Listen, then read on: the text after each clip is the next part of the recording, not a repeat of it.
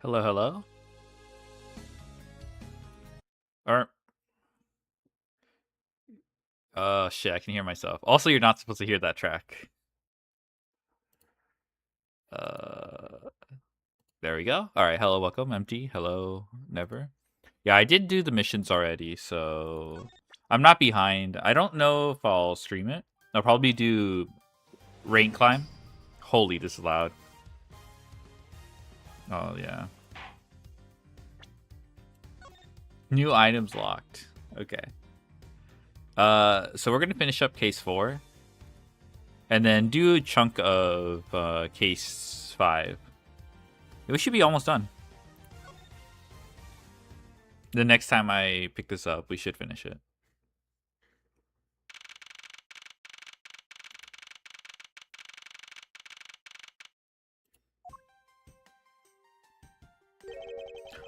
What is this incredibly overpowering sweet scent? Hello, cuss.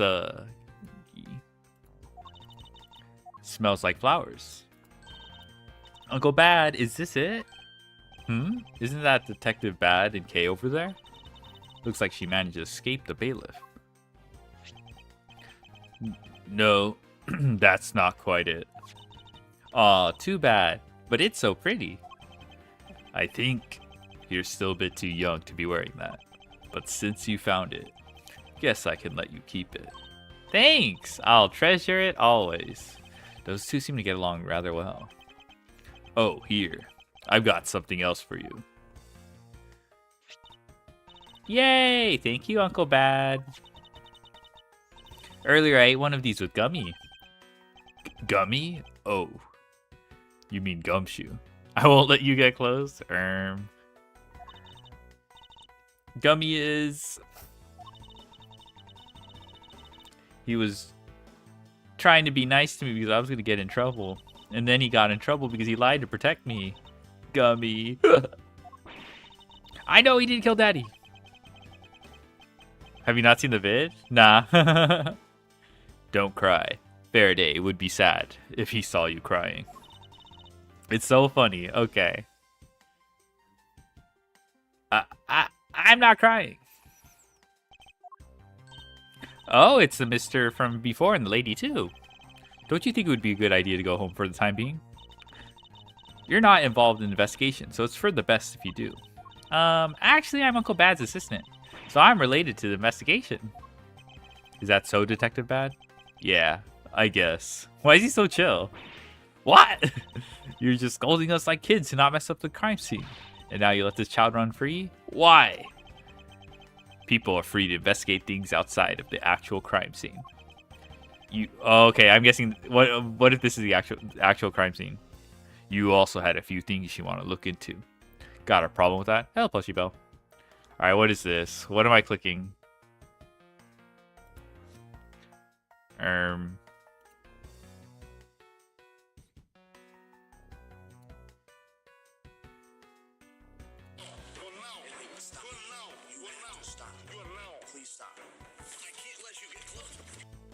Okay, okay.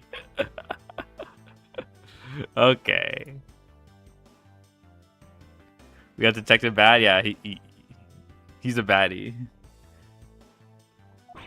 I don't have a problem with that, but I'm curious as to what Miss Yu is looking into. Uncle Bad, I'm gonna go look somewhere else now. Okay. All right. I'm counting on you. Oh, that's right. Hey, mister. Yes, what is it? I know Gummy really isn't the bad guy. I mean it. So please, find the real bad guy, okay? I won't forgive whoever did this, but in the absence of the perfect piece of testimony evidence, there's no one else who could be the true culprit other than Detective Gumshoe. She wandered off while I was pondering. Okay, good. Detective Bad. What exactly was Kay searching for? Nothing that concerns you, boy. Oh? And I suppose that has something to do with Kay? It does, because she's Faraday's daughter. Anyway, hurry up and get to the point. I don't have time to waste.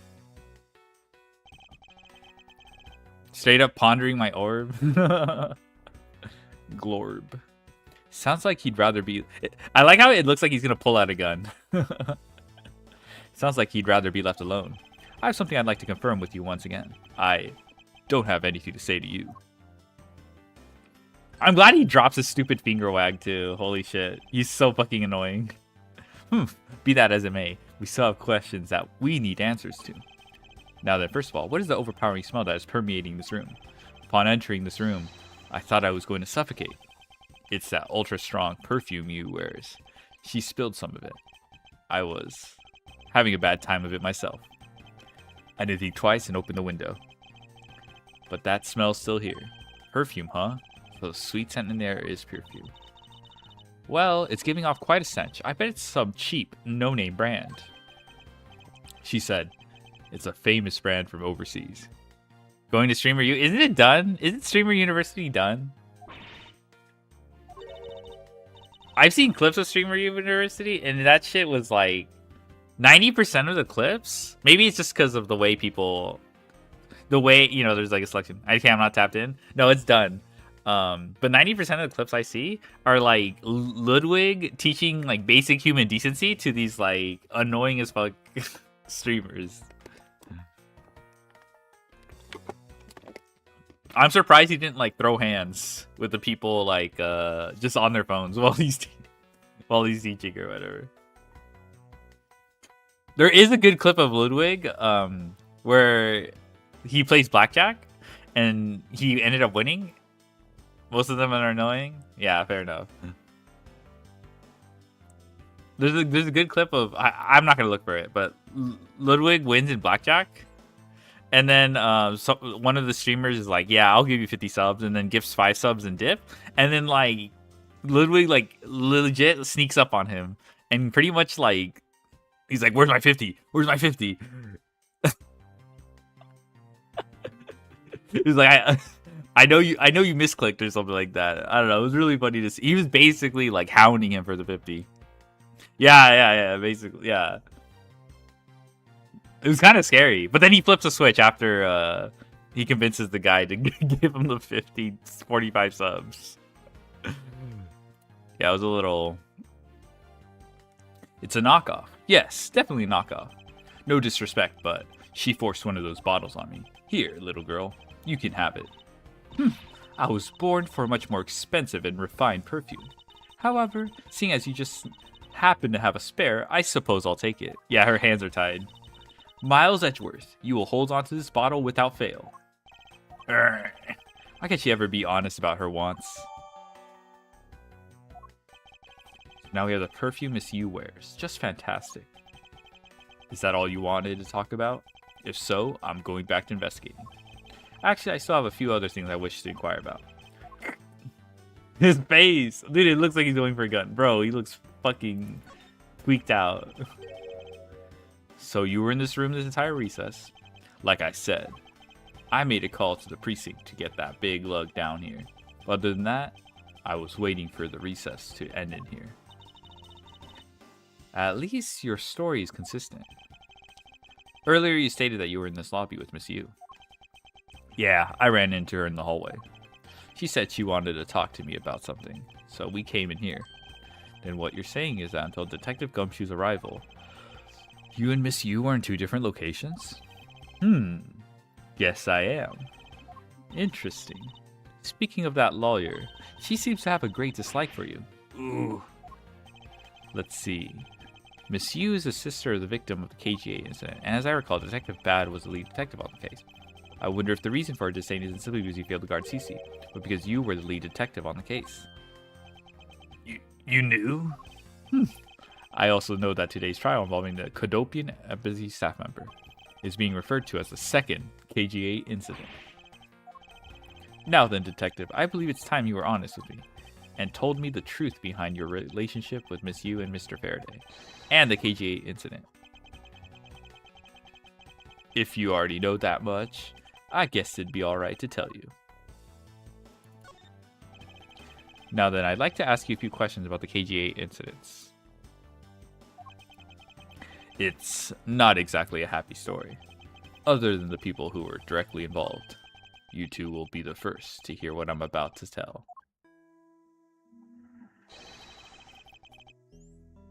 The honest truth behind the KG-8 incident. Faraday, you and I, as you already know, we three were involved with the KG-8 incident. Faraday and I, we were originally on the trail of a smuggling ring. You mean the smuggling case involving one of the Amano Group secretaries? That trial was just a front. A facade? Yeah, but the case became tainted, all because the witness who was going to testify about the Amano Group's tie to the smuggling ring, CCU, was killed. Then, what became of the secretary who was arrested? His name was Colin Deveray. To be honest, the guy didn't know a thing about the smuggling ring, but he confessed to knowing about it anyway. Deveray was probably being intimidated by the big boss man. Just another scapegoat. The boss man of the Amano Group. You can't seriously mean Mr. Ernest Amano. That can't be right. It's probably just Detective Bad's personal hypothesis. What is he trying to do, suspecting Mr. Amano of being involved with smuggling? I suppose it would have been quite difficult to secure an acquittal after he confessed. But the man who killed CCU, Manny Cochin, was a completely different person. But since he's already been acquitted once of her murder, Mr. Faraday, how could you have let him go?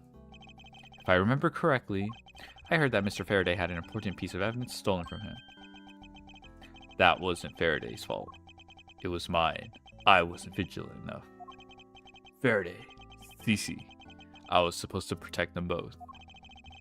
Miss Yu did mention that as well, about how Detective Bad was supposed to guard her sister. But, even I, who was supposed to protect them, I fell into their trap. What kind of trap? The holes in this jacket are a testament to that trap. You mean you were fired upon? You were shot at that? You were shot at that many times in one gunfight? No, only about half of these are from that case. But the reason I continue to wear this jacket is to remind myself of the lessons I learned from the KG-8 incident. I see. I couldn't protect CCU, and the suspect was found not guilty. We had hit a brick wall as far as the law was concerned, and that's when she came to the courtroom. The victim's sister. That's when I first met Callisto Yu. About when you first met Miss Yu, it was on the day of the verdict of the KG-8 incident was handed down, was it not? Yes. Faraday and I, we apologized to her from the bottom of our hearts. It was all we could do. But just saying you're sorry won't bring my sister back, she said. And then she gave me a hard slap across the face. Well, she certainly had a lot of self-control to stop at just a slap. If it was me, not even 100 lashes would have been punishment enough. I suppose not. You said it herself, that she never wanted to see either of us ever again. But after that, you've seen her many times over, correct? Yeah, Faraday and I, even after the KG-8 incident had come to a close, we continued to hunt down the smuggling ring and got involved in a variety of cases. But it was no use. We cracked so many different cases. But the result was always the same. We couldn't find the real mastermind behind the ring. Is the ring really that big? It was in the pursuit of the ring that we met you once again. It was during another trial related to the smuggling ring. Faraday was a prosecutor, and I, as the lead detective, took to the witness stand. She appeared out of the blue as the defense attorney. Her client was related to the smuggling ring, and she was defending them? Yu was pursuing the ring as best she could as a lawyer. I think she defended Rel this time, for the same reason. Come to think of it, Miss Yu did say something to the same effect. I'm still on the hunt for leads regarding the KG-8 incident, alright? And for that, you have not a single qualm about defending a known killer. Don't put words in my mouth. I said no such thing. The only way I had to get close to Mr. L was to be his lawyer. I had no intention of covering for him, ever. So don't you dare suggest I was going to. It doesn't matter what her reason is. Helping a criminal is just despicable. You're so naive, little girl. I would have stolen this lollipop from you. That's how naive you are. How dare you insult the daughter of Von Karma? Just like us, you felt that she had hit the limit of what the law could do. That's all. The law is merely a tool. There's no limit to it, only the skill of the craftsman. You two are still too young, but one day you'll know what I mean. But enough sidetracking. What matters is that we met you again in pursuit of the smuggling ring. That's all. So, what was your relationship to Mr. Faraday? You even seem to know Kay fairly well. There's no limit to the LARP. Exactly. There's no limit to the LARP. That's Edgeworth. Look at him trying to LARP as Von Karma. He even has a finger wag, bruh.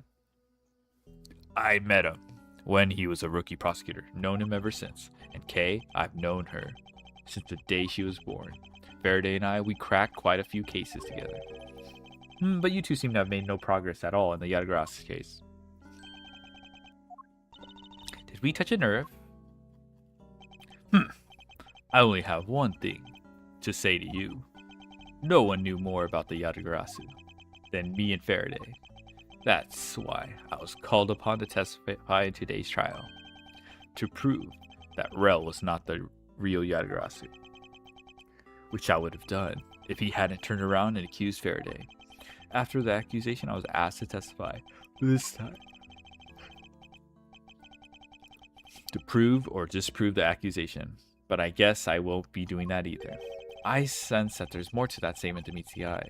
Perhaps a bit more digging into the Yadagarasu is what necessary.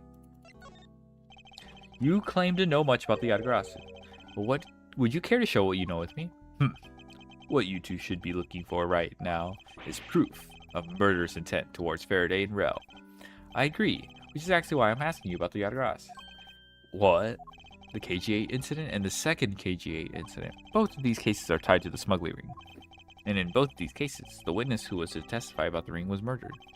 However, there's one point in which they differ. That is the presence or absence of the great thief Yadagarasu.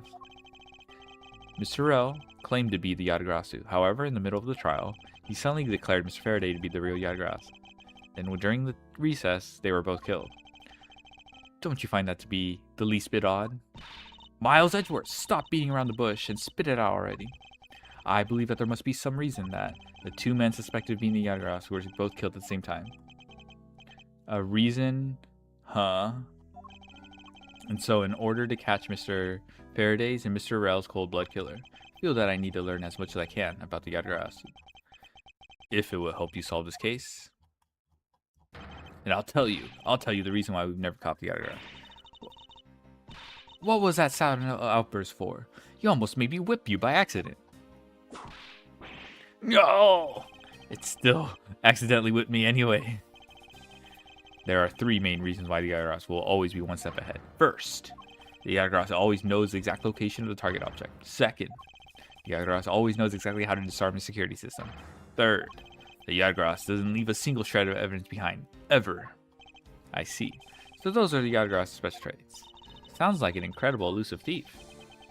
The Yadagarasu has never been caught on tape, never tries to draw anyone's attention, and would never do something as lowbrow as commit murder. That's how I knew that Rel wasn't the real Yadagarasu right away. But you can't use that sort of logic on its own to prove that he wasn't. Listen, little girl, I'm not done talking yet. What's different about this time was that evidence related to the smuggling ring was sent to the police, and the sender was none other than the one who infiltrated the Kodopian embassy, the Yadagarasu. Yadagarasu sent the evidence? Until now, Yadagarasu would always publicize any corrupt dealings through mass media, but not this time. The evidence this time was something only Faraday and I, and a select few others knew about. In that case, how can you be so sure that it was the Yadagarasu who sent it? That's easy. A special card that only the Yadagarasu uses was attached. That's how I can be so sure. Yadagarasu mentioned. And just what sort of card is it? Here, take a look at this article. Whenever the Yadagarasu wants to publicize something, a white card is sent along with the stolen information. But when we questioned Rel about what was sent along with the white card, Rel had no idea what it was. And that's how Detective Bad knew that Mr. Rel was a phony. Thank you very much. I have a much better understanding of the Yggdrasil now.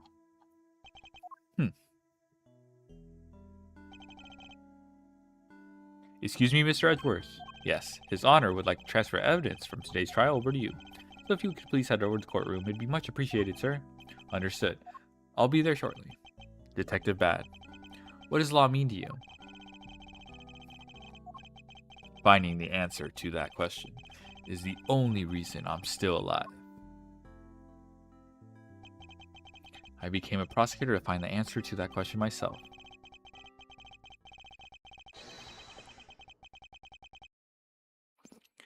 Succuba in the trial with Edgeworth, yeah. Hello, Von Vondra. And to play a part in ensuring that all criminals everywhere are found guilty.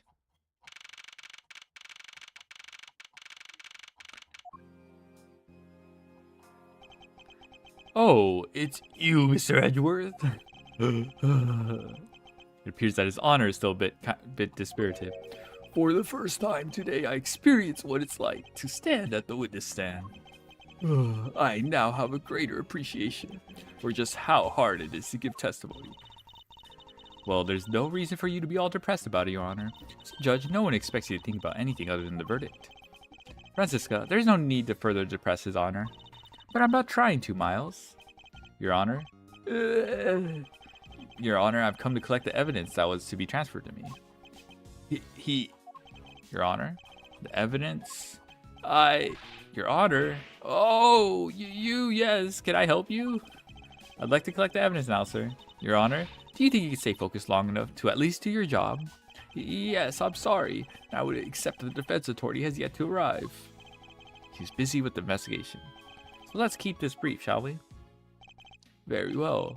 In that case, please confirm that all the pieces of evidence are present. Furthermore, the evidence that was used in the murders of Mr. Faraday and Mr. Rell are also included. So please go ahead and use them in your investigation into their case. Understood, Your Honor. Pieces of evidence that were used in the murder of those two men. This could be a very good chance for me to find new leads regarding their case. Your Honor, yeah, scuba. And maybe even something that'll finally lead me to the truth. I've placed all of the evidence over at the prosecutor's bench for you. Oh, look.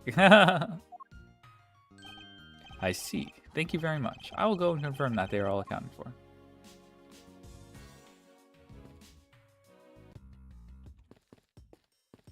Oh, hey, it's Kay. Oh, sorry, mister. I'm a little busy right now. Doing what? Well, I'm looking for something. Uncle Bad told me to, so that's what I'm gonna do. Let's go. I don't want to interfere with this girl lest Detective Bad get angry. Yes, agreed.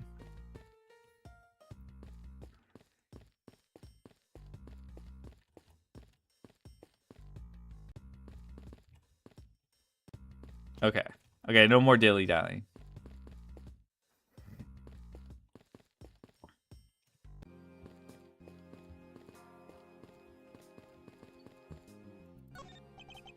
So this is the evidence related to today's Cadopian Embassy trial. You mean the evidence bag that was on the table in lobby number 2, right? Yes. Finally, we can now take a look at the evidence itself, and not just data about them. Let's be sure to thoroughly examine them while we have the time. Agreed. I want to take a good look at all of the evidence from the embassy murder too. And why is that? Because I still don't fully understand what today's trial was about. Don't point your crop at me just because you don't know something. And don't you try to order me around just because Papa chose you today. I see someone is still sore about not being picked by Mr. Von Karma. It's also real to see the knife up close. So we have the knife, the gun, an envelope, and what's this organizer doing here? Oh, that's right. I completely forgot to tell you. About what, Your Honor? They found Mr. Faraday's personal organizer inside that evidence bag of his. Detective Bad requested it to be passed along to you. He said it would help the investigation. Detective Bad said that. What a strange stroke of luck. Well, never look a gift horse in the mouth. We might as well flip through it too. I won't rest until I've inspected every suspicious... Oh my god. Took a quick look through those documents before the trial started. Well, I wasn't even afforded the opportunity to skim it. I suppose I should explain it to you then. Yes, you should. Perfectly. In and in its entirety, if you please. On the night of September 8th, an embassy staff member was killed in front of the embassy. The staff member died of shock due to being shot in the heart. Macrell was brought in that night as a suspect and thoroughly questioned, because the murder weapon was found on him, for which he was arrested on the spot. Nuh and Kara, a million times, yeah. Nook and cranny. The murder weapon was found on him, for which he was arrested on the spot.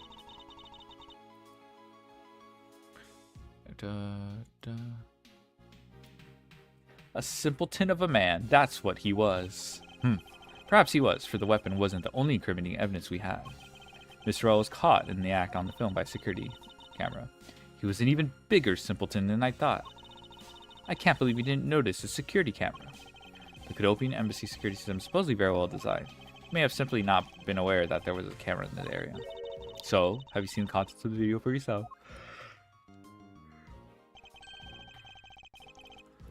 Yes, the surveillance video the security camera took was played during the trial by Mr. Faraday. You can clearly identify Mr. L on it. Even the sound of the gunshot was crystal clear. So the footage includes sound, huh? I don't think I'd ever want to see the moment of someone's death in real life. Me neither. Really? Nothing about Mr. Faraday's organizer. It appears he was in the habit of using it. Looks like he wrote his strategy for getting Mr. L convicted down in here.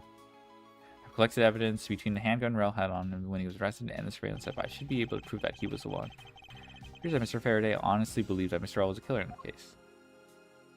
The sound of his handgun going off was recorded with superb clarity on his phrase. I also have evidence I can use to prove that Mr. L is not the real Yadagras. Also appear that he had proof that Mr. L was not the Yadagras. No matter how he may try to play it, as long as I have the Yadagras key, I can prove he's a phony. If I present it to him in court, it should clear everything up. Buddy is a scuba and a glorpsy. True. And he apparently also had a very definitive piece of evidence. It's been a long battle. I hope that this will finally bring it to an end. Yes, I believe that Mr. Faraday was well prepared to discredit any claim Mr. L have made about the being the real Yadagras, and he had a way to prove that Mr. L was a guilty party in the embassy murder. This organizer clue straight from Mr. Faraday. I'll have to take my time and give it a thorough read later. Look, there's a picture stuck between these pages here. Appears to be a key, and a rather ornate one at that. Just look at the design. Hey, I think this is Kay has this as her on her ponytail, I think. Look at the design on the handle. The craftsmanship is superb. This be the Yadagras key Mr. Faraday mentioned in his organizer. Yadagrasu's key? Detective Bad said something earlier. What's different about this time was that evidence related to the smuggling ring was sent to the police, and the sender was none other than the one who infiltrated the Cadopian embassy, the Yadagras. The Yadagras sent the evidence. Until now, the Yadagrasu would always publicize any corrupt dealings through the mass media, but not this time. The evidence this time was something only Faraday and I, and a select few others knew about. So Faraday must have been trying to keep the secret key safe. As a prosecutor on both the Yadagras and smuggling ring cases, that's to be expected.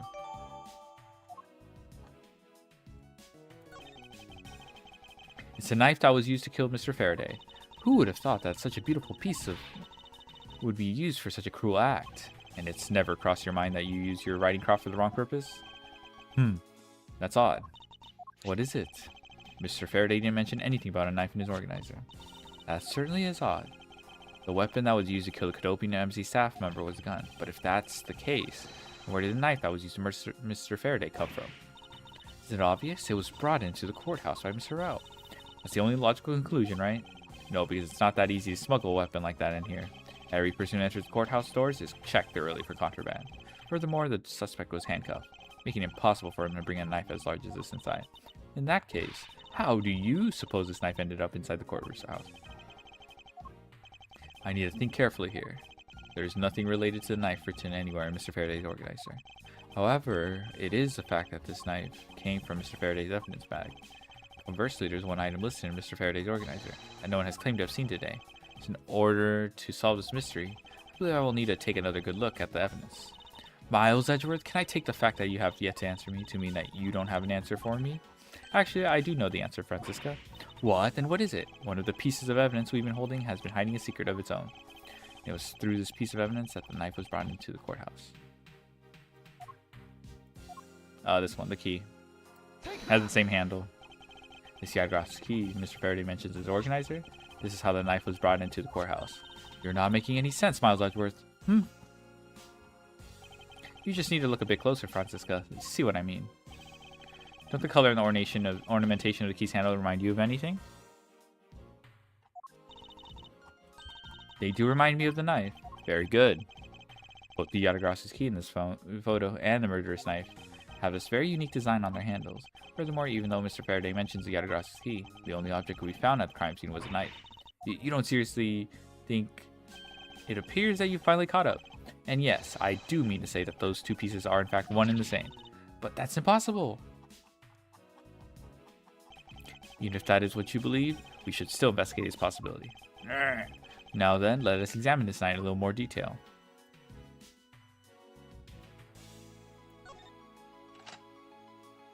Oh my. I can't believe it turned into a key. They think there was such a trick to this thing. So the weapon used to kill Mr. Faraday is actually the key to Yadgrass. This piece of information is more critical than anything we've learned up until now. Frankly, I'm shocked. Mr. Faraday only mentioned the key aspect of this piece of evidence in his organizer. It's possible that even he had no idea the key was hiding a knife blade inside. If that's true, then only someone who knew about the key to knife trick could have killed Mr. Faraday. Even among law enforcement, this key was top secret. We're looking for someone who knew even more about the key than even Mr. Faraday. Meaning that the only person it could be is the one who sent the key in the first place. The great thief Yadgrass. Then maybe Mr. Rel really was the Yadgrass, and he was the one who killed Mr. Faraday. Isn't that one possible scenario? No, not really. Especially since Mr. Faraday was absolutely convinced that Mr. Rel was not the Yadgrass. Besides, as Detective Bad said earlier. But would we question Rel about what was sent along with the white card? Rel had no idea what it was. I see. Alright, then I guess the person who knows the trick behind this key is someone else, and that person is the real Yadgrass. It seems that this key is truly the key to solving this case.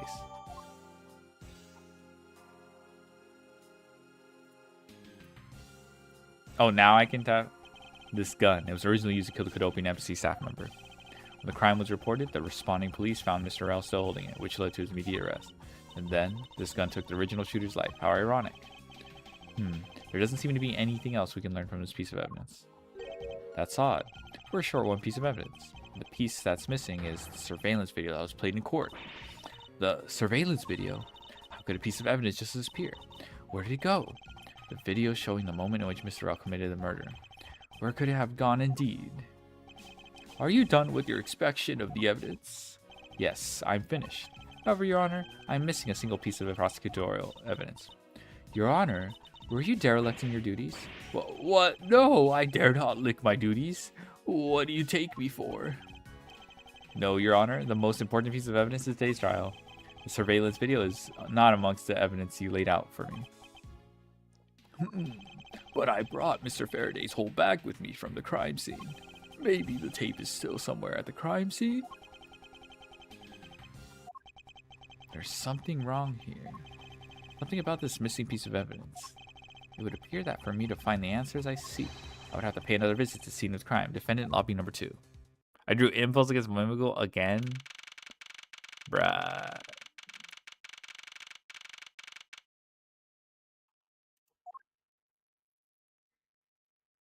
Oh, hey! Is she long? That's Detective Bad. But who is he with? I've never seen that officer before. So, did you find it? No, not yet, and I've looked everywhere. I see. Well then, please continue with the search. Understood. I'll continue the search. Hey, so you're the one running this show. Prosecutors like you shouldn't even be allowed at crime scenes. How dare you? Just who do you think you are? He just dibs.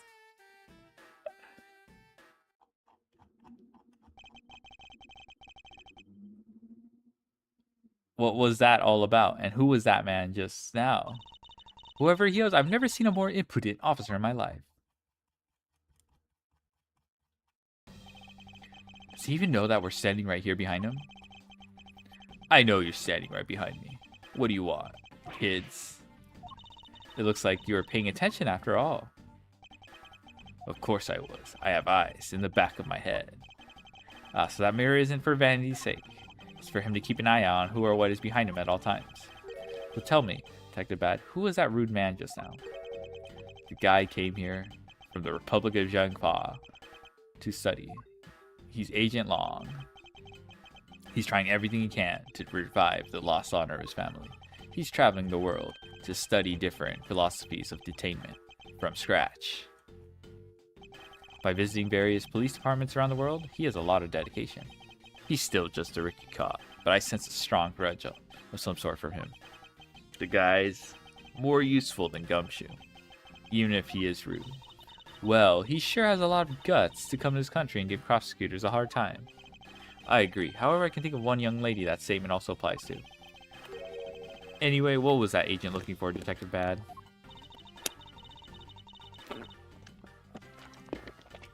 Earlier, that little girl was poking around in lobby number 1 as well. Like I said before, it's got nothing to do with the two of you. I highly doubt that has nothing to do with... Fine, if this is the game I was playing, then I will take the opportunity to draw out what he's been hiding and what happened in this room straight from him. More talking with this guy? Bruh.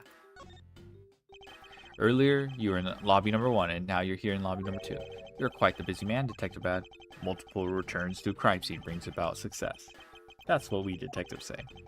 I see. In that case, you wouldn't mind if I asked about what happened again, correct? I don't have anything left to say to you, boy. Boy, you will see I will draw my answer from you one way or another. Would it kill you to help us even a tiny bit in our investigation? I gave Faraday's notebook to the judge earlier. That's help enough, don't you think? Please, we are asking you for just a bit more of your cooperation. Don't push me, kid. I'd like to ask once again about what happened around here at the time of the crime. I refuse to answer. Any more investigating you do would be a waste of my time.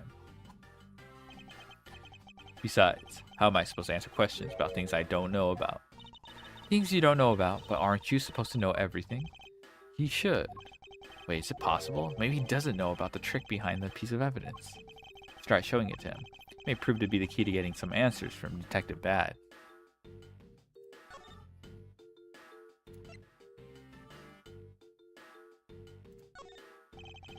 Detective Bad, did you know of the existence of the item in this photograph?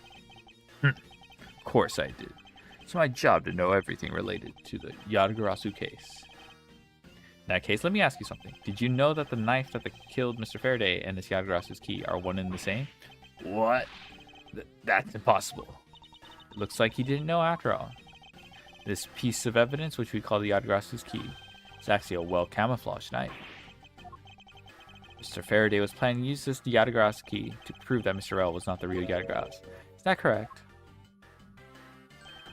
I guess so.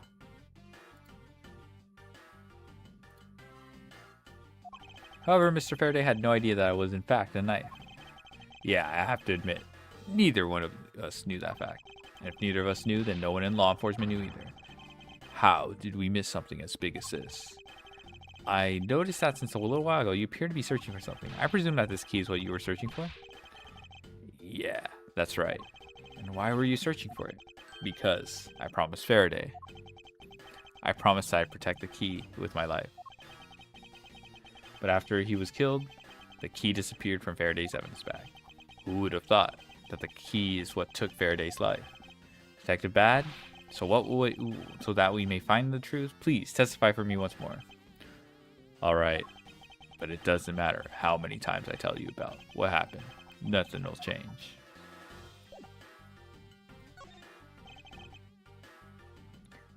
Detective Bad, I ask that you please testify once more about what happened in lobby number 2 and what you experienced in lobby number 1. My answer is still the same. And this is the last time I'm going to do this. That's fine, because I only need this one last time to clear everything up. And find the truth behind this case.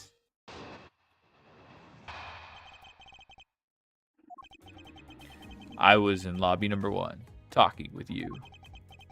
We were talking about some trivial things. I heard the gunshot right before the trial was about to reconvene. When we heard it, you and I immediately dashed out into the hallway together. I saw Gumshoe goofing around there. Then we all ran into lobby number 2.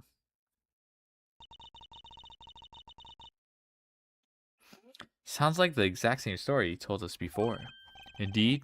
However, I feel that we have yet to draw out all the information that we can. Okay, so we just press.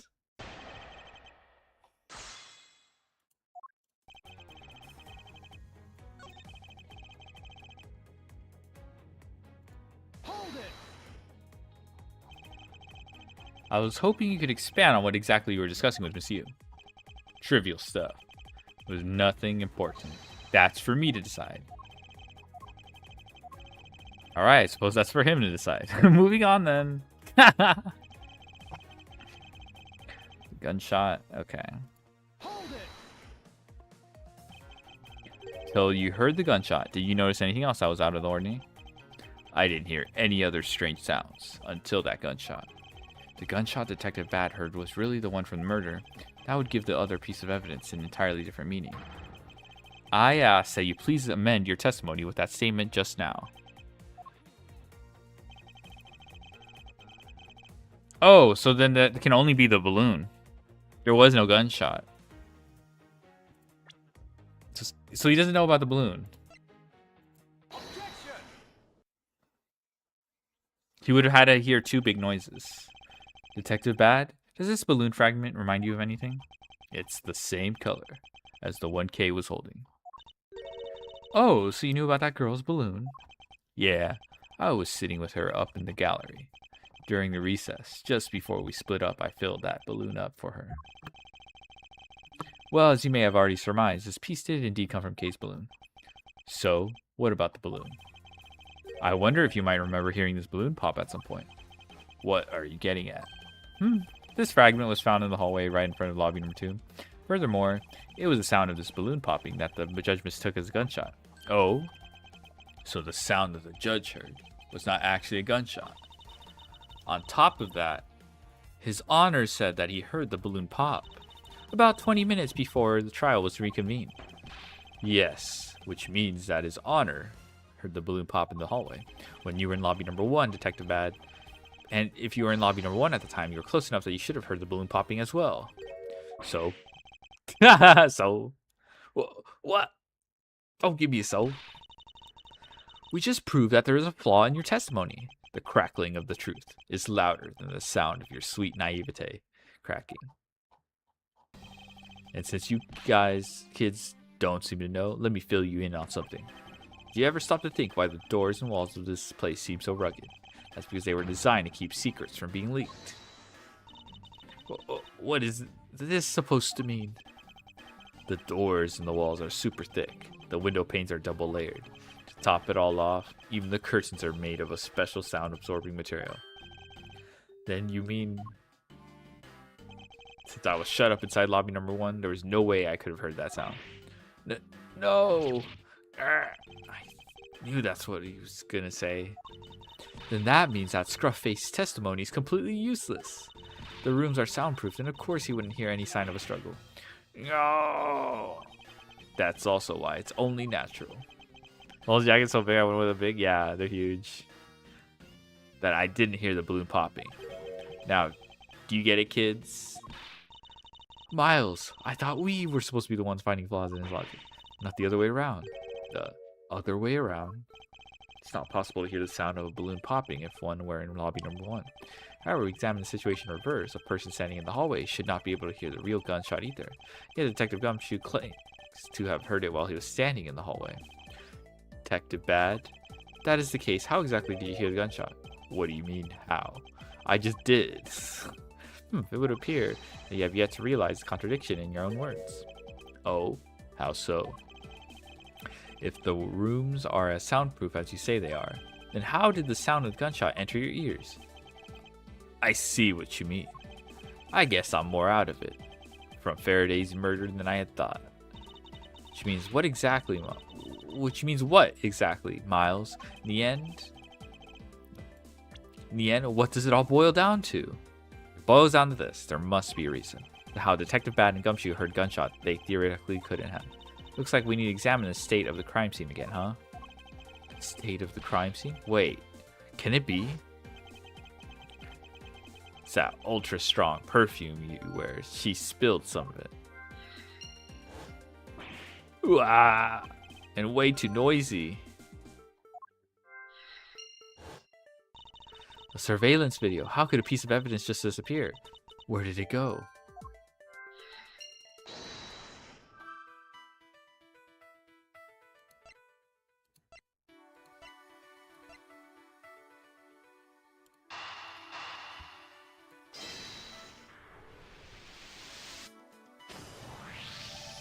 It's simply not possible for the killer to have escaped through barred windows. And yet, the fragrance of the perfume managed to escape from defendant lobby number 1. Of course, incorporeal things can move freely through these barred open windows.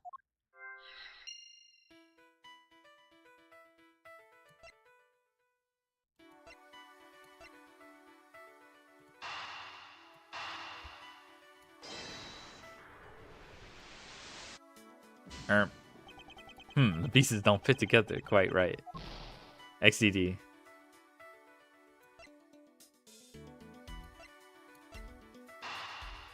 Oh, he heard the gunshot through the television.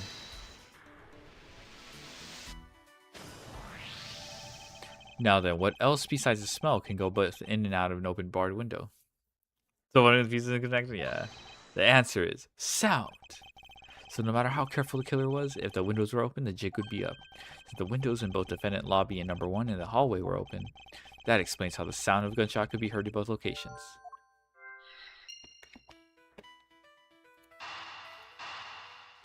Oh, the videotape is in the TV.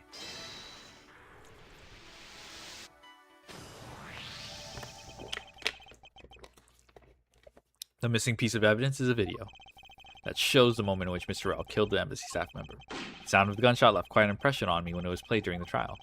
The video should have been returned to Mr. Faraday's evidence bag for the recess. And brought back here. If it disappeared after that time, then it's possible the tape is still here in this room. Eureka!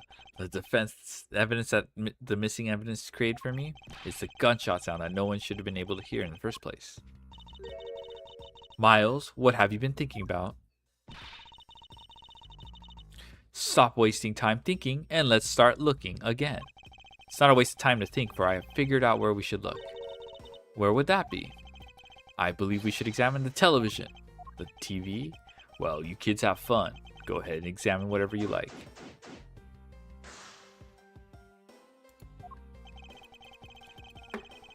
Let's go. Every nook and cranny. Video player. There seems to be a videotape inside. It looks like it. Pate must have stopped on its own when it reached the end. This tape. Could it not be the missing surveillance tape? I suppose, but Detective Bad, would it be alright with you if I verified the contents of the video? Sure. Knock yourself out. Alright, then let's rewind this and see what we have. If I remember correctly, the footage of Rell killing the embassy staff member should be at about the 30-minute mark from the start of the tape. Understood. This should be about right. Now then, let's see. This is the footage of Mr. Rell shooting the embassy staff member. I knew it. Missing piece of evidence, the surveillance video, was here all along. This sound. What's the meaning of this? It appears that Detective Bad has figured out the true source of the gunshot he heard. With this, I think we could figure out the trick behind this double murder. Do you mean that you figured it all out then? Yes. And all I have to do now is show what the gunshot detectives Bad and Gumshoe heard was, and through where they heard it from. Fine, in that case, show me what you've deduced. Now, oh shit. Now, to show what the gunshot detectives Bad and Gumshoe heard was, and through where they heard it. I won't rest, okay.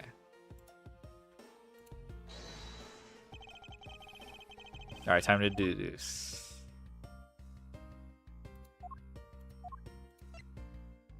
Eureka! The door and windows to the crime scene, namely this room that we're in, were closed. The killer could have used a gun and no one would have been the wiser. That's true. This courthouse does seem to be well designed for such a thing as it were. However, what happened in reality was Detective Gumshoe, Detective Bad, and Miss You, all three of them heard the gunshot.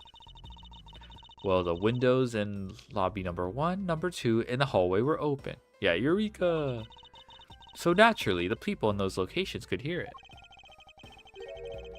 Ah, but then, why would the criminal open the window in the first place? To allow the gunshot to be heard, I suppose. Correct. That's the only logical conclusion we can draw from this. But why was that necessary in the first place? I want a real answer, Miles. I demand satisfaction. Very well. I believe the killer wanted to manipulate our perception of a certain fact. Was it the killer wanted to manipulate our perception of when the crime took place? Or the murder weapon. The killer wanted to fabricate the time of death to the precise wishes, and they used the gunshot in the surveillance video to do so. So that's why the tape was left running. You mean, gunshot I heard was from this video? Yes, which means that the murders really occurred at an earlier time than we thought. Must have been during the recess, but before Detective Gumshoe was on guard duty. Someone who has no alibi for that time period, and planned this crime out in advance. That person is the real killer. Oh, that was easy.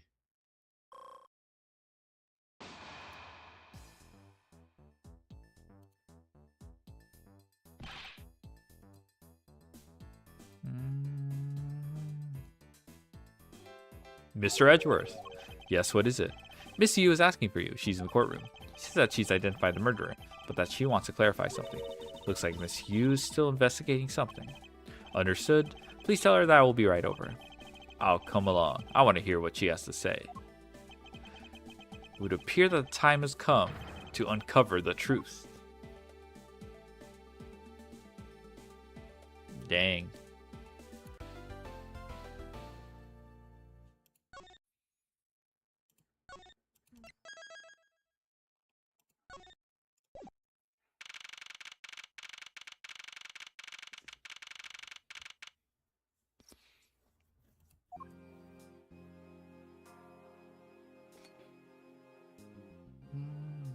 I mean, she's been suspicious.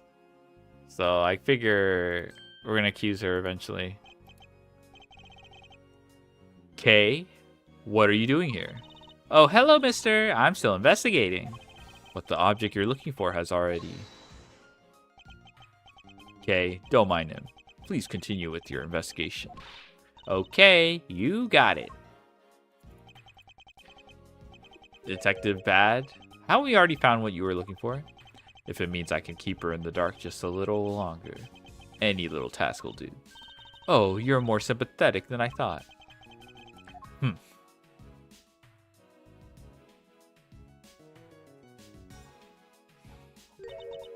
I've been waiting for you, Edgeworth. I've also been waiting for the moment in which we can finally lay this case to rest.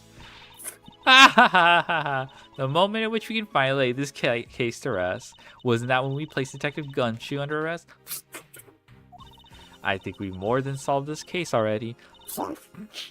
Don't you? We'll see. It all depends on whether or not your logic holds. Oh, I see. We even have a viewer in the gallery. And why even Mr. Bad is here. A viewer in the gallery? I'm hardly just a bystander. I have a duty to see this case through to the end, no matter how it turns out. Oh, is that right? Anyway, I thought you might like to hear what I've slaved away to find out. I've taken statements on every single person's movements during the time when our suspect was in the hallway.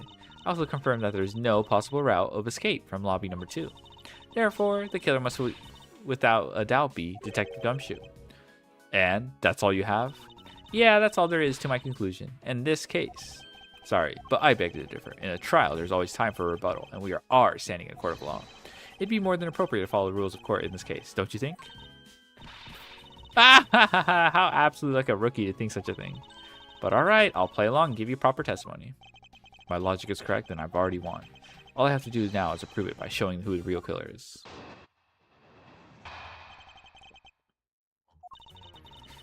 Everyone, sans the subject, has an alibi for when their gun went off. Furthermore, the areas around the crime scene have all been thoroughly investigated, right? I also confirm that there's no possible escape route from lobby number 2, which leaves us with one unshakable conclusion. The Detective Gumshoe is the killer. Now that you have your testimony, I expect a good rebuttal of Edgeworth. But of course, there's no need to confront her logic head on right now. So I should instead focus on drawing out any trump cards she has up her sleeve. Okay, so just press everything.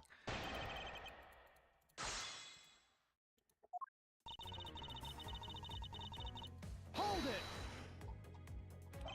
The suspect? But I thought the Detective Gumshoe's alibi has already been proven. Ah ha ha ha! Are you joking, Edgeworth? I assure you, this is no joke. Look, I know you heard from the judge earlier that the detective was in the hallway with Mr. Faraday's daughter eating a Swiss roll.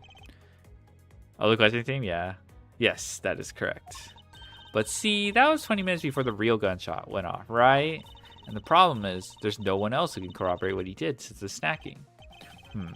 I see she's done her research well, which means that I should focus on drawing out whatever trump card she's withholding.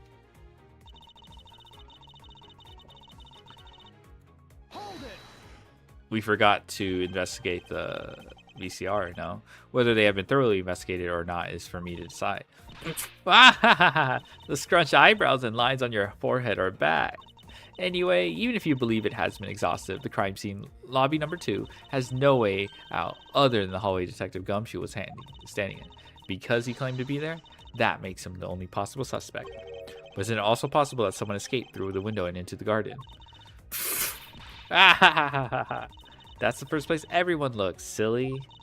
Police aren't a bunch of lazy bums. They looked into every possibility, you know. Isn't that right, Mr. Bad? Yeah, there wasn't a scrap of evidence to suggest someone used one of the windows. There's also weren't any footprints or anything in the courtyard garden. Suppose they really did check everything that could be relevant to the case. Hold it. Are you absolutely positive that there are no possible routes of escape? Of course I'm sure. And why are you so certain? This is a courthouse, the place where criminals are about to be judged. If there was an escape route, I'm sure every criminal would be using it to escape. It's just common sense. Miles Edgeworth, I suggest you use a bit more of it in the future.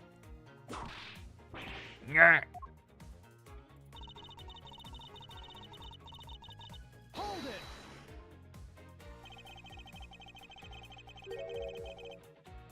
You may think it's unshakable, but to me, there are still too many unanswered questions. For example, who was it that placed the gun in Mr. Faraday's hand? But you're the only one still wondering that. Detective Gumshoe probably had no idea which hand Mr. Faraday used to write with. Even if you know someone, it doesn't mean you'll know which hand they'll write with, right? I mean, I certainly don't care about that sort of thing. I'm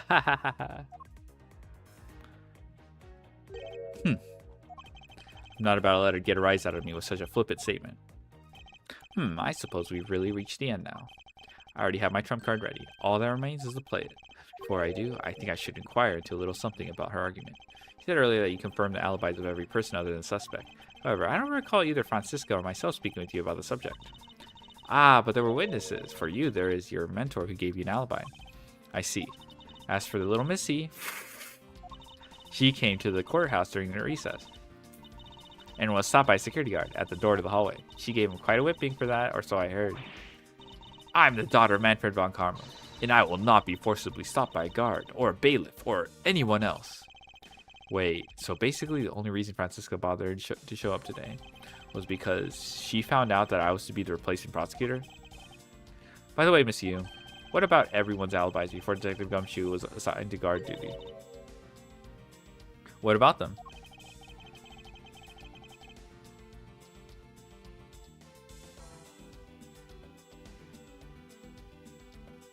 Have you looked into what people were doing during that span of time? What kind of idiot do you take me for? It doesn't matter when the killer went into lobby number 2. From the time we heard the gunshot to the time Mr. Bad and I arrived on the scene as we dashed from lobby number 1, the only person who could have committed the crime was Detective Gumshoe. Yes, let's talk about when you and Detective Bad heard that gunshot, shall we? I suppose that if we go by your logic, then Detective Gumshoe is the only one. However, what if the crime had occurred at an entirely different time than when that gunshot you heard went off? What then? That gunshot was a trap meant to manipulate our perception of when the crime took place. Sadly, your explanation is very lacking, Edgeworth. The gunshot we heard in lobby number 1, care to explain how that could have been fabricated? Bruh. Take that. That tape? Yes, it's exactly what you think it is. This is the surveillance tape of Mr. Orell the prosecution presented in today's trial. This was found loaded in the video player in lobby number 2, and that was connected to the large television that had its volume turned all the way up. You can't honestly mean that the sound we heard was a gunshot in the video. Ah, but I do. Which leads me to my next point. The murders occurred much earlier than when anybody heard the gunshot. That's the only thing I can think of, too. After committing double homicide, the killer took the surveillance video out from Mr. Faraday's evidence bag, turned the television's volume all the way up, and left the video to play. If played from the beginning, it would take 30 minutes for the gunshot sound to come on. And since we know that this method of time manipulation is possible, it opens up the possibility that the killer is someone other than Detective Gumshoe. Sounds from the television doesn't amount too much here. But of course, Mr. Prosecutor Edgeworth and Little Miss Von Karma already knew that much from the very beginning, right? Of course we know. Didn't we, Miles? Yes, of course. We know about the soundproof quality of this courthouse's room. Of course, I'm not about to admit we had no idea until a little while ago. That's right, and if the rooms are soundproof, then we should not have been able to hear it. Yeah, we heard the gunshot clear as day. And that's it. End of story. But it's not. How should I explain why she was able to hear a gunshot from a soundproof room? The window was open, bruh. There's actually one common point between lobby number 1 and lobby number 2, and is that despite the fact that both rooms have air conditioners installed, a window was open in each.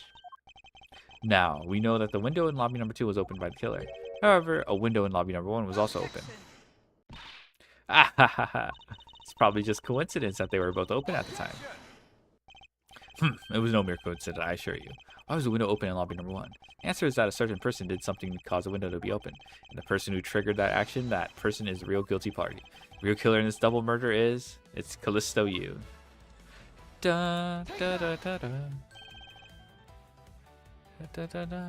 Miss Callisto Yu, I hereby formally indict you of the murder of Mr. Faraday, Mr. L. What? You indict me? Are you serious, Miles? Why do you think she is the killer? I don't understand her motive just yet, but of course I'm serious, because she is the only one who could have done it. Well, Miss Yu, do you still feel like laughing now? Ha! Ha ha ha! Of course I do, Edgeworth. No way? Yeah, no way. My argument must not be tight enough yet.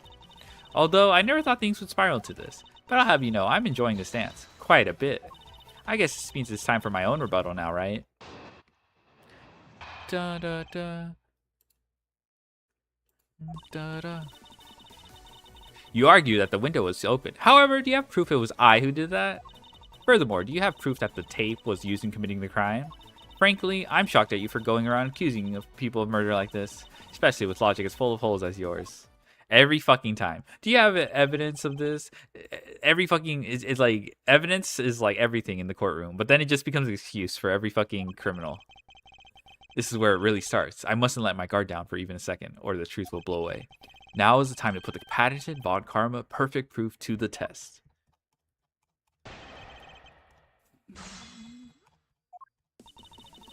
You argue that the window is opened. However, do you have proof? Da, da, da, da. Oh, the perfume. Da, da, da, da, da, da, da. Okay, that was easy. I'm sure you've seen this before, haven't you, Miss Yu? Edgeworth, I never knew you were into wearing that kind of perfume. It's not exactly what I'd recommend for boys, you know. Well, this isn't mine. That's right, it's mine, and I received it from Detective Bad, you see.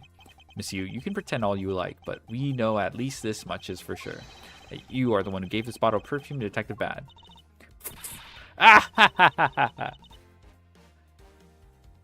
And that you're super easy to rile up. So, what about the perfume? While you were in lobby number 1, you made a big show spilling some of this perfume. That's according to Detective Bad. Oh, I know. You also knew that if you spilled it, he would naturally move to open a window. Come now, I've already told you that. That's all just a big coincidence. After we opened the window in lobby number 1, I just left it open, you know? So maybe it was just dumb luck that we heard the gunshot through the window. The timing of when you were going to spill the perfume is something you can control. And the most important fact about this case is when people were made to hear the shot. Furthermore, it would have been pointless if you didn't have an alibi for yourself at the time. You mean Miss Yu? You were the one who called Detective Bad into lobby number 1. And when you saw him bring Detective Gumshoe into the hallway? Is that correct? All of today's premeditated events could only have been thought of by you, Miss Yu. Grr. Ha. Ha ha ha. You accuse me of murder on the fact that I spilled a little perfume? Well, allow me to say this much. I couldn't have killed Mr. Faraday. Would you care to testify as to why? Ha ha ha ha. Look, I've had a lot... Okay. I have a lot of fun today, really. But I grow weary of this game of cat and mouse. Let's make this the last testimony and wrap up this absurd case once and for all. The last testimony. Every time there's a last testimony. Accusing someone of murder over a spilled bottle of perfume is a bit over the top. But I suppose forgery evidence to be expected of a disciple of Von Karma. In any case, it simply could not have been me who killed Mr. Faraday. After all, I don't even know where the knife that was used to kill come from. The knife. Miles, her testimony is flawless. Yes, but no matter what sort of trick she may try to pull, she won't escape me. If I'm lacking information, I'll just draw it out here.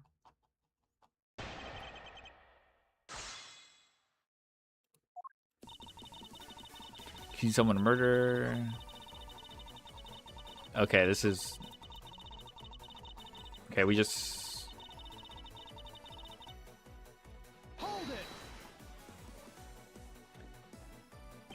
At this rate, she will inevitably escape. But if she really was the one who killed Mr. Faraday, then she must have known about the existence of the knife. I'm sorry, Miss Yu. Maybe you weren't. However, the knife that was used to kill Mr. Faraday was taken from his evidence bag. Miles, what do you think you're doing? I'm drawing the truth out of her. That's what I'm doing. Huh? But I don't recall a knife being presented at the trial earlier today. Well, I suppose that's because the evidence was something Mr. Faraday had yet to use. Ah, ha, ha, ha, ha. Ah, so that's what you're trying to do. Look, why don't you cut it out with the lies? I've already figured you out. There was no knife inside Mr. Faraday's evidence bag. The only evidence he had yet to present was a key the Yatagarasu had sent. And unless a key can magically turn into a knife, you really don't have a leg to stand on, bruh. Did you really think you could trap me? Come now, be honest. I never intended to do such a thing. It was all a misunderstanding on my part. In any case, I wonder if you might append what you just said to your testimony. Sure. Why not? I'll even say it as many times as you'd like. Yeah, this is too easy. You think Dark Scorpion gang are actually just super chill in their hideout? Playing tough? Yeah. Isn't there that one card, Timidity, where it shows like Chick the Yellow, like... I don't know, it feels like... They have some kind of personality. Okay, that was too easy. Miss Yu, I wonder if you might take a look at this photo for me. This is a picture of the key that Yatagarasu sent to the police. However, while it may look like a key at first glance,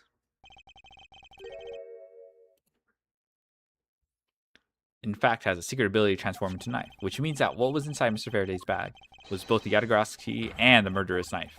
You knew that the key was inside Mr. Faraday's bag, did you not? Yes. Well, with the Yatagarasu key alone, it's more than possible to kill Faraday, Mr. Faraday. You understand now? Just knowing of the existence of the Yatagarasu key. Uh-oh. What's going on? I still haven't had a good look at it. She took forever. Edgy Boy loves this? This is old Edgy Boy. I'm glad he dropped the stupid finger wag, bro. He loves to do the stupid ass finger wag. I prefer when he does raises his arms up and shakes his head.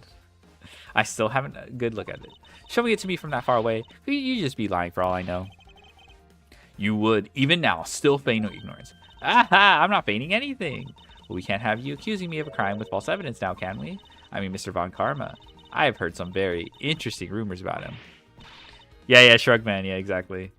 Are you mocking my papa? Don't you dare sully the good name of my mentor. Now take a good look. This piece of evidence is more than real. Wow, who knew there was such a trick to this thing? Are you satisfied now? Of course, you knew from the very beginning, didn't you? You knew that the knife and the Yatagarasu key are one and the same. However, someone like you who's a member of law enforcement and who would never have been privy to this trick I've never known about that beginning. You never want Spirit Gemini's to be meta successful enough? Gemini have Volachemicritic rank 8, which is like a hand loop. That card's pretty wacky. Yeah, I wouldn't want that card to be playable. Furthermore, the something that the Yatagarasu sent to the police, how did you have knowledge as to what it was? Actually, I heard it from Mr. Faraday. Just before you dragged Mr. Rell off, he told me. Oh, that's right. I almost forgot. He also told me about the key turning into a knife at that time. But he didn't tell me about how the key actually transformed. Bruh. What you're saying is simply not possible. Oh, and why not? Because Mr. Faraday himself didn't know about the hidden knife within the key. For within these pages, he mentioned something. I'm not sure he would have written everything in his organizer, you know. Wouldn't someone have something of this importance be better left to oral communication? Unfortunately, this is also impossible, because Detective Bad didn't know about the knife aspect either. What would have been highly classified information, even within the police force. And it's something that even the lead detective on the case didn't know. Normal sum not twice, but thrice a turn? XDD.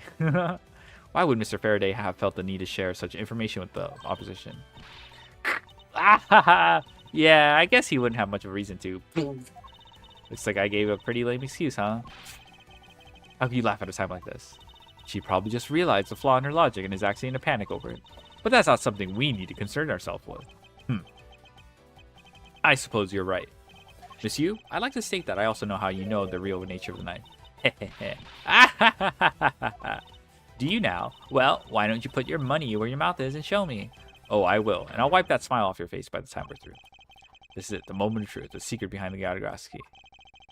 Only one person would have had the knowledge of it from the get-go.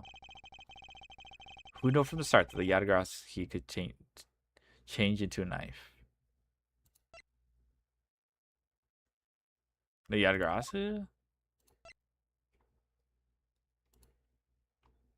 Like, we just randomly got this. So I just imagine. There's only one person who would have known about the dual nature of the key. Aha! And that is the person who sent the Yatagarasu key to the police. That is the Yatagarasu himself. Oh, tell the truth, team. Are you saying that this lawyer is a great thief, Yatagarasu? Miss Yu, you used Mr. Rell to lure Mr. Faraday into a trap, didn't you? You, who profess to bear a grudge against criminals. Why? Why do something like this? Whew.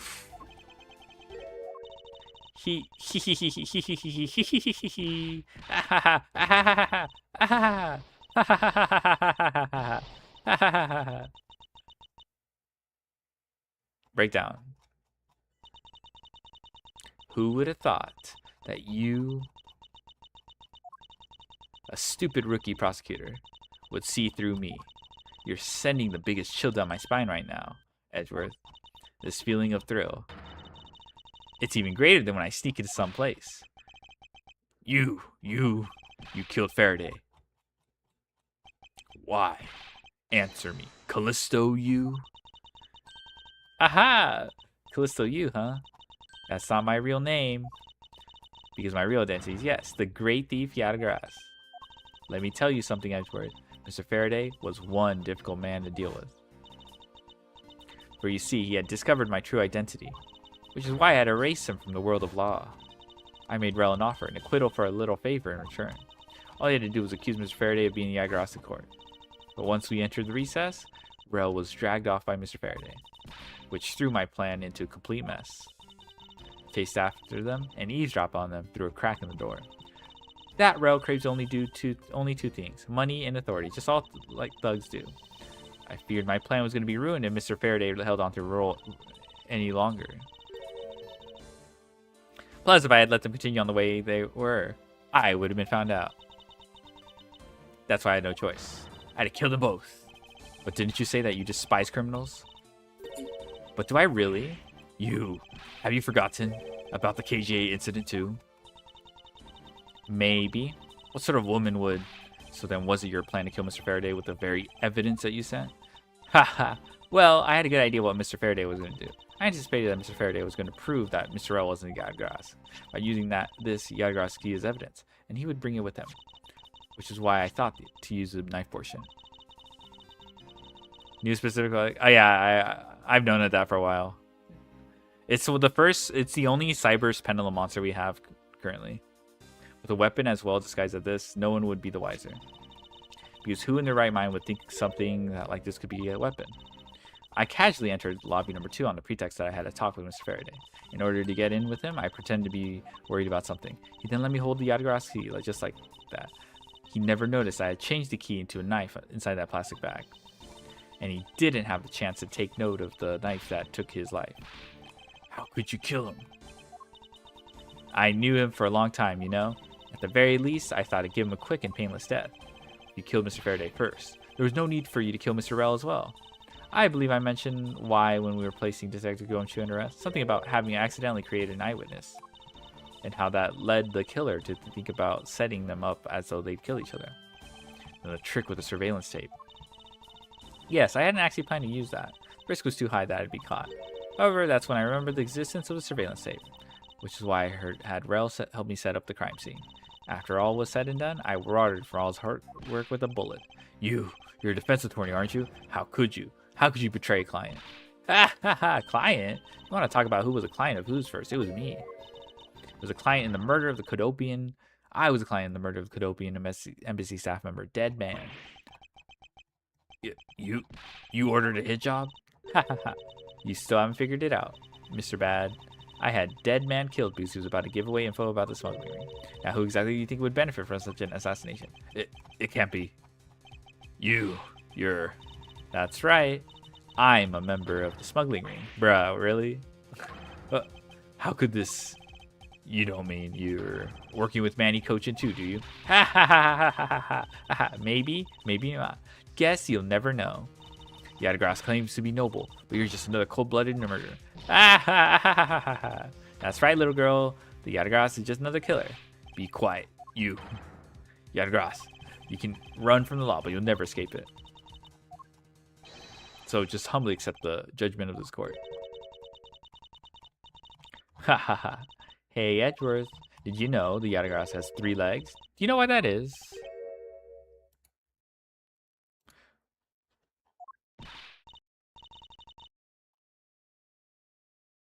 Haha, no. Well, let me tell you. It means that the Yadagras has no more than one razor-sharp way to do her work. Oh my god, though.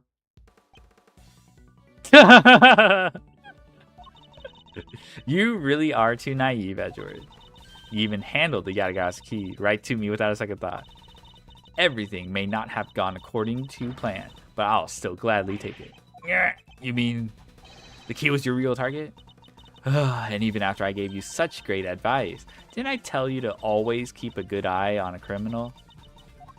Or you may regret what comes of your negligence. You two, get down. My body. I can't move. Hey, mister, to your right. You.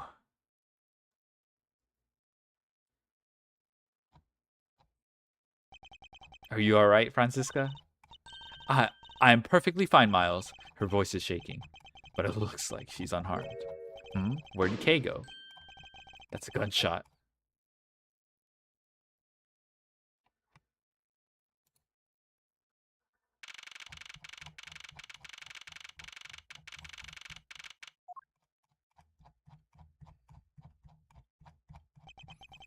Sorry, but it looks like she got away.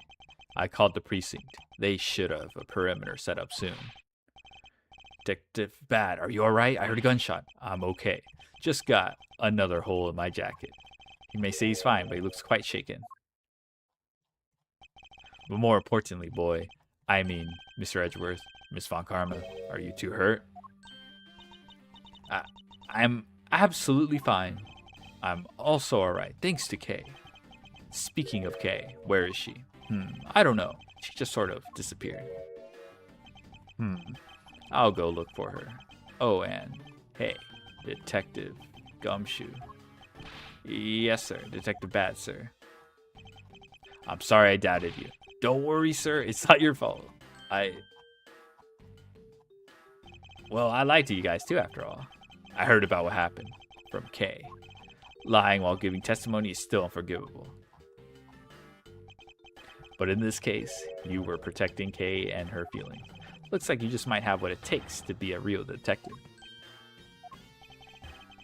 Now, don't ever lose that detective spirit, okay? You got it, Pops. Pops, watch one too many detective dramas recently, have we?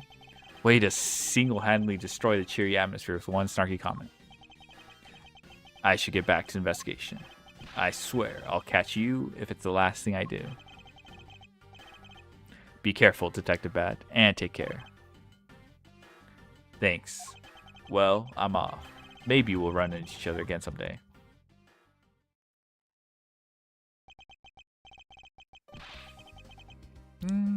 Da da da da. Da. Dang. Can't believe they pulled a gun on us, I'm not gonna lie. Da da da da da da. Thanks a bunch, pal. You're the best. You really did find out the truth behind everything. Yes. Well, I'm glad we solved everything before you were taken to prison.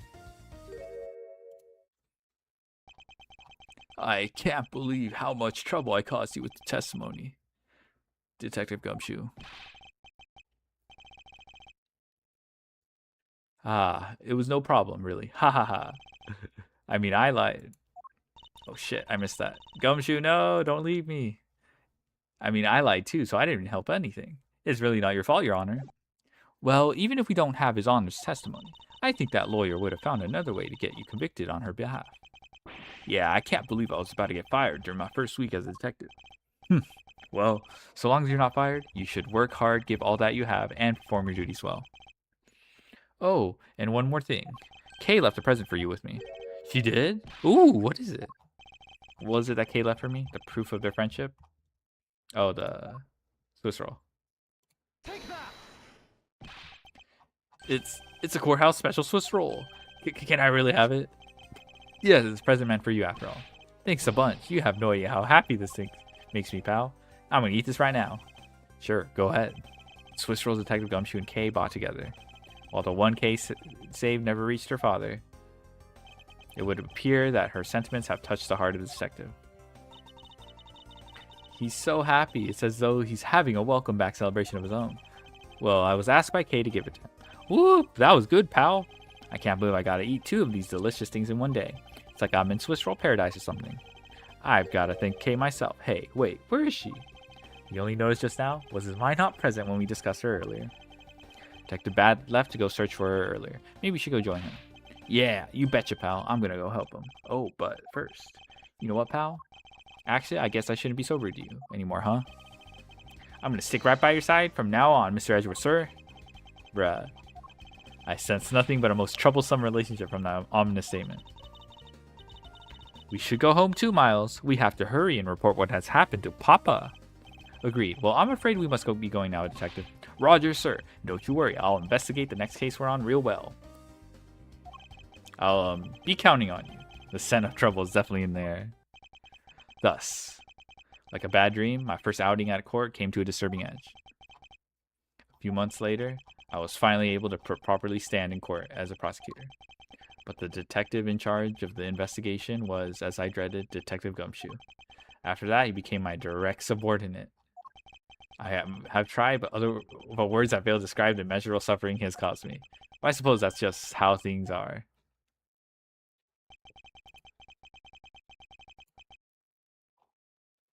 As for the little girl who suddenly disappeared, she's now...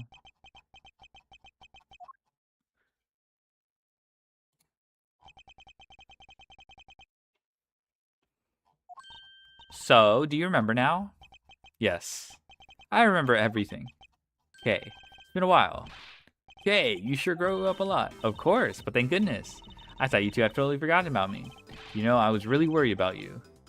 After all, where have you been all this time?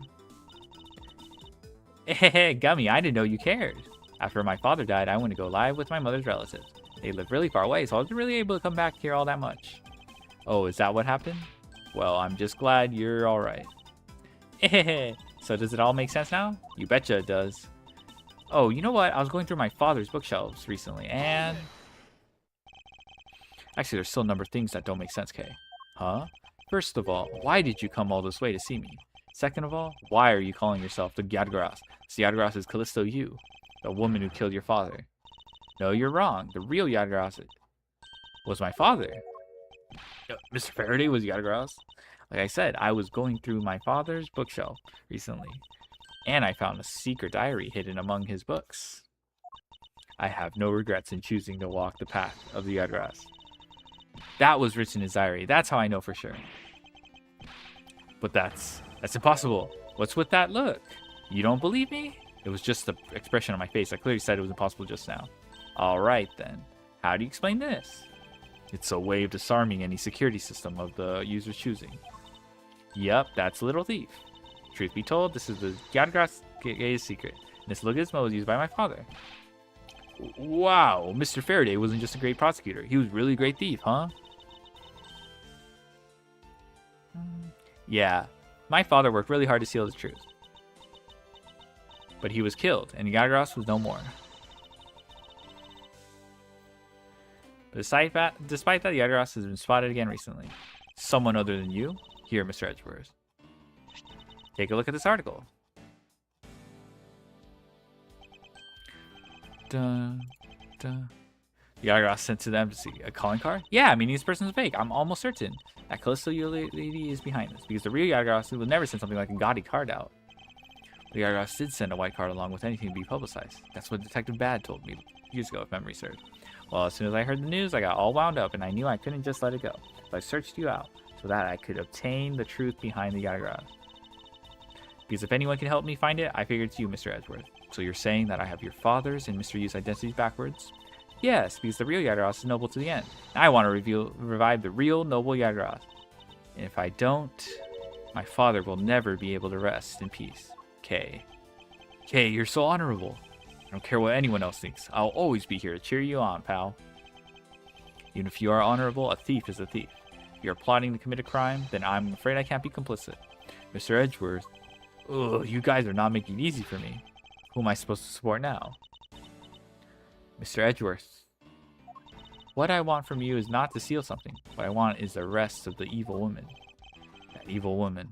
You mean Callisto Yu? I think it's too hard for me to catch her all by myself. I thought that since you were able to expose her for who she is, then maybe... Please, Mr. Edgeworth, won't you help me? Come to think of it, I do believe I owe you. Huh? Owe me for what? Then Mr. You made her escape. It was you who saved my life. Furthermore, you helped me with the investigation today. I am not so rude as leave favors unrepaid. Then you mean? Yes. That case has been weighing down my soul ever since that fateful day. Perhaps the time has come to settle things once for all. You don't intend to sully your hands in a crime? Then I believe I can help you. Mr. Edgeworth, thank you. Yay, Mr. Edgeworth, sir. Isn't that great, Kay? Yeah, it sure is, Gummy. Even though he had completely forgotten about her until just now. What is with their chummy relationship?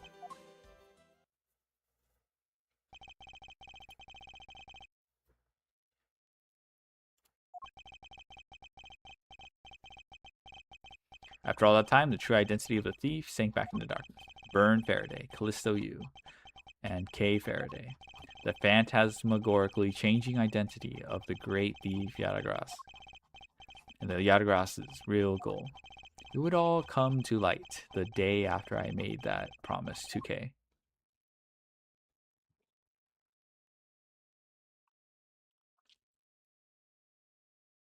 Yay. This was okay. 4 more games until I'm done with the missions? Nice.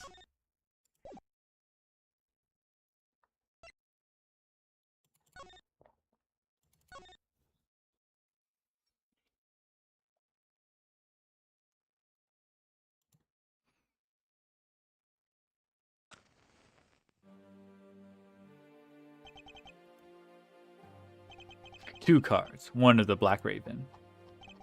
And one of the White Raven. A country torn in two.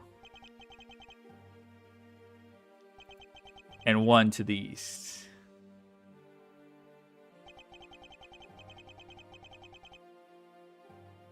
What are you going against? You're going against XDD. Okay. The truth will reveal itself.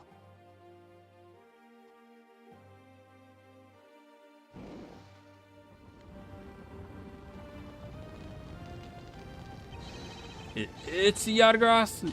Yardgrass is here.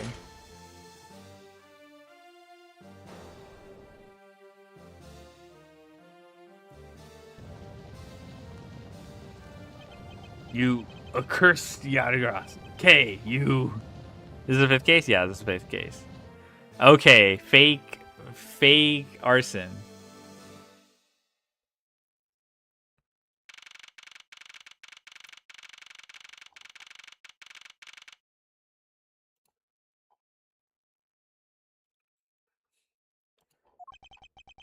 It's so nice, almost dreamlike time. Finally have the dance to relax and sip some tea.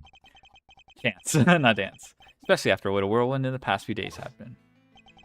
On my return flight, I was dragged into a case involving Interpol agent's murder. The next day, I investigated kidnapping and a murder at the Gatewater Land theme park. And later that night, a detective's dead body welcomed me back to my office, along with a thief who was out to pilfer files related to a case from 10 years ago. How did I manage to find myself in the middle of so many cases back to back? Well, at least I have today. All I ask is that I be allowed to spend it quietly.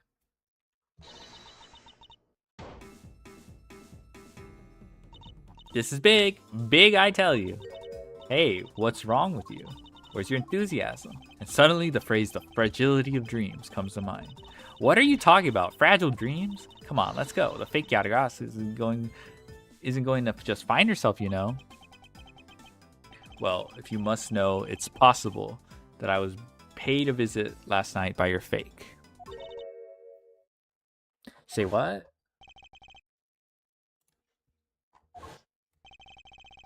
Fortunately for us, the thief managed to escape. But even now, we're still looking for this criminal. However, I must warn you that we've only had a few hours to search so far. So I must insist that you be patient on this one, Kay? What's with you today? Are you sure you aren't sleep-talking to me right now? Anyway, I've got something much more important that I want you to see. Oh, and that is... Take a look at this. On March 14th, I will be there to steal your dirtiest secret. That's quite a bold declaration to send to an embassy. I suppose it was inevitable that a newspaper would catch wind of this. The date the card mentions is today. Today, huh? Come on, we've got to hurry. The embassy awaits. Suppose it is quite an urgent matter. However, do you know which country's embassy we should be investigating? Well, it's some really special country, and I'm actually really fuzzy on the details. But never mind that. Where's all your energy? Why are you so lackadaisical today? I'm not, Kay. You're just too wound up. Well, then you should get too wound up too. Because this just might be our chance to catch that woman. You mean Miss Yu? The woman who killed Kay's father, Byrne Faraday, 7 years ago.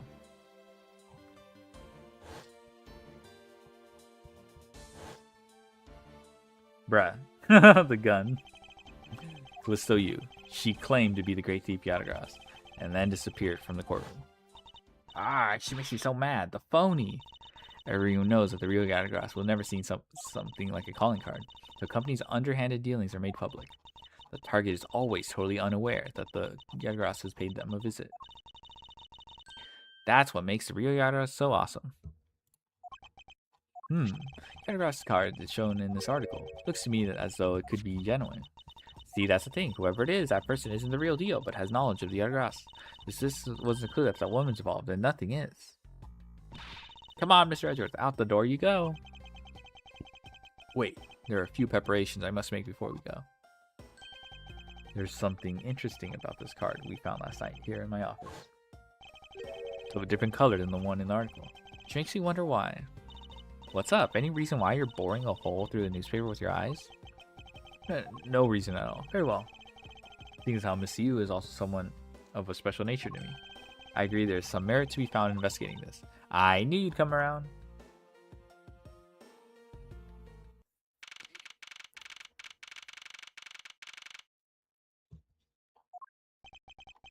By the light of this night's glorious moon. We are ready. Ready to embark on our nightly outing. And this is where Our tale begins. Is there like a baby samurai? Baby steel samurai? Heh, what a coincidence. Who would have thought that a steel samurai stage show would ever be held at such an elegant theater inside a foreign embassy? Yeah, the climax was really awesome. Steel samurai sushi slash. I got chills down my spine when he pulled that move out. I suppose it really is more impactful to watch a show in person than on television. I have to say though, this embassy is set up kind of funny. I mean, they have two countries sharing the same building. Well, as you said yourself, this place in the country it houses are very special. Even this theater is special in that this is a neutral zone shared by the two countries. So let me get this straight. The Steel Samurai show just now is being sponsored by one of the two countries. The one that's called the Kingdom of Alabas, right? Yes, it would appear that the Steel Samurai is very popular in the country as well. Seems that way, but you know who I'm really into? The Jammin' Ninja. The Republic of Babel is sponsoring Jammin' Ninja Stage Show. That's something for fangirls like me. Totally gotta see that too, Mr. Edgeworth. The Jammin' Ninja show is gonna kick the Steel Samurai show's rear end. You know, ever since I first met this girl, I've always had this inkling that what she really wants to be is not a thief, but rather a ninja. So anyway, about today's event, what's it called again? The Kingdom of Alabas versus the Republic of Babel Goodwill Jubilee. The small European countries of the Kingdom of Alabas and the Republic of Babel. These two countries used to be a single entity that was abundant with nature. And it was called the Principality of Codopia. Is everything alright, Mr. Edgeworth? Yes, I'm alright. Moving on. After a period of civil unrest, the country split in two through signs of their past remain. Babel, yeah, Babel. For example, their flags preserve their flower and butterfly motifs to this day. Codopia, huh?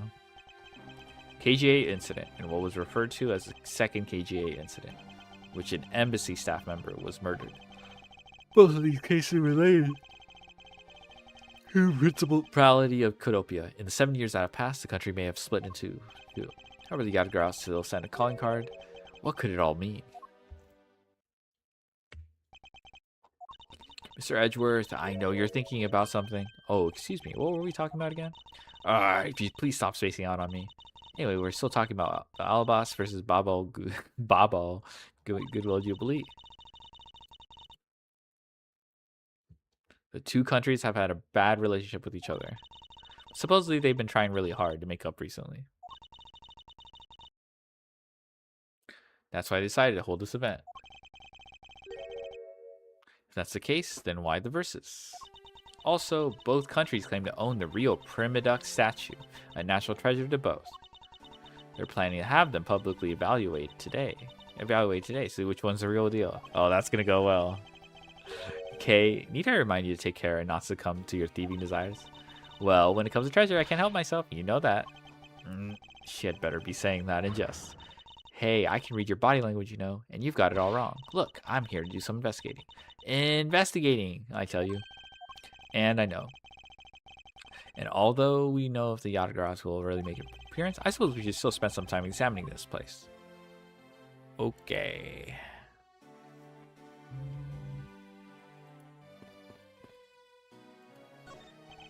There are pamphlets about the two embassies here on this table. It still looks weird to me. The country split into two a few years ago. And they shared the building and its grounds 50-50 ever since. Oh, I guess it's because they don't have the money to build two separate ones, huh? I should think that's not the reason why. Okay. So I'll just help myself to one of these.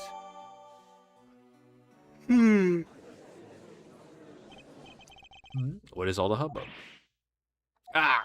Hey, look! What's the Steel Samurai? He's got his son, the Iron Infant. Oh my god, he really has a... Oh, Lada! Oh my god, Lada's here? No, my go. Hold on. Let's go, Lada. Where in tarnation are they? Come on, Big Scoop. Hey, mister, out of the way. Yeah, I'm talking to you. I seem to remember this woman from somewhere, yet my instincts are directing me not to engage in conversation with her. Perhaps it would be best if I left her alone. Oh no. Why does he have a little baby? May I speak with you for a second? It's the Steel Samurai. Mr. Edgeworth, what are you glaring at him for? Please excuse me. It's just that I've never seen a superhero up close before. Bruh. To Mr. Edgeworth, Steel Samurai, Daddy, married man of Neo Tokyo. Looks like he's written something down for you. To Edgeworth from Steel Samurai, Daddy, married man of Neo Tokyo. Wow, an autograph. Pretty cool that you got one, huh, Mr. Edgeworth? Heh. Why did he take so long? Mr. Steel Samurai, Ambassador Alba is waiting for you. Oh no, this case, now I remember. Is it... I mean, I know it's long. I know it's like 9 to 10 hours. Well, oh my god. Rather, can be thought of as a goodwill ambassador from our own country as well. There he goes, off to spread goodwill to the world. And now, the Steel Samurai will proceed to enter the Kingdom of Alabas to shake the hand of the ambassador. The Steel Samurai isn't only here for the two countries tonight, but rather can be thought of as a goodwill ambassador from our own country as well. Yo, Nelson. He really does seem like a goodwill ambassador, doesn't he?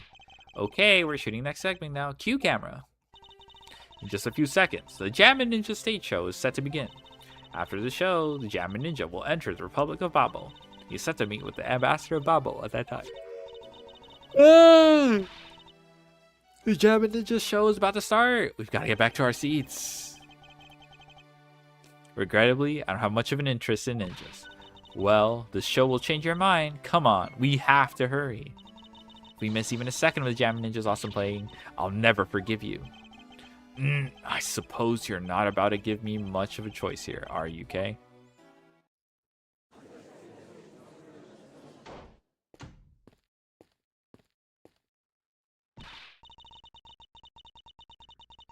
I could listen to that. A ninja marked for a Death's Lullaby song all day. His superb playing and the sad melody really brought a tear to my eye. And his heart-wrenching voice. Now that's the Jammin' Ninja's greatest weapon. Those pieces of Jammin' Ninja merchandise over there. I've got to have them. I especially want the hair sticks they're selling, exclusively at these shows. They're exactly like the ones the heroine, Princess Misola, wears in her hair. Anyway, hold it right there, Mr. Edgeworth. Yes, you're thinking of going home, aren't you? Well, it doesn't seem likely that the Yatagarasu will be making an appearance tonight. Most likely it was simply a prank. No way, I just know the Yatagarasu show. But I thought you said that the Yatagarasu doesn't send calling cards. Yeah, I did, but I figured from the very beginning that this would wind up being a wild goose chase. That card she sent was a genuine fake calling card. A genuine fake.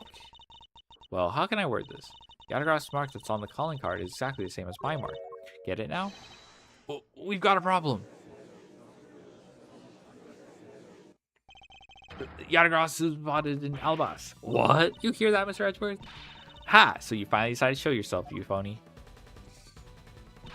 Hey, what gives? I'm sorry, but I will need to search you before you may enter. What the? Hey, the Steel Samurai just waltzed right straight on through without one. Now, if you don't hurry up and let me through, my phony's gonna escape. Okay, a country's embassy is considered to be a part of the country itself. You don't go through the proper procedures to enter the country. Mr. Edgeworth, I'm gonna enter through Bobble and climb over the way into Albas. Hold it. You would tell a prosecutor straight out that you would intend to illegally enter another? Okay, or are you listening to me? Okay, Faraday, I'm coming through. Yes, and welcome. Someone stop her, anyway. Anyone.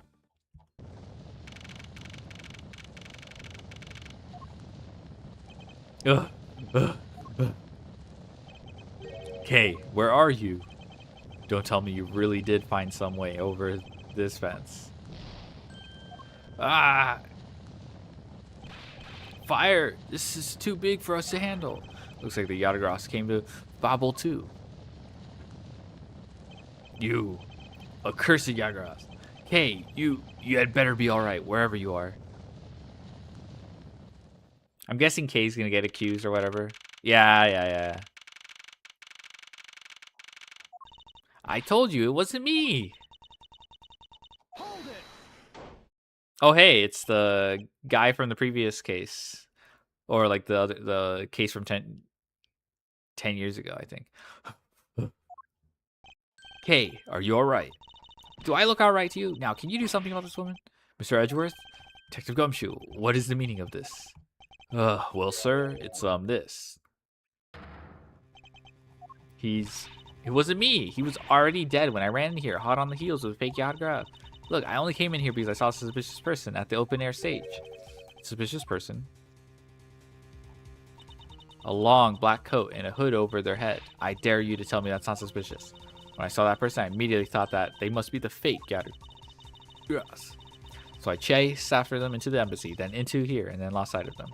But I just know that person's the one who did it. What are you so worked up over? There is no reason for you to be this loud. Correct me if I'm wrong, but you're Agent Long's secretary, Sheena. I believe your name is correct? And if you are making an arrest, I assume you have evidence that it was Kay who committed the crime. Is that also correct? You refuse to answer?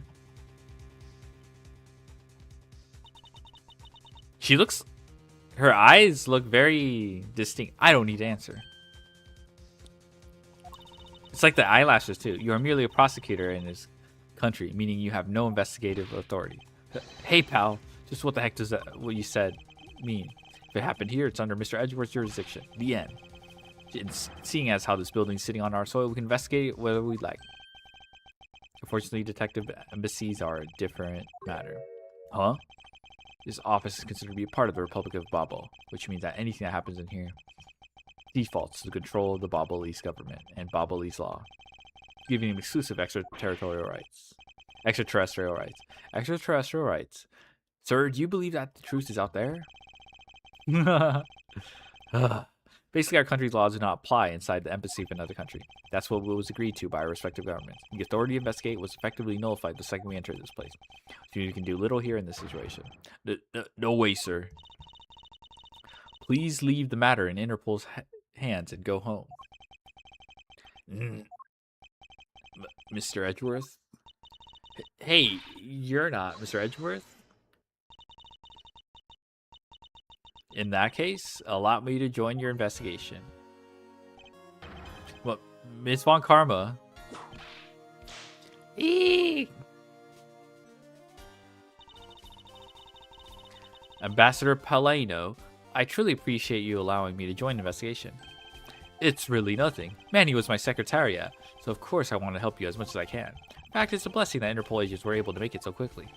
Francisca, well, I never imagined that I'd meet you here of all places. This is an embassy, meaning that you have no authority to conduct. Alrighty. What is it? Ambassador Paleno. And you are?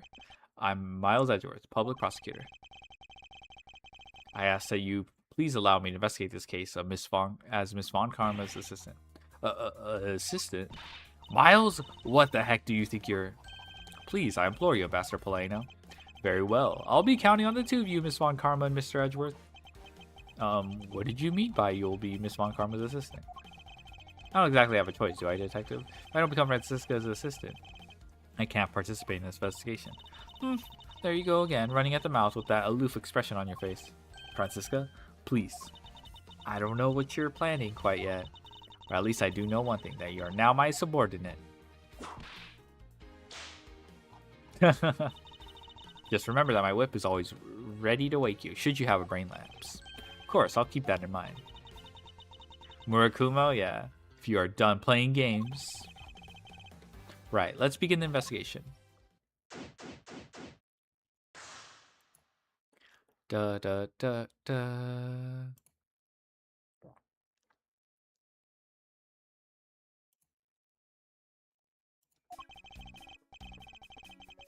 By the way, detective, I suppose it's a bit late to be asking, but why are you here? Well, better late than never. I guess, sir. I was placed on guard duty for Babalese embassy today. Why are police guarding an embassy? Well, on account of the card they got from the Yatagarasu. They called up and asked for our help, sir. Oh, and because we've been searching for the Yatagarasu these past 7 years. More or less mutually beneficial arrangement, if you ask me. Except for how mutually unbeneficial this has all turned out to be, I suppose. Looks like you failed to competently perform your guard duty yet again. Ah! I look forward to your next salary negotiation, although it's out of my hands. But sir, if it gets cut anymore, I won't be able to buy even instant noodles anymore. That's so sad.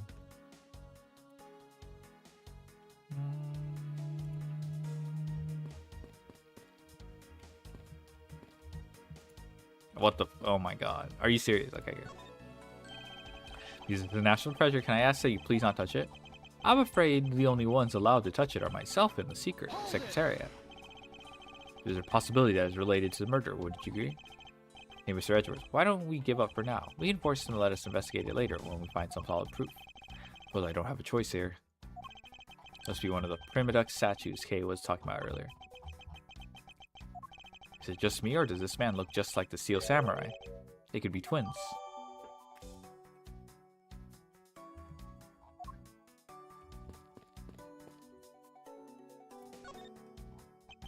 So our victim was the secretary of this embassy, I take it. Manny Cochin.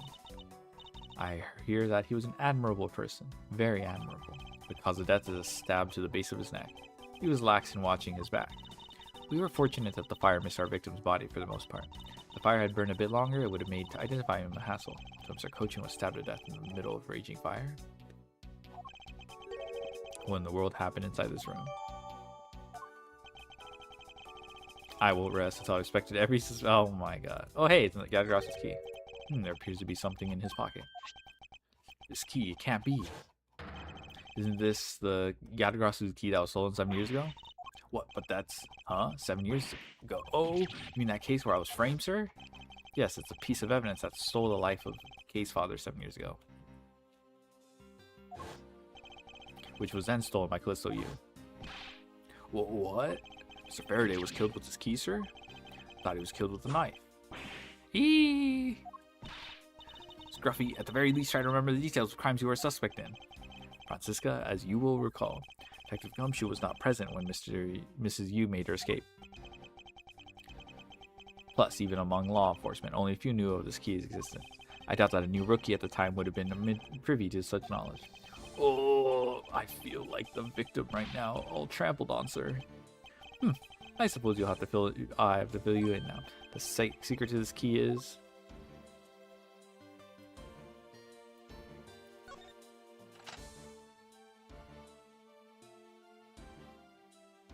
That took a while. Oh, wow, that's amazing, sir. It looks like some kind of magic trick. I knew it. This is the same exact piece of evidence that Miss Yu took with her. I remember this beautiful pattern in the blade. I remember this as well. It's a vine motif, isn't it? Yes, it looks like two interwoven vines crisscrossing down the blade. Vines, sir? I think it looks like a bunch of stars, if you ask me. It's one of those six-sided stars, just like the police mark on our IDs. I really don't think you can call these stars. To say that the detective's art sense is underdeveloped would be an understatement. The real question is, why was the Babalis Embassy secretary holding this?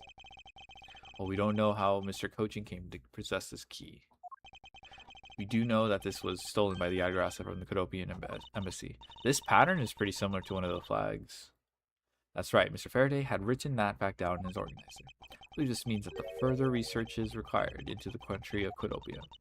Why don't you ask Ambassador Paleno about what he knows? Supposedly he was a candidate to be the next Cadopian ambassador once long ago. He should be able to answer any specific questions you may have. This man, where do I know him from? Are you fucking serious?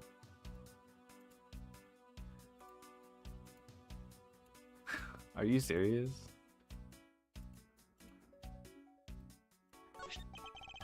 Is this knife the murder weapon?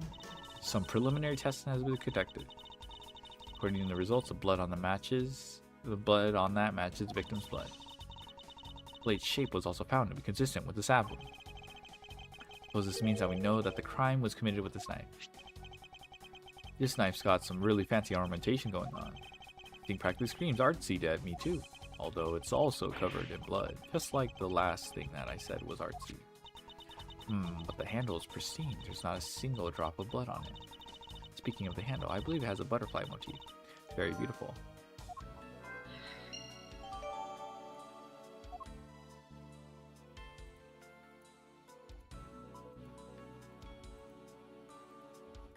Oh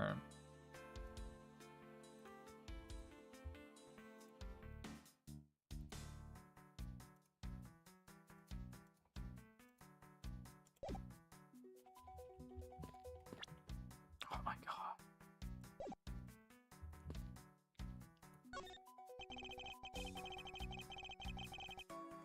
Character never hurts. Okay.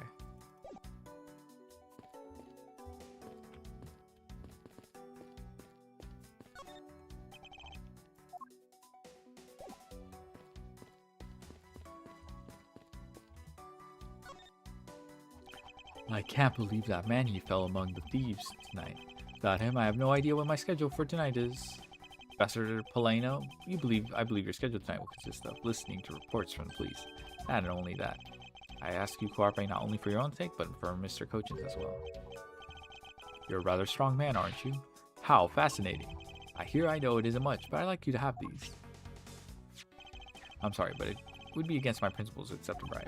Oh, no, these are simply coupons we distribute to promote Babel. Remember, we offer a large number of discounts and offers when you visit lovely Babel. I remember, the Republic of Babel is known for its feverish tourism industry.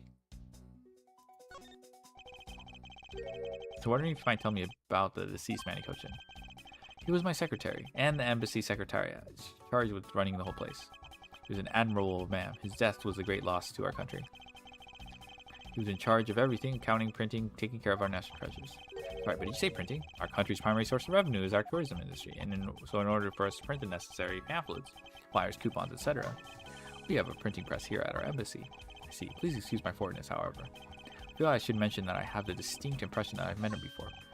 Oh, yes. Since you are of the legal profession, I suppose you just might have. After all, Manny was involved in the KGA incident. The KGA incident? The defendant who was found innocent in that case wasn't Manny. So your Mr. Cochin is the same man as the one in that case. It's been 10 years. Manny recovered personally from that case and dove enthusiastically into this job. He was the one who planned this event and was to oversee his embassy's renovation. It really is a shame. It's such a bright future ahead of him. What exactly did you mean earlier by renovation? We can have tourists and visitors to our embassy think we're a poor nation, can't we? So renovating the embassy is something of an investment. We may have a rather paltry budget, but we're trying our best to make do. However, I guess the only person who could have helped us do our best is now no longer with us. Ambassador Paleno, I was wondering if I may ask you about Cadopia. Cadopia? Alright, what would you like to talk about? First, I'd like to ask you about this key. What about this key? I found it sticking out of Mr. Cochin's pocket. I believe it originally belonged to this embassy, is that correct? Upon closer inspection, it seems that this key is shaped like a butterfly. That's not all about this key, it's also capable of changing into a knife. Oh, how fascinating. Is it possible that the bastard didn't know about the existence of this key? In its knife form, there's a flower mark at the base of the blade. Guess this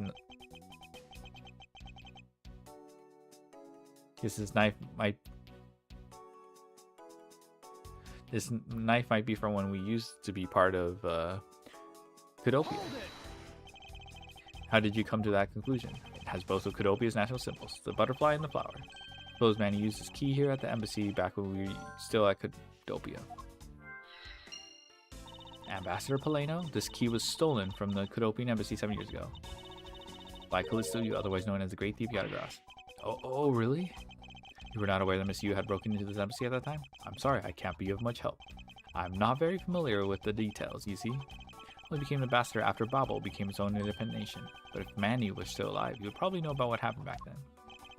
Miss Coach and Miss Yu knew each other 7 years ago. That doesn't explain why I found the Yatagras key here in the present.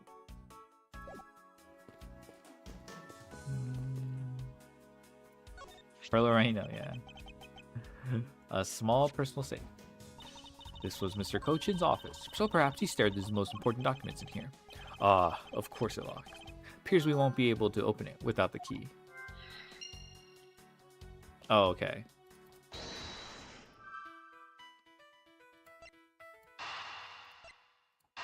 Surely.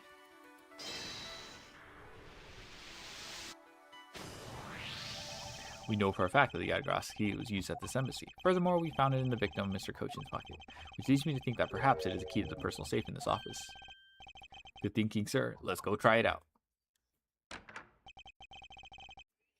appears I was correct. The key that was left to us in the victim's pocket. It literally turned out to be the key to the next piece of the truth. What do we have there? Hey, there's nothing inside. Do you think the Yadagras made off with everything, sir? No, detective. I believe all we need is a closer look.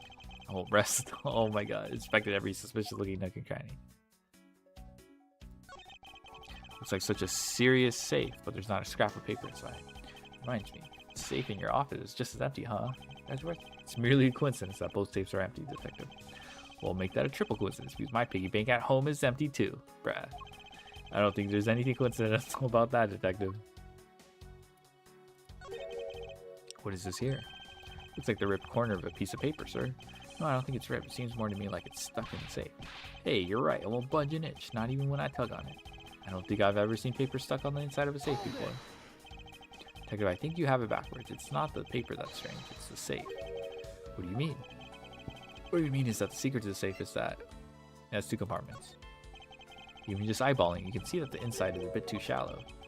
Furthermore, with the unnatural way the paper is stuck at the back of the safe, I'd say that there is an extra bit of space behind the back wall of the safe. In other words, the safe has a second compartment. Oh, what? Suppose that you are correct in asserting that the paper is stuck in an unnatural manner. However, if what you say is correct and there is a second compartment, how do we go about opening the door to it then? You can see there's no other lock or keyhole in sight. Actually, there's one more spot of interest in the safe. Oh? Yes, and I believe that spot is the keyhole to our mystery second lock.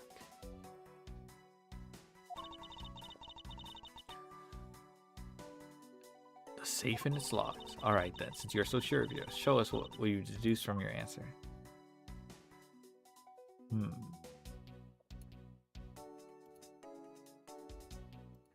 Oh, okay.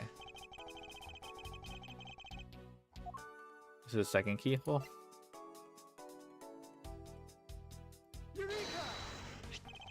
Does the shape of this keyhole remind you of something, Francisco? The shape? It does look very familiar. Or I believe it's simply a latch hole for the safe's lock mechanism. It's just for keeping the door shut, nothing more. Is that so? The person who used the safe, Mr. Cochin, made sure that the safe had two compartments in order to hide something. You honestly think that something like that would allow the keyhole to the hidden half to look so obviously like a keyhole that even the average person could figure out? You can't be serious.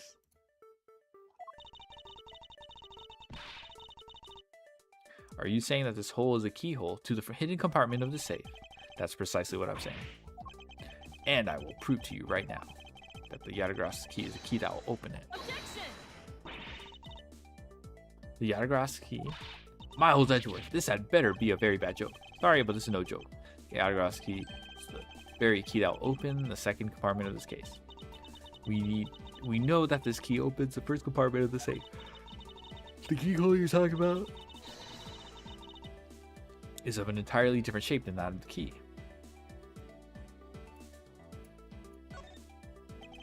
We discovered this trick 7 years ago, and with it, we were able to corner Miss Yu. Who'd have thought that I'd see this key again after all this time?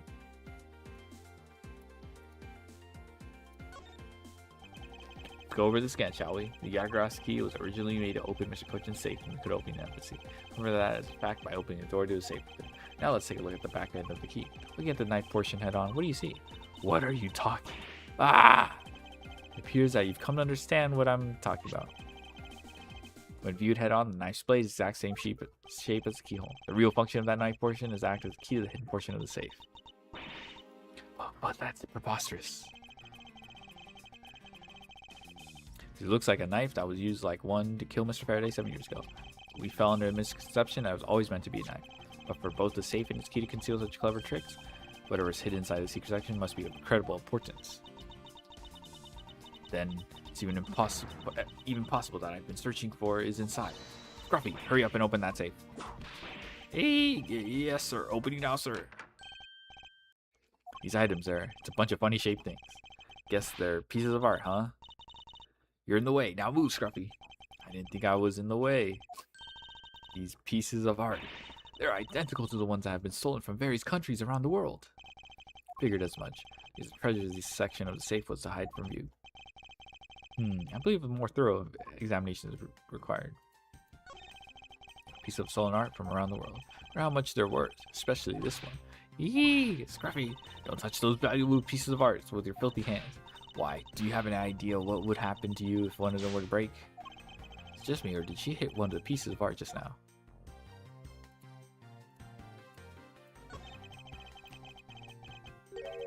This is a document that we thought was stuck earlier. I wonder what it's about.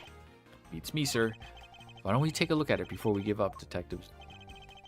This coach's name's written here on the last page. I wonder what the significance of this document is.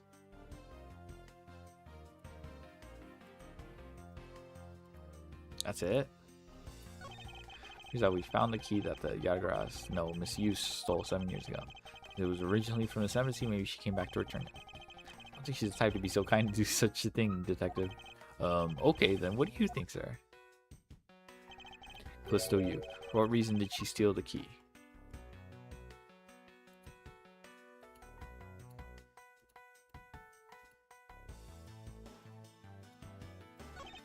To build this sort of trick into one safe is really something. Yeah, it's neat how this safe has 2 compartments, but what's really impressive is that the other end of the key was another key. I totally hadn't noticed. Wonder if Mr. Cochin was just paranoid or he had secrets of that great of value. Speaking of paranoid, I once sharpened both ends of my pen.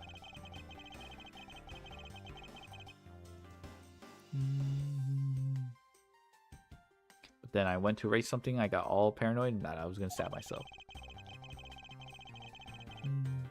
Please refrain from dispensing your special brand of unrelated stories while on duty.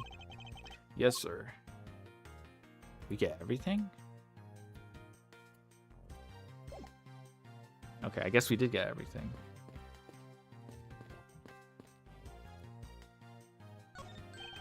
Hey, it's another butterfly. I believe it is a symbol of the Republic of Babel. Drawing this big on the wall of an embassy definitely conveys a sense of overwhelming patriotism. Well, I've got a lot of patriotism too, sir. The reason I became a cop in the first place was because I wanted to protect our country. You may want to, detective, however, I've yet to see the fruits of your desire. You don't have to be so blunt about it, sir. Sir Edgeworth, there's still something on this display. Knives, huh? Though the blades are all that remain of them, unfortunately. Guess the handles got all burnt off by the fire. So even the knives fell victim to the fire. Wait, but the knife that the body got stabbed with, the handle is still intact. Ambassador Polano, are these knives yours? Why, yes, they are. They are a special set of ornamental knives, featuring the national symbol Babel. These butterfly-themed knives, along with Alba's own set of knives, are comprised of 3 knives each. But I can't believe the Babelese ones have been reduced to this state. Ornamental knives, huh? There's a small release on the ting of this blade. Mr. Polano, what is this notch here for? Oh, that? It's a feature of these knives where you can freely exchange the handles on them. So that you can change how they look to fit the situation, of course. I see. So these knives were constructed so that the handles could be easily removed. Is this logic anything? Okay.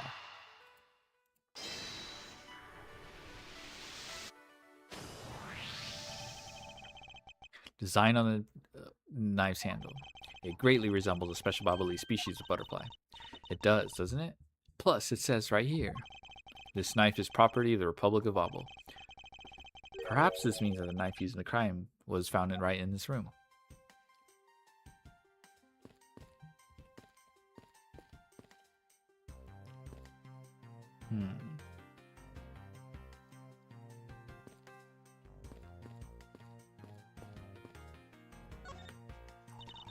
Miles Edgeworth, what is it?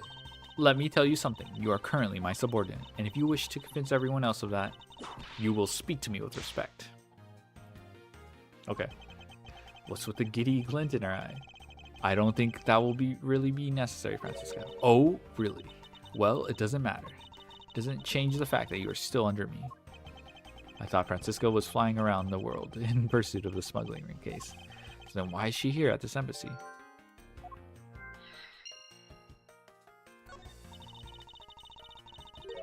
I was investigating at the Alabastian embassy when I got wind of this mess. Ah, that's right. The Yadagras was due to appear at the embassy as well. Yes, but the difference is that we didn't have a fire over there. Well, there was an incident at the Alabastian embassy as well. I left Agent Long, and charge of that case and came over to the Babalis embassy. Ah, so Agent Long is here as well, huh? I see you've met. Well, he's in the Alabasian embassy acting as bodyguard for Ambassador Alba. However, he seems to have a different reason for being there. So the suspect in the murder that occurred in this office is the little girl, I see. She perhaps trying to be the Yatagara's. Kay would never harm a soul, sir. Kay? You remember, do you not, about the case we investigated together 7 years ago? That girl's the daughter of the victim in that case, Mr. Faraday.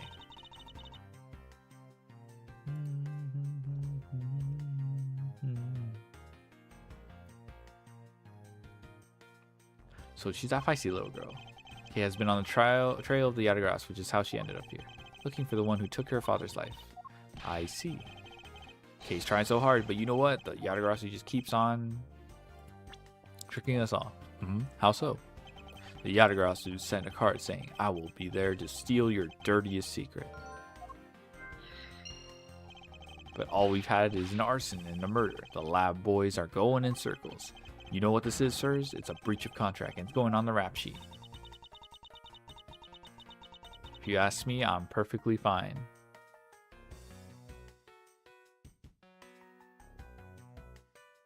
With the fact that nothing was stolen tonight.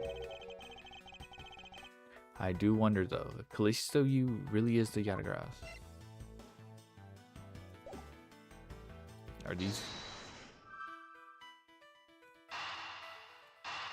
Oh, okay. It might be okay. She might be here because this is still related to the smuggling. I see. Steal your dirtiest secret. Is it possible that the dirty secret the Yatagara's was out to steal is in this very room? Dirty secret? So you're in pursuit of some dirty underhand dealings yourself, are you not? Somehow, something tells me that this is no coincidence. In that case, then, the person I'm looking for is here in the Babalis embassy, huh? The head of the smuggling operation. I think I just might need to ask Francisca about her smuggling case in more depth.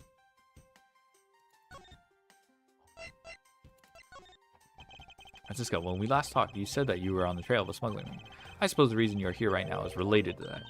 Yes, after analyzing the intel we've gathered from various countries, this embassy rose to the top of our list of sites to investigate. And this is what tipped us off. This accounting document. It's only a page of the whole thing, so we're not sure about all the details. However, it's enough for us to grab on the tail of the beast. Where you see, this type of paper was made only in the Principality of Codopia. Which means that somewhere in the countries of Alabas and Babel is the head, the one pulling the strings behind the entire smuggling ring. That's Francisca for you. She's amazing. Pursuing this case with all she has.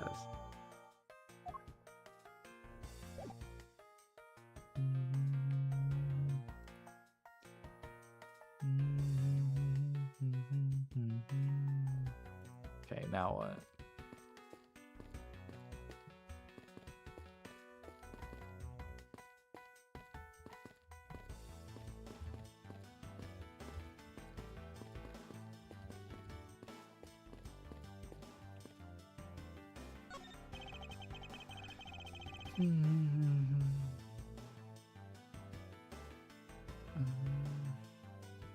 These shelves are lined up with American souvenirs and memorabilia. Really strange, isn't it? I mean, I thought this was the Babalis embassy. So, why are there so many American souvenirs, sir? Because the Babalis are studying American culture in our tourism industry. They have plans to make the Babalis tourism industry truly flourish, then they would need to observe and study other countries' methods, I suppose. Speaking of tourism, I got these from the Paul Blanc guy. He said that if I bring these with me to Babel, I can trade them in for a few buffets. Oh, so how do you expect to travel to Babel? Well, the whole world is connected by the ocean, sir. For an all-you-can-eat buffet, I'd swim all the way to Babel if I have to. And a few simple coupons really motivate people to do such fantastic things.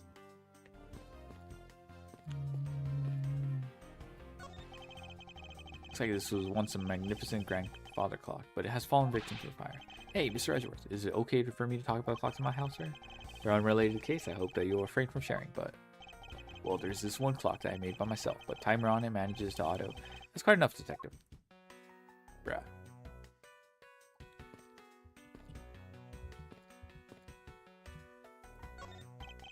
There's still some burnt objects scattered on the floor.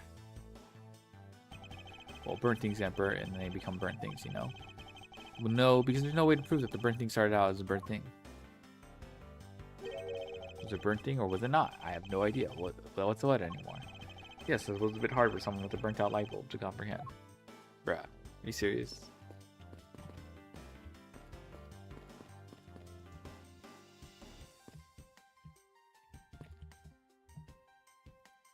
Oh my god, are you serious? Stupid ass controls. The ceiling fan must have fallen from the ceiling. A ceiling fan? What does one of those do? Exactly what it sounds like it does. It's a fan that is solid on one ceiling. Well, if I had one of those in my room, I bet I'd go dizzy from staring at it as I slept. Take the gumshoe.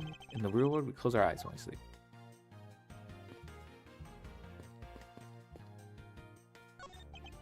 Okay, are you alright? You believe me, don't you, Mr. Edgeworth? You don't think I did it, right? Yes, of course I don't, and I promise to prove that it wasn't you. That's enough chit-chat. You can investigate all you like, but it's only a matter of time before we take her in. It would be wise of you to give up all you can. No, I don't think so. Kay isn't lying, and my investigation will prove that to be true. Go ahead and try then, if you're that confident. I can't allow this to continue on this way. I must prove her innocence post-haste. Did we show him this paper?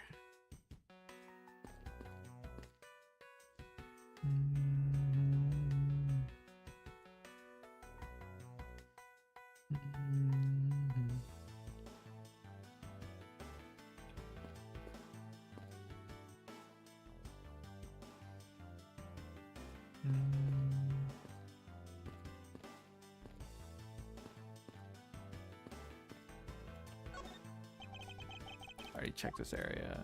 Bruh. I'm stuck.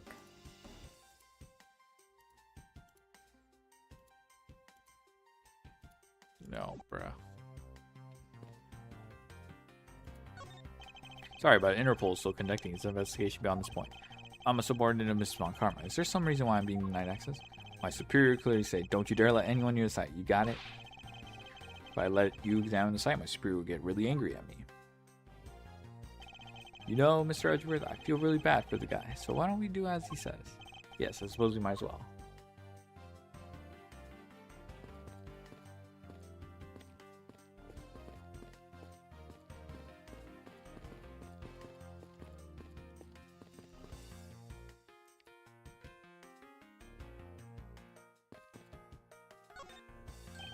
Hold it!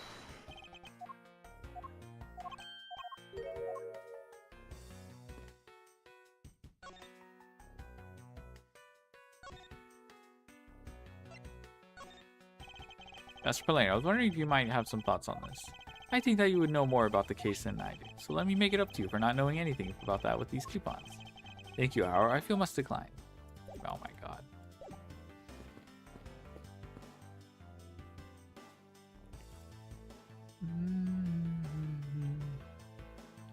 I feel like it has to do with the body.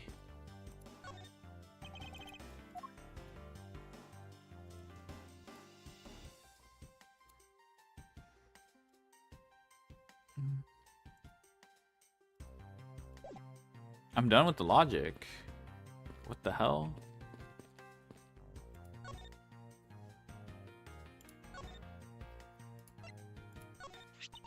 We were able to finally obtain this proof of the smuggling operation through Interpol. Remember to take extra care when handling it, my subordinate. Ugh, she's enjoying the power trip of calling me her subordinate just a tad too much. Bruh.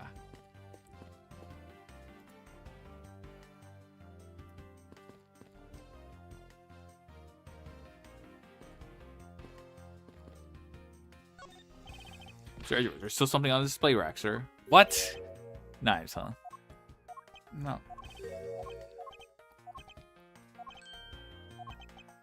Oh my god. Okay.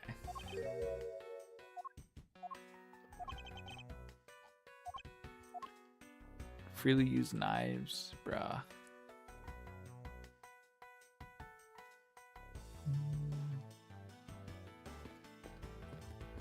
Are you serious?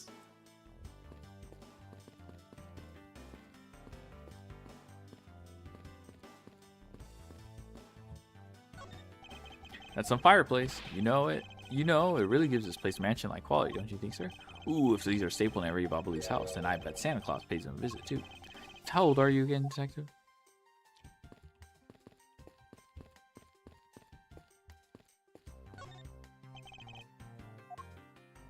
Bro.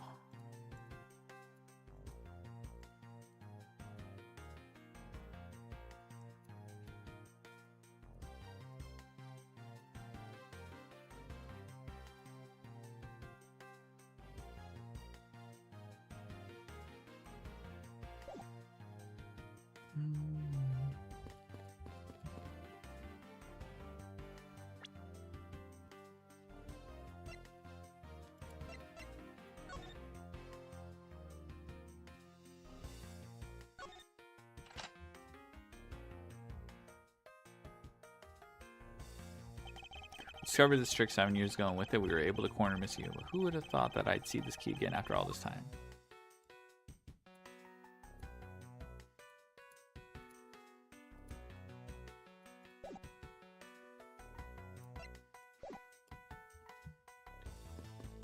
Dude, I don't know how to progress. Usually it's pretty obvious.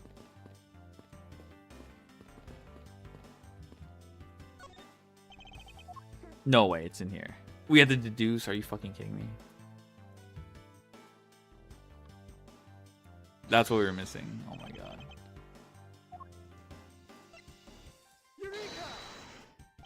I believe this piece of evidence is somehow related. Oh, I see. That's just like you to figure these out. But I have no idea what that connection is. So could you explain it to me? Very well. I'm not sure that I can explain it. I guess it's not related after all. Okay, it's fine.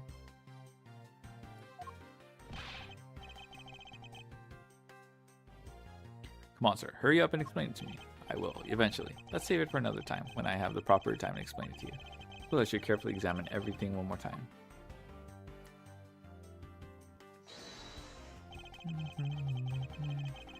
Just spots I'm on. Okay, it's probably this. Take a good look at these documents, Francisca. It's so weird. It says there are 3 pages in total, yet there are only 2 here. Correct. Now take a look at the smuggling activity. Oh, I didn't even notice the 1 out of 3, 3 out of 3. Now take a look at the smuggling activity document in your possession. Tell me, is it not possible that your page was taken from the set of 3? Well, it certainly looks that way. By putting our multi-part puzzle together, we seem to have arrived at an answer. I can't believe I didn't notice that. I feel like I would have locked in on that. And it seems you have now found what you were looking for. Yes, and with this, it has become crystal clear that Mr. Cochin himself was responsible for the mass smuggling of Babali Sink. Babali Sink? Babali Sink is a special product of the Republic of Babel. However, due to a special reason, only a limited volume is ever exported.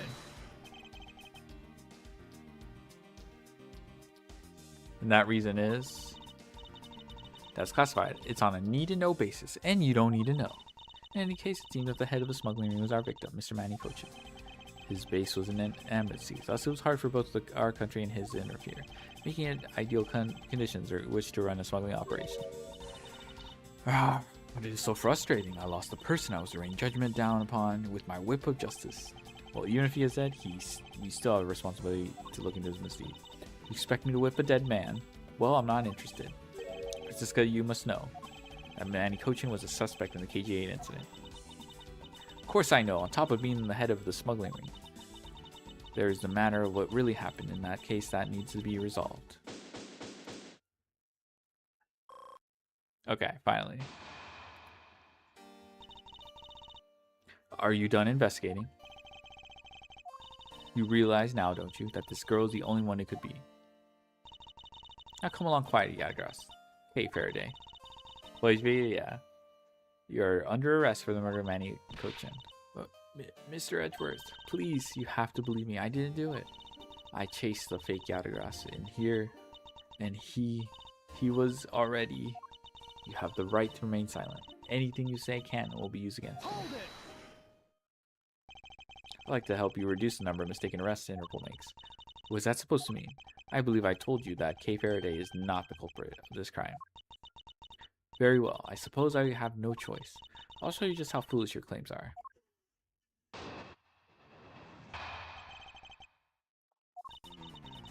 Even your police confirm that Yadagras infiltrated the Babali embassy tonight. Realizing confusion caused by the fire, the Yadagras snuck into this embassy. Furthermore, this girl claims to be the Yadagras. And most importantly, other than her, there was no one else in there with the body. Your reason for suspecting Kay is because you think she is the Yatagarasu? Exactly. But it isn't just me. She calls herself the Yatagarasu. Alright, look how many times I have to tell you. I was only out to capture the fake Yatagarasu. Imposter or not, it matters not. Yatagarasu is Yatagarasu. Very well. I shall prove that Kay is not the Yatagarasu who killed Mr. Manny-Kochin. Go ahead and try. Show me what the prosecutors of this country are made of.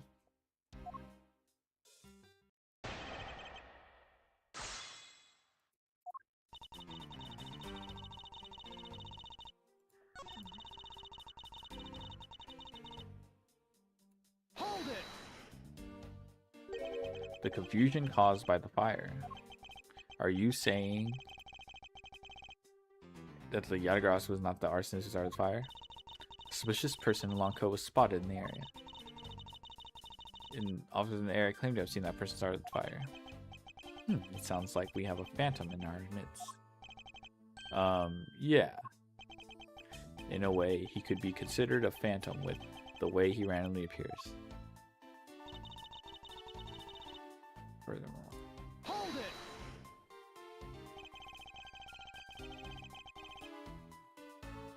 just because she calls herself that, it doesn't prove that she is a killer. No, but it does give her a motive. The Yatagarasu sent a card saying, I will be there to steal your dirtiest secret.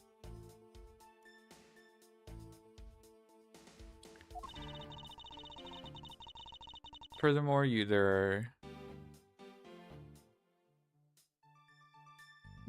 are documents pertaining to some smuggling activity in this room. She obviously wanted to steal them. So she killed Mr. Kochin for the key. I see. Your logic is very sound. I expect nothing less of Agent Long's secretary. However, that statement just now didn't sound right. It might just be the opening I need. See the documents regarding smuggling, so you killed Mr. What the?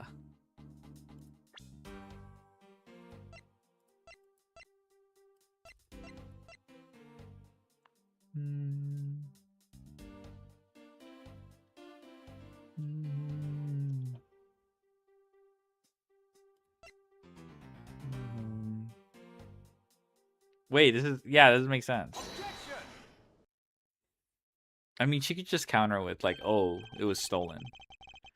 But like, how would she kill him if he was in possession of the key? Or like leave it behind? Agent Sheena, I regret to inform you there's a flaw in your logic. Oh? Even if you claim that she is the killer, and the Yatagarasu, I'm certain that securing the smuggling documents is not the motive behind the murder. The key to the safe in this room was found on Mr. Kochin's body. Furthermore, Yatagarasu would not be so stupid as to leave without the documents. By the simple fact that the documents were still in the safe when we looked, it's obvious that the killer's target was not the safe at all. And perhaps she didn't know that Mr. Kochin had the key on. Edgy boy shrug. Yeah. If that's the case, then why would she have needed to kill him? Because I can think of no reason for her to kill him if she had not known that fact. Need reason? All of this is simply our conjecturing after the fact. It's entirely possible that she accidentally killed him when she was sneaking in. Perhaps she didn't notice the safe second compartment before returning the key. Arrgh. But the fact still remains that Mr. Kochin was stabbed to death. But you have no definitive proof that it was Kay who committed the act. Actually, I do. I saw her holding the knife she used on the victim with my own eyes. What? Allow me to tell you a bit more about the evidence that will put her away behind bars.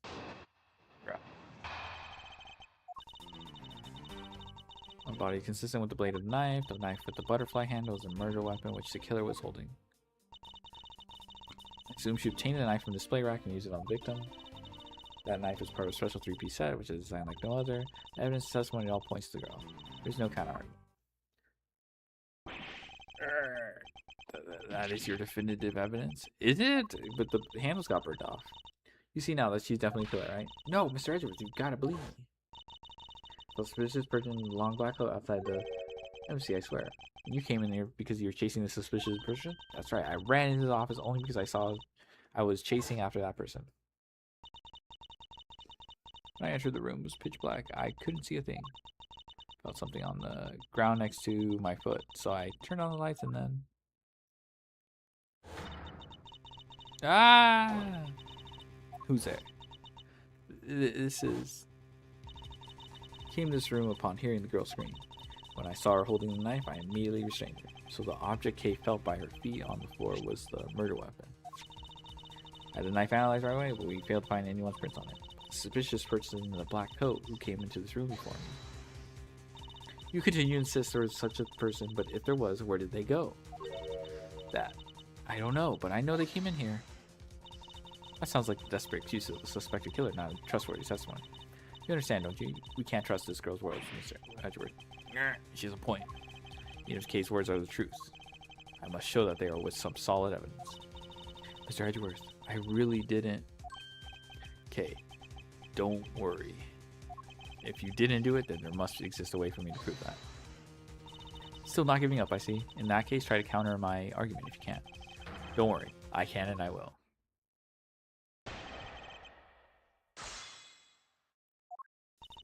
Knife wound on the body is consistent with the blade of the knife. I don't think the handle's the key. You mean to say that you saw Kay holding the murder weapon with your own eyes? I was also on the search for the Yatagras. When I heard that girl's scream coming from this room, I rushed over straight away. When I arrived, I saw that girl standing there motionless with a knife in her hand. But I already told you, I only came here because I was also after Yatagras. The suspicious person I saw came into this room. When I entered, it was pitch dark. I felt something by my foot on the floor, so I turned on the lights. And then, you found out that it was a murder weapon at your feet. How many times do I have to tell you? We can't trust the words of a suspect. The only thing you will accept is evidence. Is it? That's the only acceptable way to counter an agent of Interpol on the scene of a crime. Mr. Edgeworth, do you have some kind of evidence that can prove me innocent? I think I do, because there is one piece of evidence I find to be a bit interesting. I need to carefully examine that piece of evidence again. Okay, so yeah, they just told me. So yeah, it is the handles. Okay, they just told me.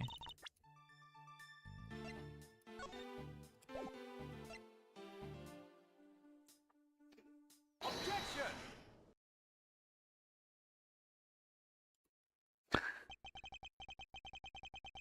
So the murder weapon was a knife with the butterfly design on it.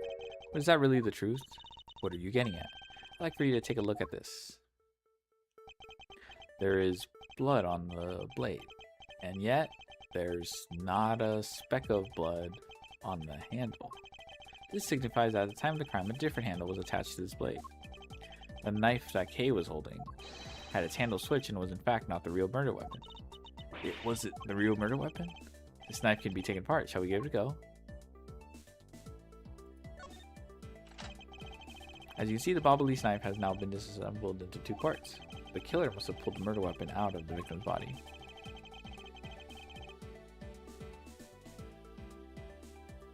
Proceed to swap the knife's original handle with its butterfly one. It was all to create the illusion that Mr. Cochin was killed with a butterfly-themed knife. You should clear up any and all suspicion surrounding Kay. That's why there's no prints, I guess. Your argument isn't airtight yet. How so? It's possible that the girl herself is the one who switched the handles. That's true. Don't be ridiculous. For what purpose would she do such a thing? I don't care to know how a criminal thinks. The way they view the world is beyond the comprehension of a normal person like myself. Therefore, I wouldn't put anything past them, no matter how odd it is. Hey, the truth is right there in front of you, and this knife will show you the way. You will come to see that Kay is not, and could not have been Mr. Cochin's killer.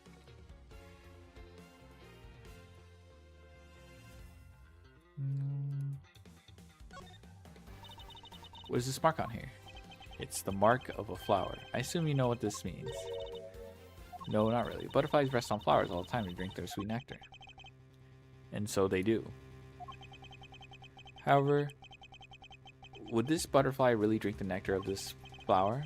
The answer is clearly not a chance. I've proved the relationship between the butterfly and the flower with this.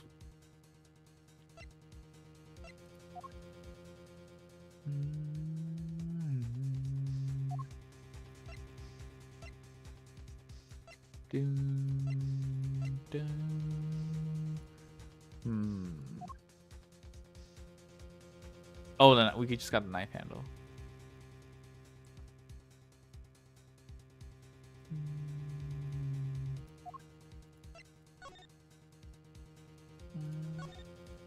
Oh, Alabast. So someone from Alabast. Okay, so I figured it. That was relevant. You can't be serious. Appears that you've made the connection. The flower on display is designed after a certain country's national symbol. That's right. The Kingdom of Alabast. In other words, displayed is from one of Alabast's ornamental knives. Ah! As part of the knife handle, has Babal's national symbol of the butterfly on it. Therefore, it's undeniably Babalese in origin. But as we both know, you can't kill someone with just a knife handle.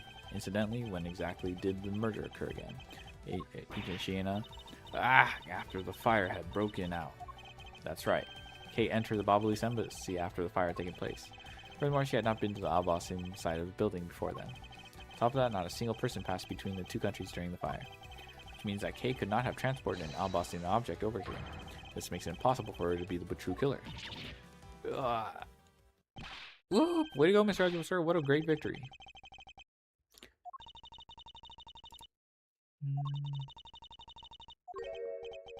Huh? Hey, why is everyone so quiet?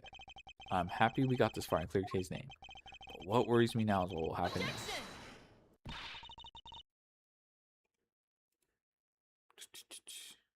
Bruh. What is the meaning of this? Alabaster knife here? Do you mean, how did this find its way to the Republic of Babal? It didn't just find its way over. Rather, we should focus on how it was smuggled over. You know what? My brain hurts thinking about it while we're just standing around. Thinking while you're on the run? Now that's the way a real great thief operates. Okay. Oh, thanks a bunch, Mr. Edgeworth, for proving me innocent, I mean. You believed in me the whole time, right? Tell me you did. Not really, but... Haha, come on, you don't have to be shy about it. Your argument is still not airtight. Would you care to elaborate? I understand now that the girl didn't commit the murder.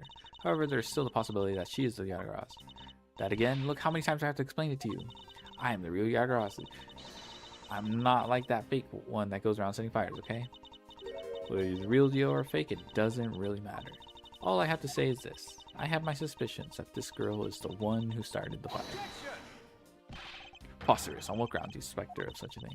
The fact that she called herself the Yagras, that in itself is the most elegant proof. Yoshina? Yes. I have no intention of taking back any of what I've said. I am the great thief Yagras, and I refuse to allow some imposter to claim that name as their own. The path of justice that my father pointed me towards, I will walk it best I can. It's not good to be so stubborn. Hope you can understand that. Thanks a lot for the concern, Miss Sheena. Let me share something with you too, as a token of my appreciation. Those sunglasses totally do nothing for you, so I'll steal them from you next time, okay? Well, I guess we'd better get going. Going? To where? To the King of Alabast. If we don't go, we won't know for sure, right? I suppose not. We won't get anywhere simply by standing here thinking. To see where the Alabastian knife came from, we'll have to pay the Alabastian embassy a visit. Let's go, Miles Edgeworth. As you are my subordinate, I will not tolerate you bringing the investigation to a halt. Understood. Okay. Part 1.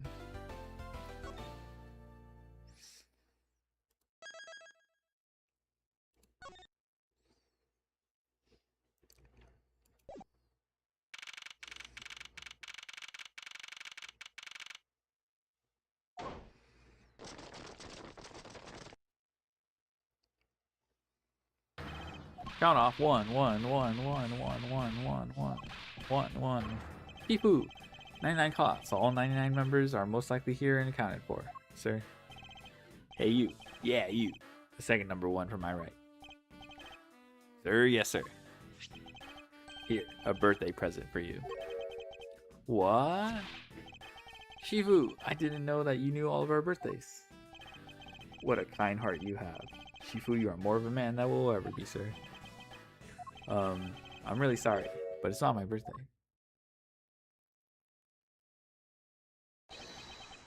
Long Ji says, a cub who disrespects others soon feels the disciplinary bite of an elder. That present isn't for you. It's for your younger brother's wife's younger brother. Tell him I said hi and happy birthday, won't you? Yes, sir. Shifu, I can't believe you remembered that much about each of us. Shifu, I'm so moved that I can't stop crying. I should probably leave them to their alone time. Alright, meeting's over. Everyone head for your posts. Dismiss.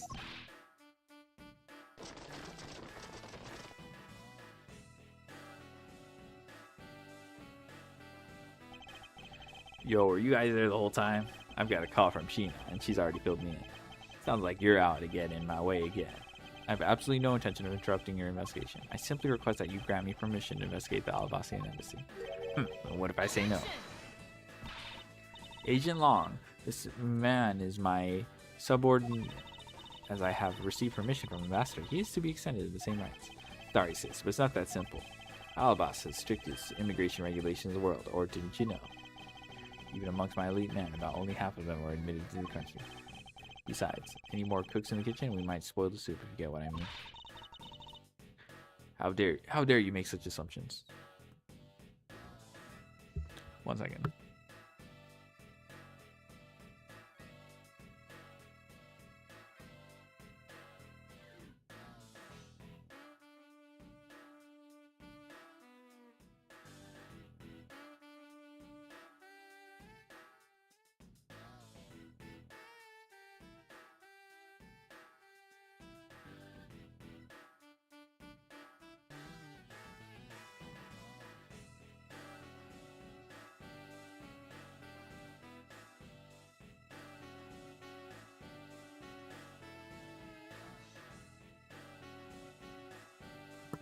Alright, back.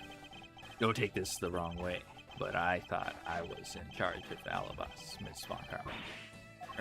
Look, try to understand, okay? Things over in Alabas are a bit of a mess right now. What do you mean by a bit of mess? No one told you? We had an incident in Alabas as well. This is what we call a decision based on the investigation, Mr. Prosecutor. Look, Wolfie, just let us in already.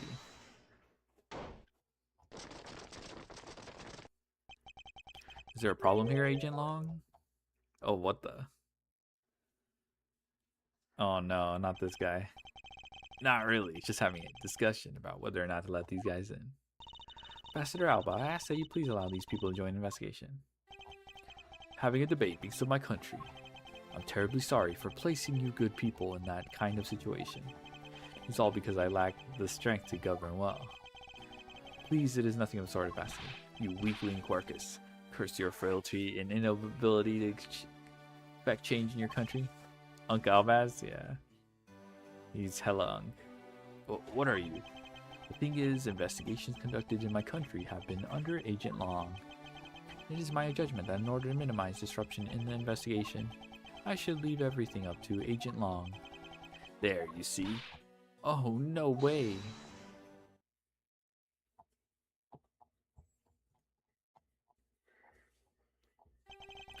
Ambassador Alba, I ask you please consider letting them into Alabast.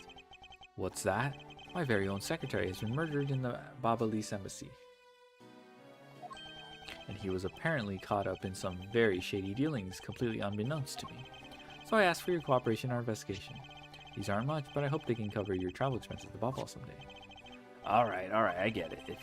Even if you beg, Ambassador Alba, I still have to give the final okay anyway. Alright, you hear that, Mr. Edgeworth? We're in. Not so fast, my little crow girl. You're still witness in the Bobble murder. I'd like you to please stay in the Republic of Bobble. Detective Gumshoe, please take good care of Kay for me. Yes, sir. Sounds good to me. The fewer troublemakers, the better.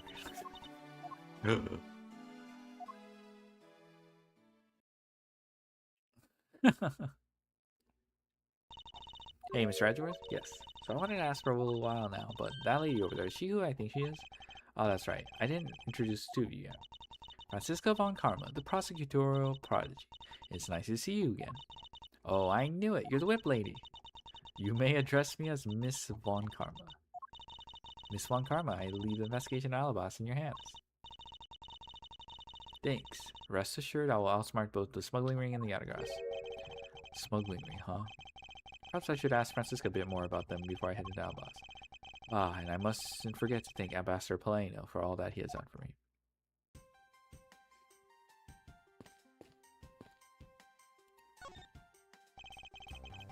Ambassador Paleno, I'm in your debt. No, it's nothing.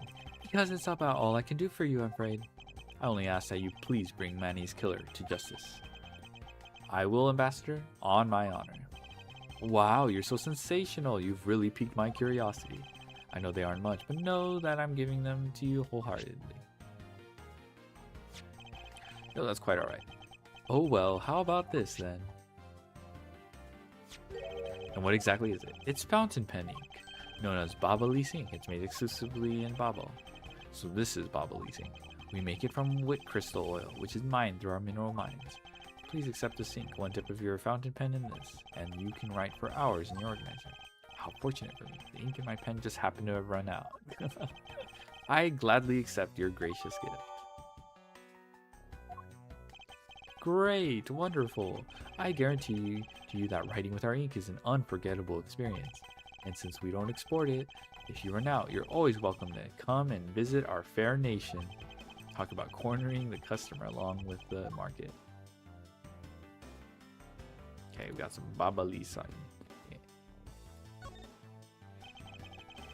You made so much progress in your investigation in such a short period of time. It's truly amazing. Agent Hicks, whose help I had requested, was cut down before he completed his task. There is no room for further failure in my perfect investigation. In spite of that, I believe you were able to obtain some insight into the ring, correct? It's nothing. I simply made some deductions based on the smuggled item I was following.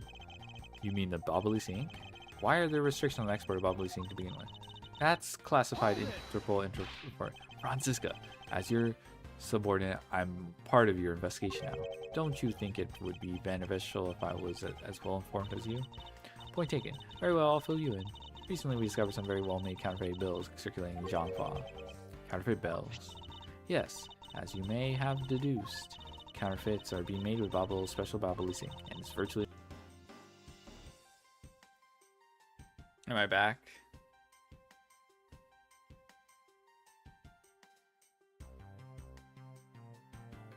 Hello? Hi? Ermi?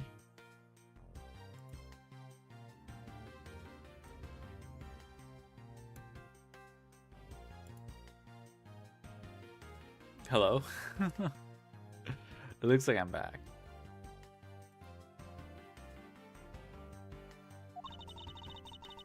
We're so butt-ack, yeah. Okay. If we're back, we're back. Cool. There was just disconnect. That's all the evidence I need to know that he was ahead of the smuggling ring. However, there remains one tiny problem. Let me guess. You still have yet to find the counterfeit bells or the smuggled ink.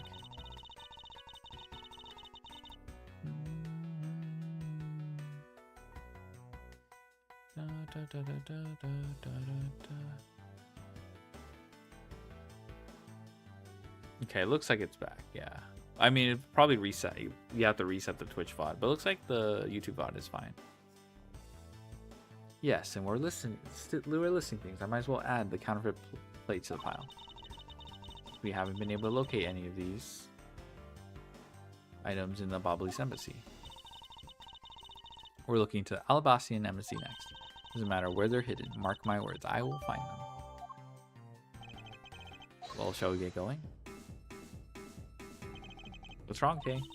I didn't get permission to enter at Albas, so we're going to go gather whatever we can over on the Babalis side, okay? Alright, I'm counting on you two. Right, and I'm counting on you and Miss Von Karma to step out clues in Albas. Oh, and Mr. Edgeworth, if you happen to come across my phony, you let me know, okay? If you tell me, I'll rush over straight away, no matter where you are. I'll let you know when the time comes.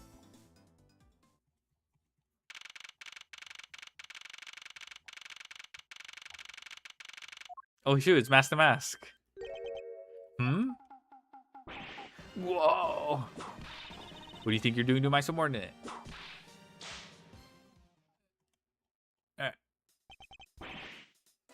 You're edgy. Oh, thank the heavens you're here. I'm in a really, really big pickle, your lordship. The raven, it appeared, poof, and then disappeared, swoosh. And though I am the steel samurai, my sword, wow, I'm so confused. I don't know what anything means anymore. Who is this fruitcake? I'm Larry of the House of Butts, married man of Neo Old Tokyo, milady.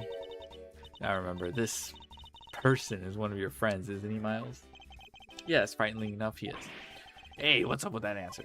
Your best bud isn't a bind and you act like it's no big deal? What sort of bind are we talking about here? The suspect kind. Accidentally became a suspect in a murder. I see. That is quite the bind. Not that we're in the least bit surprised. Yes, I pretty much expected this name from the instant I saw this unlucky face. His name is Larry Butts. I've known him since grade school, and for as long as I've known him, he has been the world's largest source of trouble with a capital T. Hey, what kind of introduction is that? You're so nitty and edgy. If you're not careful, you might find your tiny number of friends go down by one. That was uncalled for. Besides, you're... Wait, Larry, it was you? You're the one who wrote my Steel Samurai autograph? Oh, you didn't notice earlier? I even winked at you through my headpiece. Oh, what's going on? And why are you beet red? Sorry, but could you not speak to me right now? Oh, sorry, am I interrupting your comical yet melodramatic play? Aha, so this is the incident you mentioned earlier. Mr. Prosecutor, this man, this childhood friend of yours, is our prime suspect. Of what, you ask? The murder of a man that snuck into this embassy. Mask the Mask 2. Mask the Mask 2. Only Larry could get himself into yet another mess as fine as this. No matter what the facts seem to say, Larry's not the type to commit murder.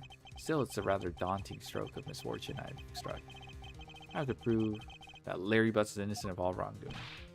Chipu! We've identified the victim. Good work. I'll take that report now. Agent Long, would you mind if I took a peek at it as well? What did I tell you earlier, Mr. Prosecutor? Don't get in my way. There's only enough files here to feed one wolf, and that one is me. So no, you may not take a peek. Agent Long.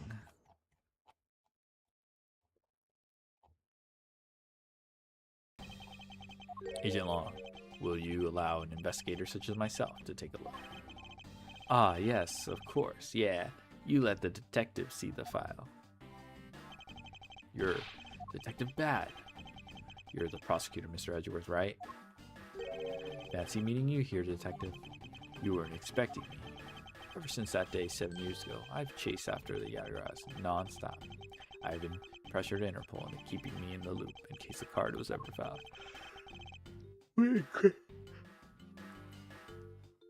What incredible dedication to the case. Detective Bad knows the Yagaras' MO very well, and his passion for the case hasn't died down in 7 long years. It's something I can respect. But Detective Bad, I must ask, are you going to make an ally out of this prosecutor? My only goal is to arrest the Yagaras. If you can get to the bottom of this case, then I'm willing to share info with him. I'm in your debt, Detective Bad. About the murder of Master Mask 2. Would you be willing to fill me in on a few details? When the Yagaras showed up, Agent Long and I took ourselves off guard duty and put ourselves in charge of directing things at the crime scene. Taking advantage of the chaos, the Mask 2, he broke into this embassy. Probably to steal some treasure or another. I suppose he lost his life when he was forced to fight someone else in this room. Why exactly was a man placed under arrest, Detective? That samurai? He was bored looking suspicious. But not for the reasons you suspect, I assure. As you plainly see, he's completely harmless. Well, it was just a random guess. It's not like he's actually under arrest. Tonight, here at the Alabasian Embassy, Ambassador Alba, he was to give a commemorative speech. And that's when the Yagaras showed. Keep in mind, the Yagaras isn't who I'm talking about right now. Those seats for the guests who had been called to sit in them were empty. A no-show? Who was it that failed to take their seat? The Steel Samurai. Until the speech was to begin, each member of the entire Steel Samurai family was to wait in a separate room. However, for some weird reason, that man was spotted at a different location than his assigned room at that time. Where was he?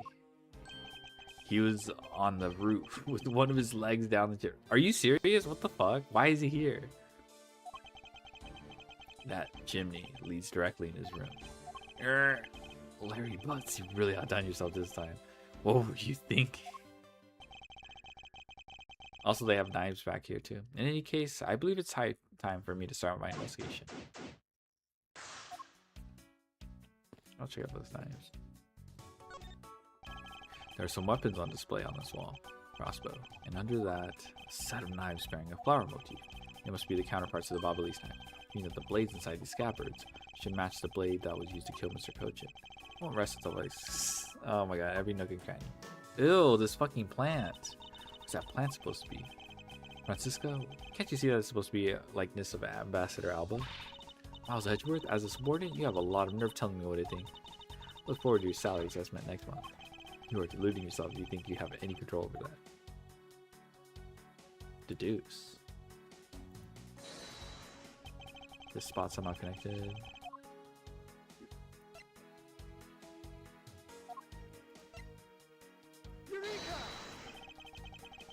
Condition of this here is related to this piece of evidence. Damn. Not quite.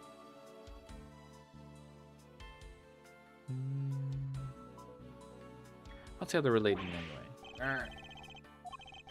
Francisca, this is not like you at all. Don't tell me that you don't understand the meaning behind this piece of evidence. Well, I don't. Suppose I have no choice then.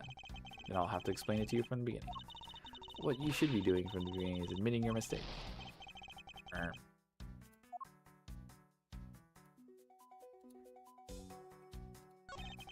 Knives adorned with flowers are on display here. I suspect that these are the counterparts to the Bob-Elise knife.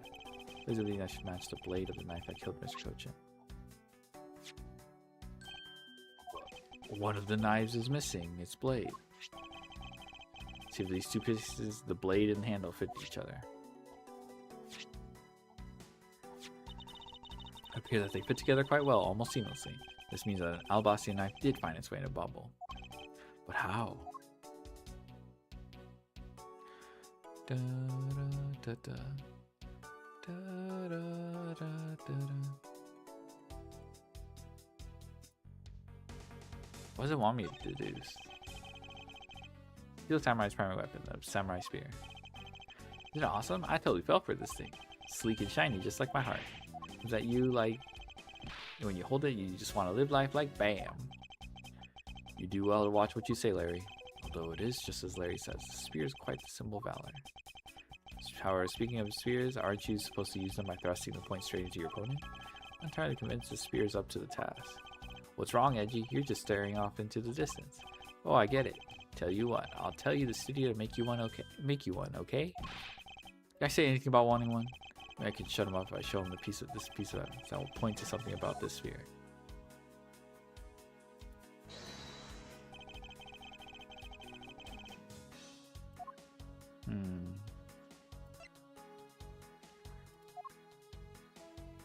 Might not. Okay, maybe we have to pick up some evidence later. There was the exact same statue sitting in that Bob-Elise office we examined. It's a primiduck statue. It was the national treasure of the Principality of Codopia. There's only one of these statues, meaning that one of the two is a replica. But both Albas and Bobble claim to have the real thing. What an incredibly childish fight to have. I won't rest until I've inspected every nook and cranny. Okay. Primiduck statue. There was one of these on the Bob-Elise side as well. Here is very valuable and made of pure gold. This is the national treasure of Codopia. There's only one of these statues, meaning that one of the two is a replica. Both Albas and Alba claim to have the real thing and won't budge from their claim. Okay. The country counterpart to the Bob-Elise butterfly is the Albacian flower. Butterfly and the flower, they're both lovely things. Can we interpret this to mean that Albas provides honey to Bobble? So can't you come up with a more meaningful, profound comment? Very well then, let's hear what sort of profound comment you can come up with. Well, flowers cannot survive without the butterflies that spread their pollen. Butterflies cannot live without the nectar that butterflies provide. If either one were to disappear from the equation, neither would survive. How is that, Miss Montgomery? Your explanation took so long that I nearly fell asleep. Let's continue the investigation. Francisca, why can't you just admit I had something there? It's almost the exact same wall mount for the knives on the Bob-Elise side. I can't see any of the details from this distance.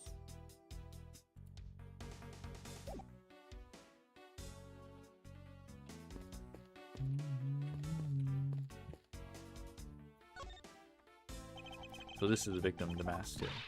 What is with this gaudy outfit? You don't know about Master Mass? A few months ago, this thief caused a lot of havoc on the populace. So this thief is separate from Yagura's. I thought they were for a while because their MO and targets were different. Damask likes high-value trinkets and jewels, and being gaudy is his signature. Gumshoe was in charge of that investigation, so he'd know more about Damask. That's alright, all I'd probably hear are tales of his failure anyway. You haven't changed a bit, I see. In any case, let's get started here, shall we? Okay, inspect every nook and cranny. What is he holding? It looks like a piece of paper from a notepad. Here, that directions on how to reach this office are written by hand. There's something written on the back as well. I'd like you to steal the Primiduck statue in this room. What's that supposed to mean? Who writes a note to themselves like that? If I had a guess from the text, I would say that this is actually a request from someone about what to steal. Just who is this person that requested this after the Primiduck statue? There's not a single shred of fashion sense in Master Mask costume. Well, at least I can appreciate the great effort you must have put into making it. You two don't know? You can buy this costume almost anywhere now. It's been sold since when? Since around New Year's. The streets are practically flooded with them. Turns out, the mask is a lot more popular than I thought he'd be. I can't believe that foolish fool would dress in fool's clothing to act foolishly. We got your point about 3 foolishes back, Francisca. I thought the mask had quit the business. This guy, he's just a copycat using the name. Phony successor. He's just another petty thief. His real identity is an out-of-work guy by the name of Kaishino. He's 29 and wanted on larceny charges. From his clothes and what he was carrying, we determined that this guy is the real Damask too. The cause of death appears to be loss of blood from the back of his head. Seems like he was struck with something very hard. In other words, he was bludgeoned to death.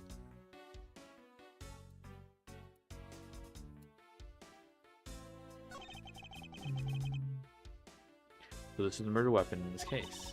It's blood on the blade. It's rather a sweeping sword, isn't it? What did you expect? It's Steel Samurai Daddy's secondary weapon. I will only call it his secondary because although he uses his sword in most of his battles, it's his trusty samurai spear that turns to in a real fight. You sure know quite a bit about the Steel Samurai. That's only because I saw the stage show earlier. The owner of the sword is Steel Samurai, or in other words, Larry. I should probably ask him about it, as detrimental as it is to proving him innocent.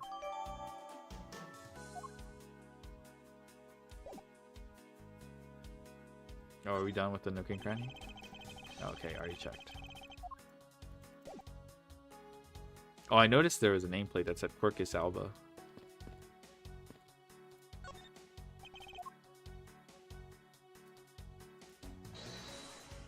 I wonder if it's, we just... Oh my god, okay, that's not right.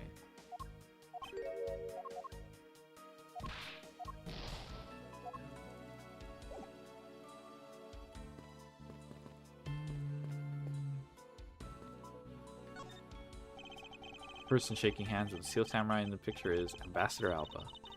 I was taken just before the murder. Steel Samurai must be very popular. They're even using the National Treasure as backup. I just don't understand. What exactly is so great about Top Knot there? Clearly there's a depth to the show that a young person like you can't fathom. Speaking of young people, aren't you young children the target audience of this show of costume actors?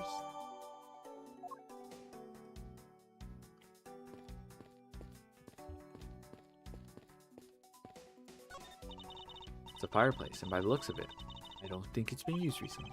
Yes, I can't see anything unusual about it. Oh, is that where... Oh, look at the little bird nest.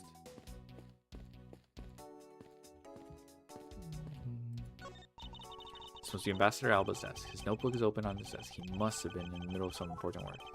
Sapling grows long. It's finally sprouted today. Funny, it doesn't look like important work to me. Yeah, whatever. Alright, Larry, what do you got for me? Larry, there are a few things I need to ask you about. Hey, how about that? I've got a few things I've got to ask you too. What is it? It's like both of you and him. How is it that the two of you always manage to have some cute or hot girl by your side? And Franzi, what about the promise you made to me? Promise? What promise? The one where you said you would model for my next book, Franzi's Whippity Whip Trip. Yow! I made no such promise. Ever since grade school, we've had a certain saying about Larry. When something smells, it's usually the butts. One needs to look no further than this man to find the king of troublemakers. Oh my god. Do you recall? Aren't you calling yourself Laurie's Donim now? That's Donim. Laurie's Donim. Get that straight in your head, Edgy. Ow, ow, ow, ow. Now I remember you, that rude, pale imitation of a real artist. No, you've got it all wrong. I gave it up on that whole Laurie's business. Besides, when Banjolina left me and my heart in pieces, that's when Mindy walked into my life. She's been good to me now that I wanted to help her in some way. I figured I could through the Steel Samurai outfit. Your name blathering makes me less and less sense each time with me. I believe he's saying that he picked up this part-time job as a Steel Samurai so that he may attempt to capture the heart of the actress who plays the Pink Princess. You got it. I knew you'd know what I meant, Edgy. Not really. It's not so much as I understand it as but a simple deduction based on your usual modus operandi, Larry. Larry, I'd like you to confess right now to everything you did tonight. Confess? Hey, don't tell me you suspect me too. Nonsense. I don't believe you have the mental acuity needed to plan and execute murder. However, we're talking about you here, so I find it hard to believe nothing happened. For past experience has taught me that you're always at the center of some insane event. That's true. He's like half the reason why we even have like, what's it called? He's like half the reason why we even like make headway in the case.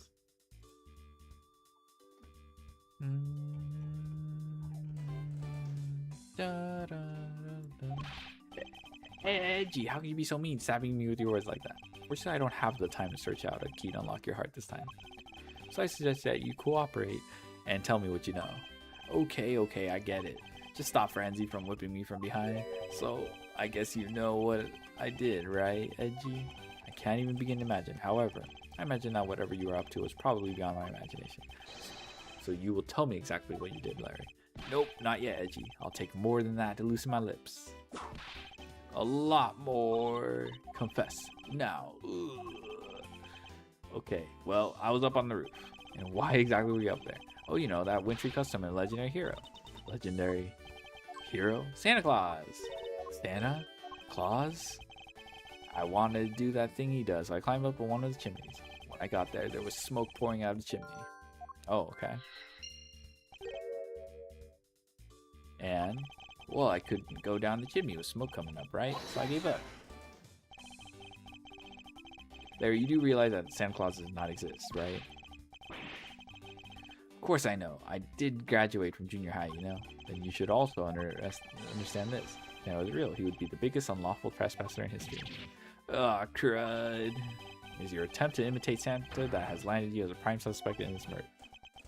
Come on, man. What's so wrong with pretending to be Santa? Let's start with the fact that it will be the Ides of March in a matter of hours. Then only visits home on December 24th. That's in December, you nitwit. No. Hey, wait a sec. We're not in court. Larry, about the samurai sword that was used as a murder weapon. Oh, that. Well, I shook hands with the ambassador in this room, you know? Yes, apparently you did. And well, I totally forgot about it and left it behind when I left afterwards. You want to talk about shock? I was the most shocked of all when I heard it killed someone. Shocked! Foolish fool, looking especially foolish for foolishly stating such a foolish excuse. You forgot to take something that big with you? Who would believe such a tale? Sorry, Miss Von Karma, but I believe him.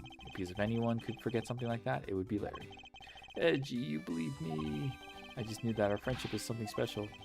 Anyway, even if Larry had simply forgotten the sword, left it behind, that in no way clears his name, which means that I will have to prove this innocent from a different angle.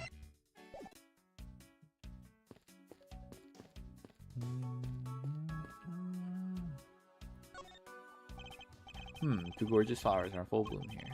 Your flowers are lovely as these must have an equally as lovely name. Miles Edgeworth, are you done staring? I should hardly think passion flowers are all that rare. Passion flowers? That's a rather unusual name. It was named by priests in the 15th century for the Passion of Christ. Price mentioned thing. As they say, you learn something new every day. Passion flowers then, okay. Smoke from chimney.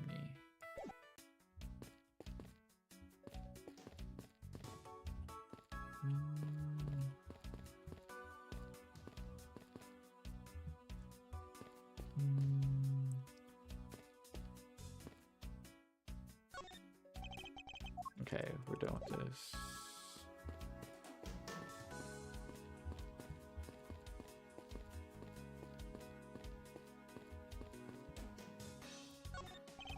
Counterparts of the bobbleys, butterflies, the alabastine flower, the butterfly and flower. They're both lovely things. Oh my god, we already read this.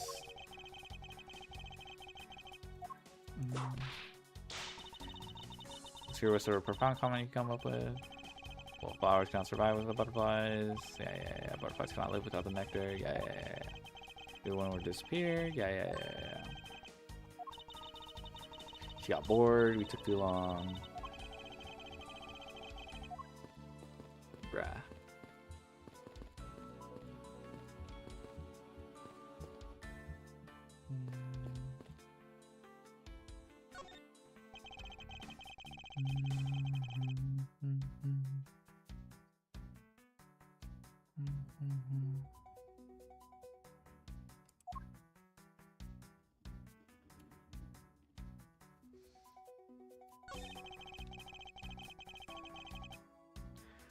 I can spot absolutely no difference between this Duck statue. The statue's face looks a bit like the costume hero we like so very much. Only wonder why you Americans have such an affinity for this kind of face. The statue was made by American, you know. At least I don't suppose so. You know, it did look weird. The position of this thing in that one photo. Here's a Steel Samurai photo. Because it's turned. If we already know the. Oh my god. I might have to go to the actual statue. Okay, so it's probably the sphere. Oh. It's not bent, okay. They're about the sphere. Oh, are you feeling it? Bam! But there was something strange about this. Sphere. Tell me, Larry, is it just me or is the sphere a bit bent? What? No way. It's exactly as it should be, yo. I have here the autograph you wrote for me earlier. I'll take a good look at what you drew with your own hands. You can see that the sphere is clearly of a different shape. Ah! What do you have to say to that? I'm sorry. When I hold the sphere in my hands, all of a sudden I feel super powerful. And then during practice, I was spinning it around and around. And bam, it hit the wall. Unbelievable, this is an embassy. I've always been like that, ever since I was a kid. One time on an overnight field trip, I bought a fake sword and played with it late that night. This useless hot-blooded man. Larry, clarify that for me, will you? Okay, so it was some field trip, and I began a shadow fight with myself. Not that. I meant what you said earlier about spinning sphere and hitting the wall.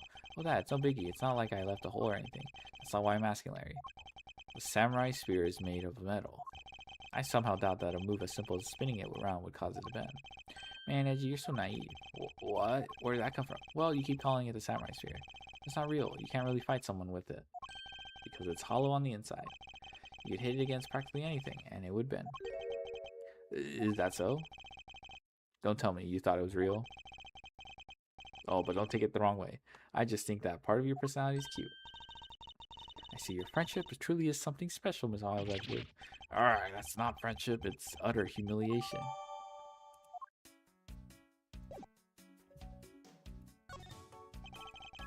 Okay, so we're done. Alright. Oh my god, we still have a nook and cranny. But okay, it's a deuce. Okay. Okay, this is what you read as deuce then. Okay.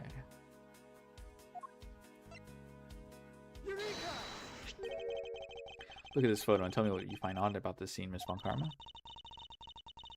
Apparent joy on the ambassador's face as he shakes that top knot's hand. That's not it. I was trying to point out that the statue in the photo is facing a different way. You're right. This statue is a national treasure. As such, only an ambassador or secretariat level person is allowed to handle it. The fact that the statue is facing one way This one else reaction. In this preserved crime scene, is proof that someone touched the statue around the time of the crime.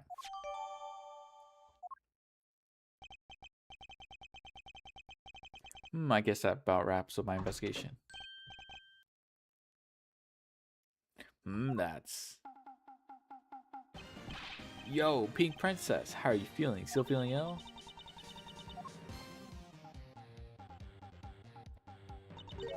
And yet another strange character comes out of the woodwork. So the Pink Princess also comes to pay the Alabastian Embassy a visit. I believe I may need to speak with her as well. Nope. Bruh. Miss Pink Princess, I have a few questions I'd like to ask you. Miss Pink Princess, if you would. Oh my god. If you would, please answer me.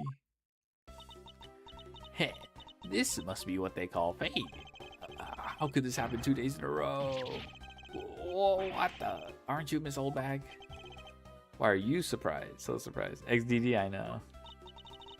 Ah, so you're the one that got to play the Seal Samurai. It's too bad I didn't realize that until now. Your acquaintances with Larry? Why, yes, we worked at the same company for a little while, you know. That's why it's okay, my edgy poo. You don't need to be jealous. No. I was in the next room, you know, trying to get in some beauty sleep. But it was so noisy here that I couldn't fall asleep. So I came over to complain. So imagine my shock when I saw my precious edgy poo waiting here for me. Yeah, twice in the game, yes. I mean, who could have imagined that you would ever come to a show like this? I guess I misjudged you, Edgy Poo. You misjudged him? I thought he was trying to avoid me, you know? That was no misjudgment on your part. That's precisely what I was trying to do. But it looks like the winds have shifted, and he's now willing to be chased after. I am simply overwhelmed. Don't you worry, Edgy Poo. I chase you for forever, to the ends of the earth. Such as Peachy. This is one of those rare times when Francisca and I actually see eye to eye. Now then, what are you doing here? Thought you were working at Gatewater Land as the Pink Badger. What are you talking about? That was ages ago. That was yesterday. Look, I worked at Global Studios before, a long time ago, right? Well, they called me up this morning, kind of out of the blue, actually. They called you? Apparently.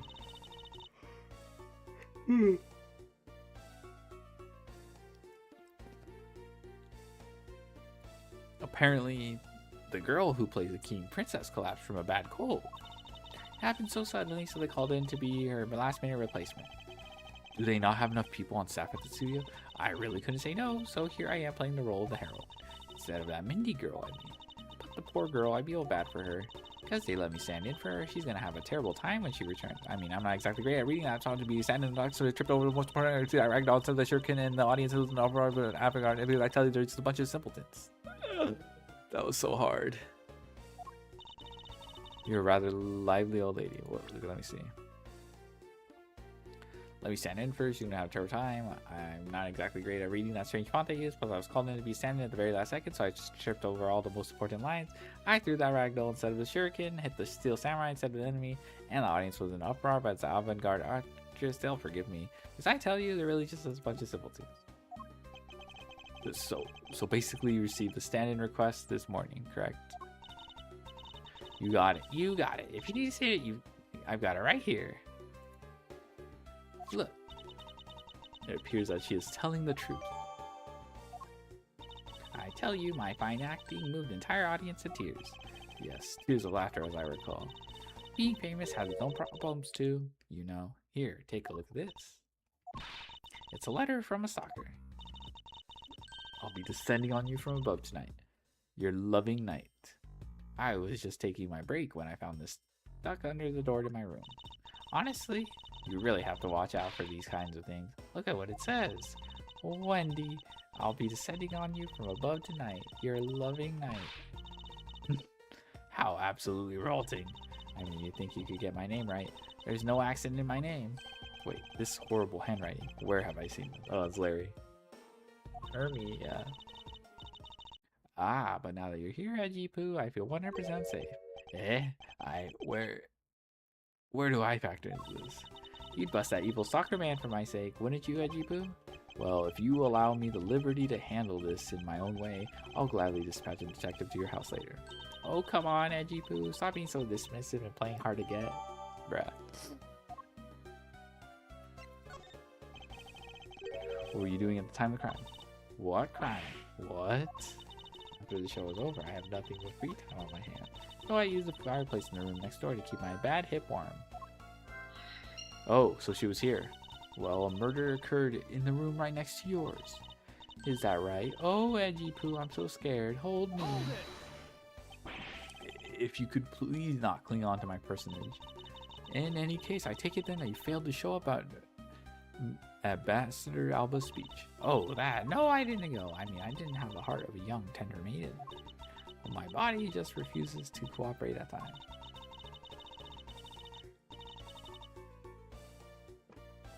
As soon as the show ended, my hips started acting up and got stiff. I couldn't move at all. Can you provide proof of your condition?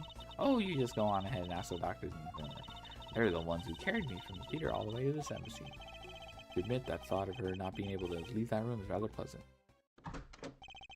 Oh, is this Missile? Prosecutor Von Connor, I brought the police dog as you requested, sir. Good work. You may leave now, officer. It's gotta be Missile. This dog. I requested assistance of a dog in our search for the Yatagrass. Looks like you guys have some pretty bright dogs in this country too. Woof woof! Hey, you're a real cutie, aren't you? Yeah, that's a good boy. That's the police dog Gumshoe's been taking care of. I think its name is Missile. What a fitting name for a police dog that dashes out in front of attack. The action alone isn't exactly what's going to solve that case for us, you know. Now, Missile, I want you to find some clues. Go! Woof! Oh my god. Good dog. You really are quite bright, aren't you? Unlike a certain someone I know. Now, what do we have here? What is this? It looks like a small hot dog, but... Wait, Francisca, is that an official samurai dog? Oh my god! Ah, no, bad Missile. He ate it. I wonder if it's alright for him to eat that. Just a meat substance snack featuring the steel samurai. I'm sure he'll be fine. It's quite a bit of information you gathered there in a single quick glance. You should really be focusing on why there was a samurai dog there in the first place. It looks like that snack wasn't all Missile found. Oh, and what do we have here? It appears to be a lady's undershirt. Wonder if Ambassador Alba might have an interest in cross-dressing. I somehow don't doubt that. It doesn't look like the shirt would even fit him. Samurai dog and a lady's undershirt. What are these two items doing in a room like this? Given the circumstances, the lady's undershirt could only belong to one person. I suppose I should get this over with and ask the owner of said undershirt about it. Okay, I think we have a logic to uncover.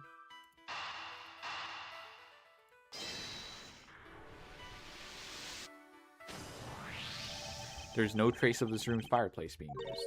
And your point is? Smoke was supposedly pouring out of the fireplace, at least according to Larry. This is a contradiction of facts, is it not?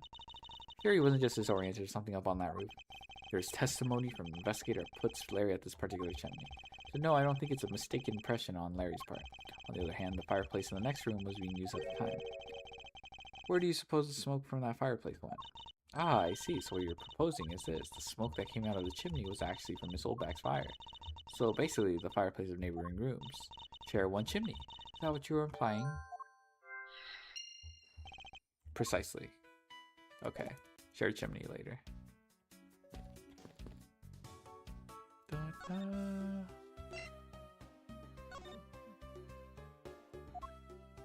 Alright. You could please take a look at this brown colored undershirt. Oh, Edgy Poo, what is the meaning of this? Why did you steal that thing from my bags? All you had to do was ask, and I would have gladly given you as many as you'd like. Thanks, but no thanks. This shirt was found at this crime scene. What? Come on now. Why don't you just confess and explain what it's doing here? I know nothing. Nothing, I tell you. What? Oh, I admit that I used a fireplace to dry that shirt. but I can't really help the fact that I had to, you know. Wearing that pink princess costume was like being in a sauna. On top of that, I get fingered as a suspect? You're too cruel, Edgy Poo. Are you claiming that you never once set foot inside this room? Of course I am. If I had been the one to find the body, do you think I'd be as calm and relaxed as I am? I tell you, it's always been like this. I don't tap over the cameras missing, the liar makes her missing, speaking missing, doesn't matter my son. Can you believe that we got married because time we stuck marrying? What kind of a way to propose it? I should have whispered to that. I can't help it. Will you marry? Auntie Mendy says. Well, I don't believe she is lying about her action. I can safely assume she really was drying her shirt by the fireplace on her break. Somehow the undershirt managed to move from the next room to this one. They're connected.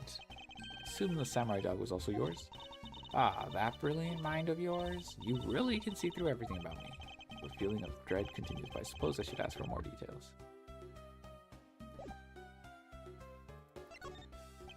That samurai dog was yours, wasn't it? Oh, of course I'm forever yours, my edgy wedgy poo. Hold it. If you could stick to what I just asked you. Edgy, aren't you and Miss Oldbag? No! You really don't change, do you? When will you learn how to take a joke? Anyway, that samurai dog wasn't mine. Those things are a present from the studio to the embassy. A present? Studio bigwigs basically told us to play delivery boys. We were supposed to hand the dogs off to the embassy people and tell them hi. I had to pile them all into the pushcart just to move them all. Those studio guys should have delivered those things by themselves, right, Edgy? So, did you deliver samurai dogs to the embassy staff as per your instruction? Hey, Edgy, don't just ignore me and my question. Aren't you going to stick up for me? Ah, about that. See, after that show, I went to rest a spell in the dressing room. Because of my bad hip, you know. And there they were. The samurai dogs were just sitting on the dressing room floor. I suppose you had to make preparations for just reading after the show. Well, by preparation, you mean sampling them as well. Excuse me? Oh, I tried one and thought they were actually quite good. Sorry, but I just had to find out. I know it was silly of me to think this, but I figured that since they're for a kids show, their taste was probably for kids too. But they were so good that I could stop. Before I went back to my room, I just had to help myself to half a dozen or so boxes. As I sat there by roaring fire, warming them and eating them, I thought, this is... what is it now? Oh, I know. I bet you want a box too, don't you, my edgy poo? Well, who am I to say no to you? I'll only give you one. The rest are for me. Looks like the lesson for today is that when the Steel Samurai and the Pink Princess take off their masks, they transform into a pair of annoying troublemakers. Okay, another logic.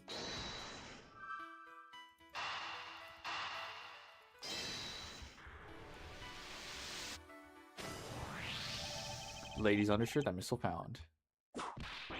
Arr! Why are you getting all excited over holding onto Lady's undergarment? Miles Edgeworth, you uncouth sea slug. If you know the owner of said undershirt, then hurry up and return to it already. You have it all wrong. This is evidence. The owner of this piece of evidence was in the room next door. Yet despite that, Missile found it in the fireplace of this room. This lady's undershirt? Are you seriously claiming that it somehow passed through a solid brick wall? Not quite. The fireplace in the room is connected to a chimney. The other fireplace in the other room is also connected to the same chimney, leading us to the possibility that the two fireplaces are connected to each other. Perhaps a closer look at the back of the fireplace is in order.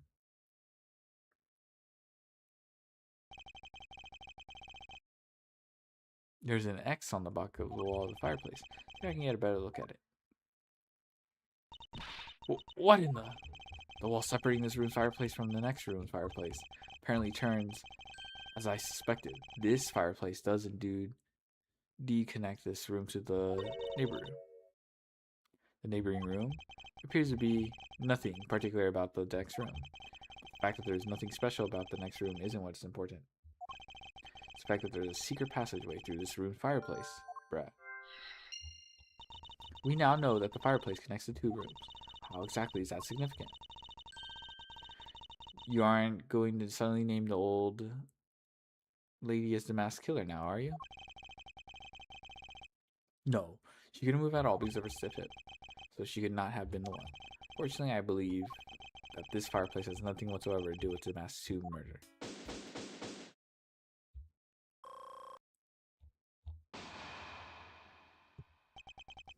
It appears that the answer has made itself known.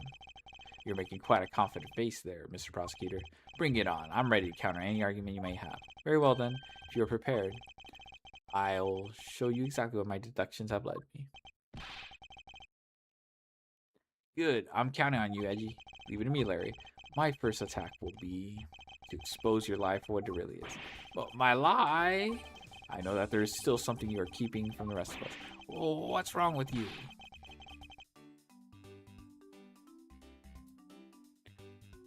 You won't believe me no matter what I say, Edgy.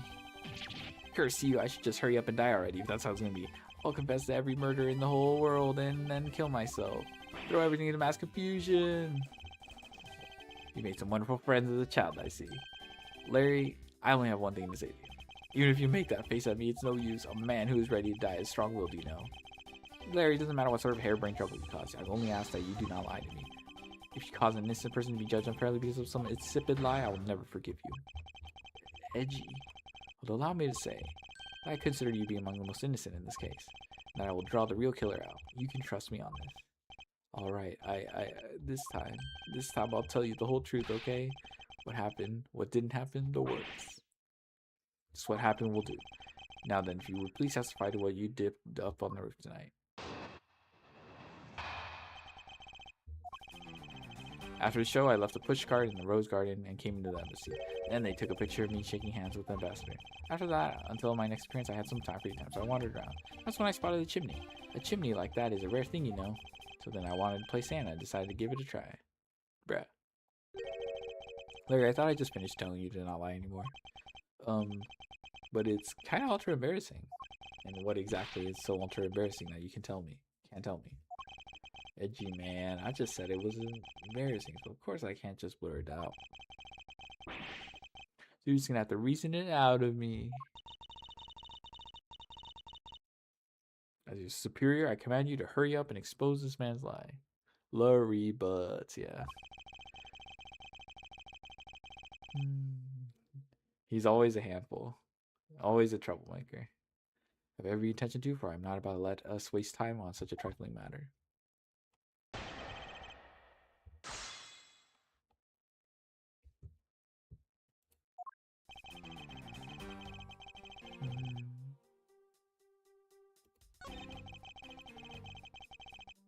Okay, that doesn't sound like a lie.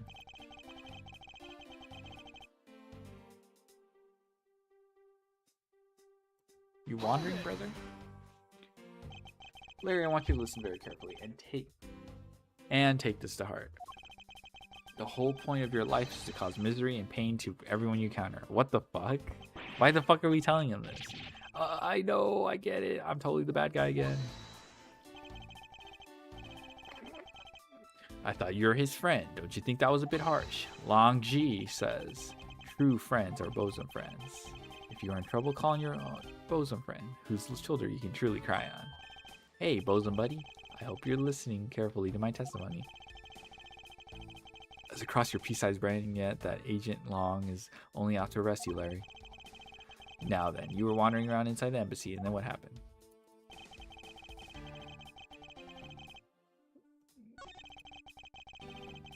Okay, he's probably lying about this. You suddenly wanted to play Santa. Oh, well, actually, I dressed up as Santa once before already. That was down at the Gourd Lake. I'd appreciate if you wouldn't dredge up such unnecessary memories for me. Heh. Oh yeah, almost Christmas. Heh, sounds like you guys share a lot of history. A perk to being child friends, huh? Besides, it's not a felony to dress up and play Santa, you know. Santa doesn't go around killing people after he comes down family's chimney, after all. Actually, is it worth delving into whether or not playing Santa is a big deal? Yeah. Because I believe in the case of this man, playing Santa is actually quite a big deal. You're saying that your buddy isn't exactly made of Santa quality stuff? Precisely. Hit the nail on the head, Agent Long. Hey, Edgy, that's incredibly mean. Tell me something, Larry. You know that Santa's job is to deliver presents to people all over the world? Of course I know that. I did graduate from junior high, you know. In that case, it's your turn to tell me something. I want you to tell me whom you were delivering a present to. I was delivering a present to a child not basking in the warm glow of love. That must be the most elegant description of you I've ever heard, but a child lie is still lie. You sure know how to kick a guy when he's down, you know that? In any case, the person you wish to deliver a present onto was most certainly this. Who the fuck is this? I just realized he had a profile. Old bag? Take that! Oh, because we have the photo. Heh, interesting taste you have there, Mr. Suspect. Don't spread lies about me. I totally didn't want to see you miss old bag so much that I tried to go down a chimney. Ow! I advise you to stop right there and you're bashing. Well, I must admit that I myself hardly ever have the want to run this alley. However, what if you were misinformed and under the wrong impression? Then what? Define wrong impression. I simply mean that the man before you thought to enter the old lady's room without knowing one very important fact. That fact is best summed up with this. Okay, yeah, we have the letter from a stalker. Larry, I'd like for you to take a look at this piece of evidence. No way! But it's not really all that important, is it? It's always like this. You always acting so high and mighty and then you bully me. That's why I refuse to look at it. Be quiet and just take a look. Well, if you say so, Frandy, but only because you say so. Some people never change, even if their attitudes do change at the whim of a whim. So what's up with that anyway? Why, it's proof that you never even knew existed, of course. Oh my god.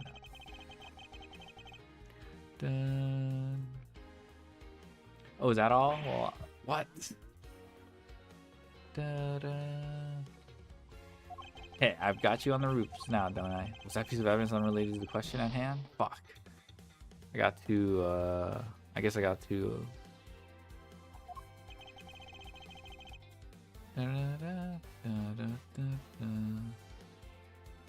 You think through this one more time. Larry didn't know one very important fact when he tried to sneak into the old bat's room.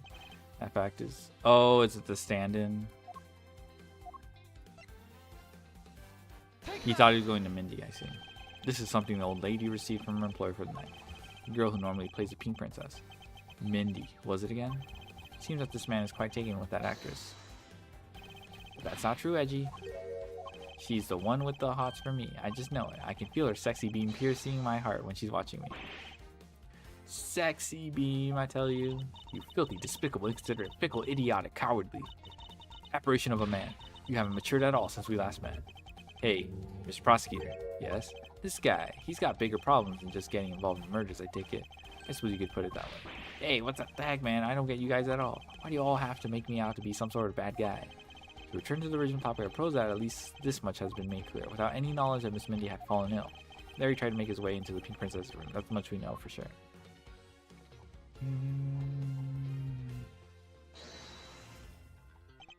Hey, Edgy, looks like I've got the hang of this court thing now.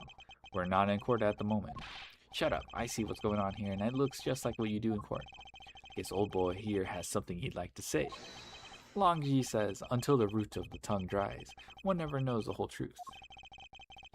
You shouldn't form conclusions until everything is out in the open, which is why I'll listen. Alright, then get ready to listen to me defeat Edgy in a battle of wits.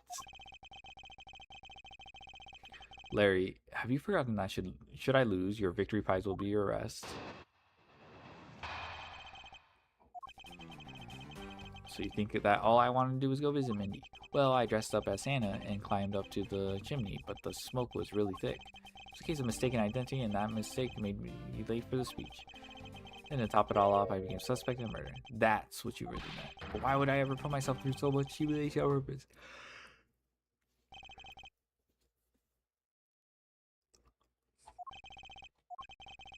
Hey, someone say something. Are you seriously trying to submit this not as concession by testimony? So what if I am? Is there something wrong with that? My claim is a claim claiming my claim. Do you have a problem with that? So it was you. You're my stalker. But I should warn you, it doesn't matter what kind of flattery you throw at me. I'm the devoted type of woman who's wholly focused on one man and one man only. It's as long as Edgy Poo is alive, I can't just drop him and be unfaithful. No, I can't. Although I usually have time to continue by Wolfman. Edgeworth for finding out. Dude, he was tempted by Wolfman? I'm so inspired. You're such an inconsiderate, cowardly, idiotic, and all-around completely worthless man.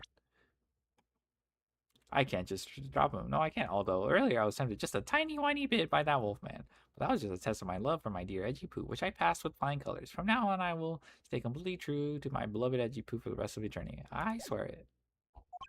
I know, yapping time. Thought I heard something ominous just now, but perhaps it was just my imagination. I believe there's nothing further for me to prove at this point. What do you mean? Of course you've still got something to prove. You still have to show me some proof that I was trying to meet up with Mindy. Proof, you say? Remember, Edgy, everything is evidence in court, right? You mean evidence is everything in court, Larry. I understand your point. Yeah, see, I'm totally pro at this now. Very well, if you wish to see the evidence, then let me show you the last piece of evidence you'll ever wish to see.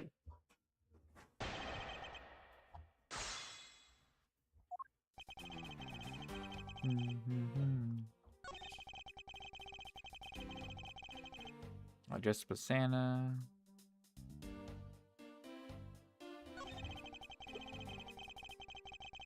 There's a case of mistaken identity.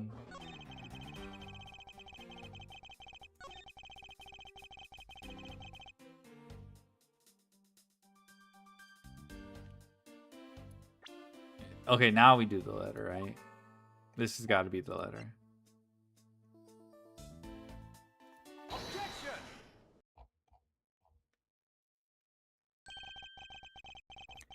Larry, don't even think about denying that you have knowledge of this letter. Hey, why are you showing that thing to me?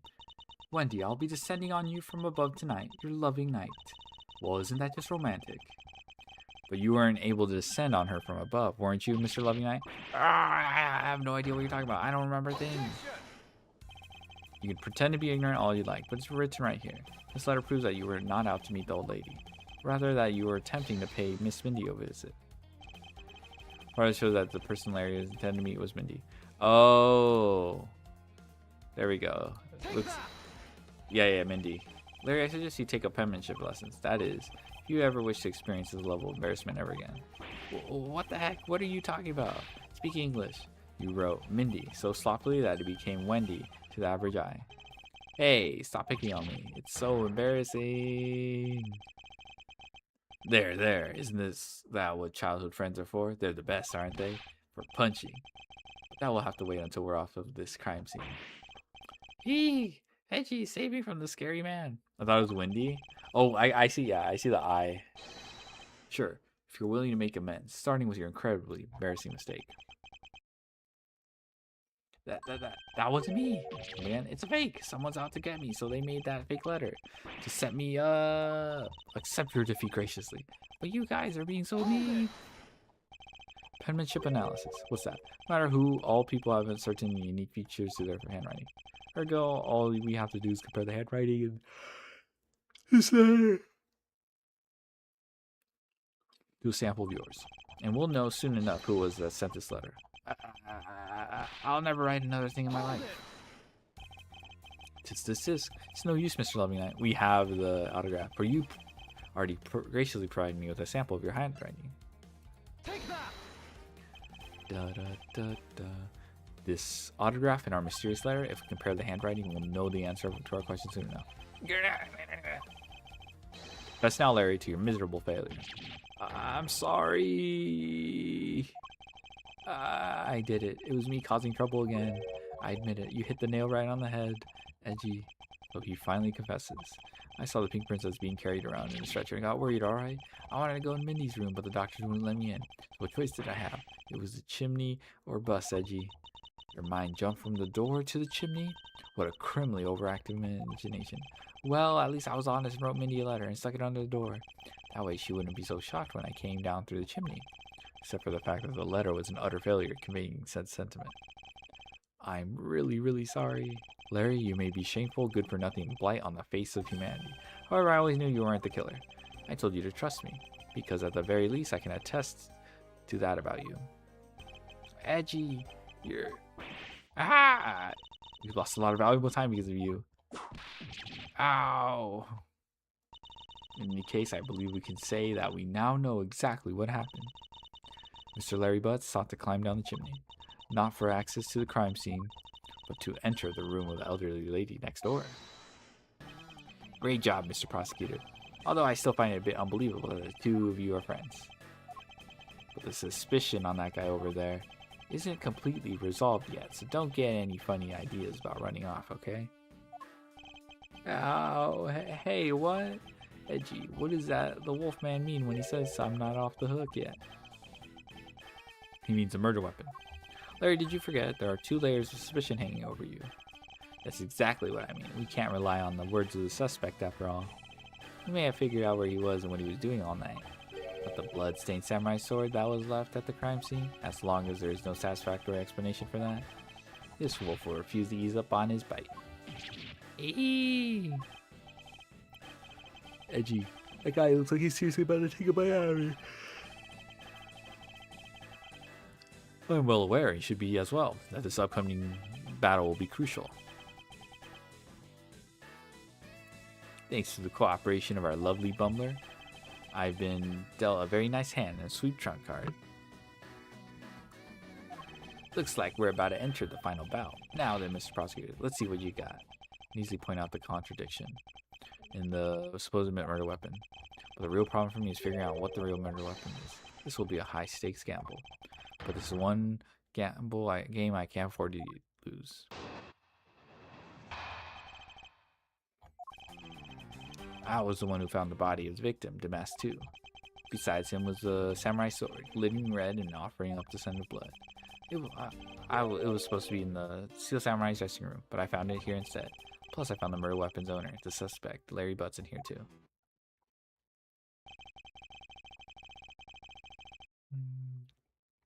It's a bit far-fetched to accuse someone simply on the basis of ownership, but this owner wanted to sneak on to the crime scene. I think that's plenty to go on, don't you? If you're alluding to his reason for being by the chimney, we've already established that. Hold on there, Mr. Prosecutor. You two are longtime friends, right? Who's to say you didn't fabricate the evidence to give him an alibi? You're accusing me of fabricating evidence. You think I can believe anything you produce? Forging evidence is all you prosecutors do. This man has some serious issues with prosecutors. But come on, I can't think of something as complicated as that, right, Edgy? Larry, I can agree that because I know you and your personality well. However, Agent Long knows nothing about you, or me for that matter. His hatred for my entire profession emanating from his entire being. Meaning that the only way I can prove Larry's innocence is to present irrefutable evidence.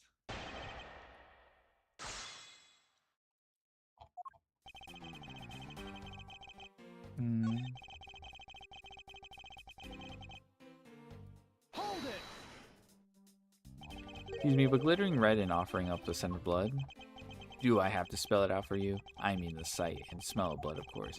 According to the test, the blood on the sword belongs to the victim. The sword was made to only be used on stage, so it's not sharp. Hello, Alistair. But it is pretty weighty. Certainly heavy enough to beat someone to death with. Which leads me to suspect that the victim was beaten to death with a sword. Beaten to death, huh? This last statement is too important to just let it slip by. Besides, it was a samurai sword. Beat the victim to death.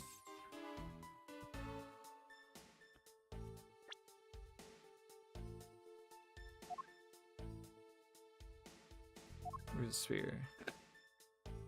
Objection!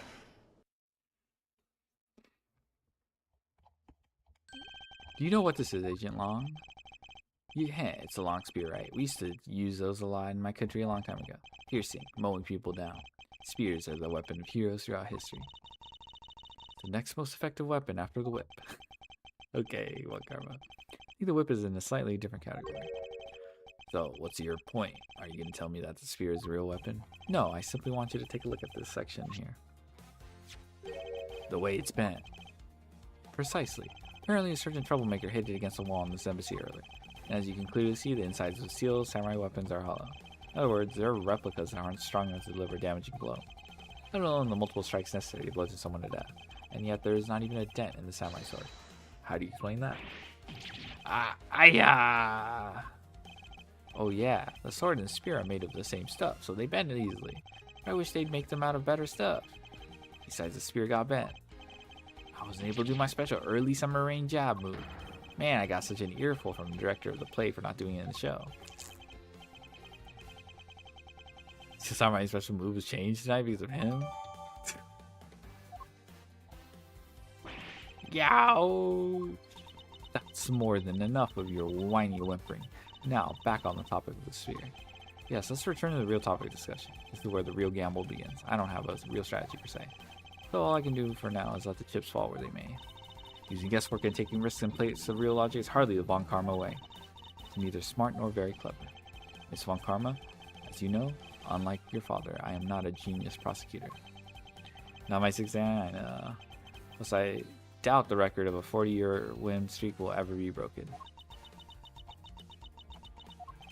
Perhaps it is for the best if it remains unbroken. For no one should have conceived of the notion to convict all defendants in the first place.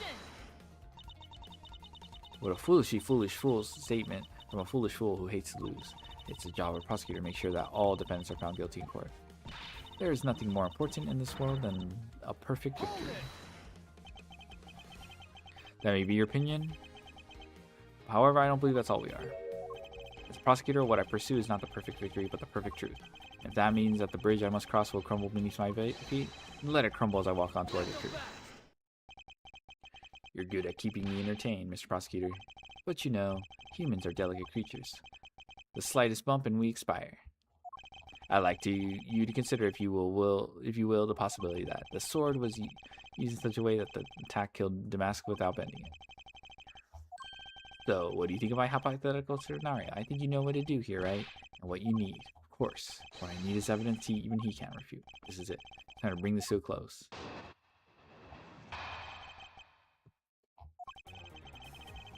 It's possible to use a samurai sword to kill someone. Under these circumstances, it's the only logical conclusion. We searched the embassy top to bottom, but the victim's blood is only on that weapon. So isn't it only natural suspicion would fall onto the owner of said weapon?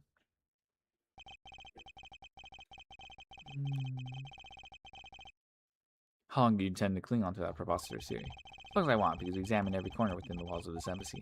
There's no stone we left unturned. And we have managed to come up with only one logical conclusion. That the only place inside this embassy with the victim's blood on is this sword. You left no stone unturned? Is that a fact? If you got something to say, then say it in the only way I respect, Mr. Prosecutor. Yes, of course. In that case, allow me to make it all crystal clear for you.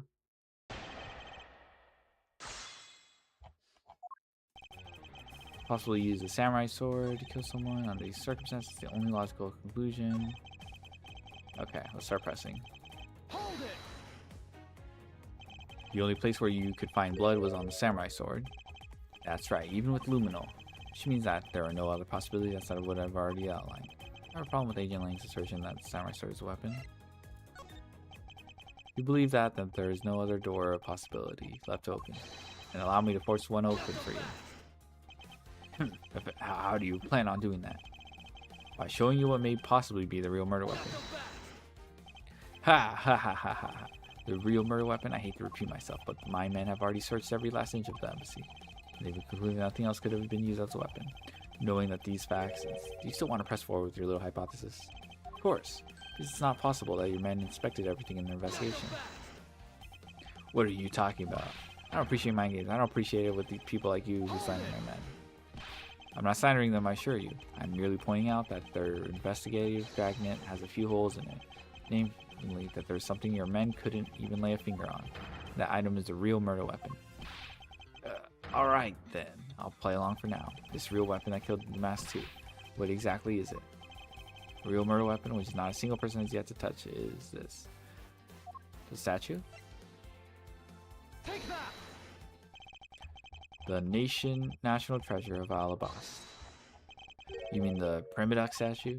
Yes, and as you know, only the ambassador and his secretary may touch it. I believe means that neither you nor your men were able to examine it correctly. Ha ha ha ha ha ha. You know very well that if we did that, there'd be an international incident between the Kingdom of Alabast and the Republic of Bako. The two countries' precarious relationship teeters in the balance over a stupid fight related to a sovereignty statue. But I'll be damned if I let something go unexamined. Hold it. Agent Long, if you could take a look at this. The direction statues facing just before and after the crime are different. There's only one conclusion I can draw from that. Go look for Ambassador Alba and get him to give us the okay to examine the statue. Shifu, you can't listen to this infidel's word. He's most definitely trying to trick you. Shifu, please let's be rational about this. Grr. Longji says, just go already. Yes, sir.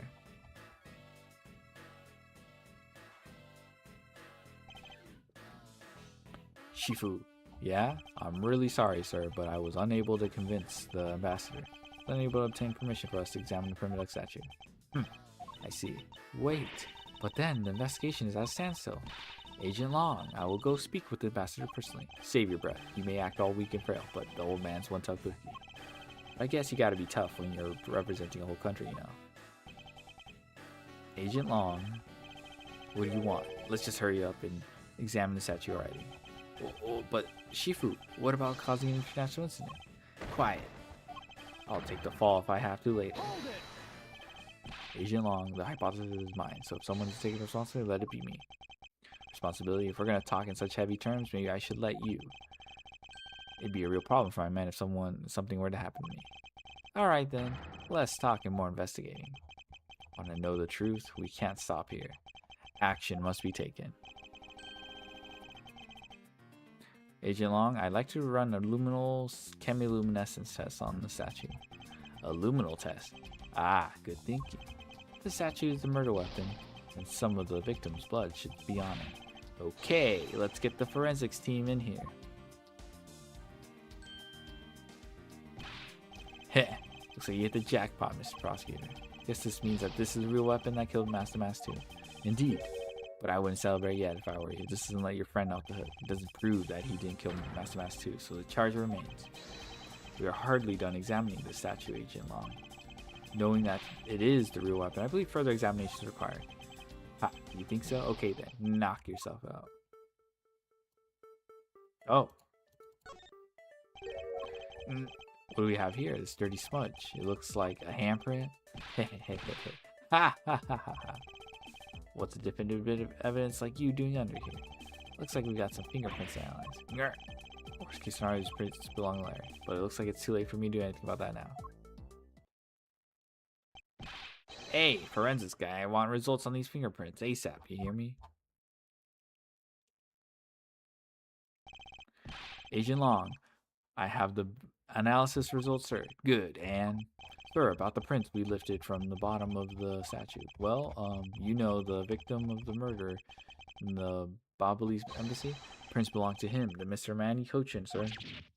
But that's... What's going on around here? No, that's impossible.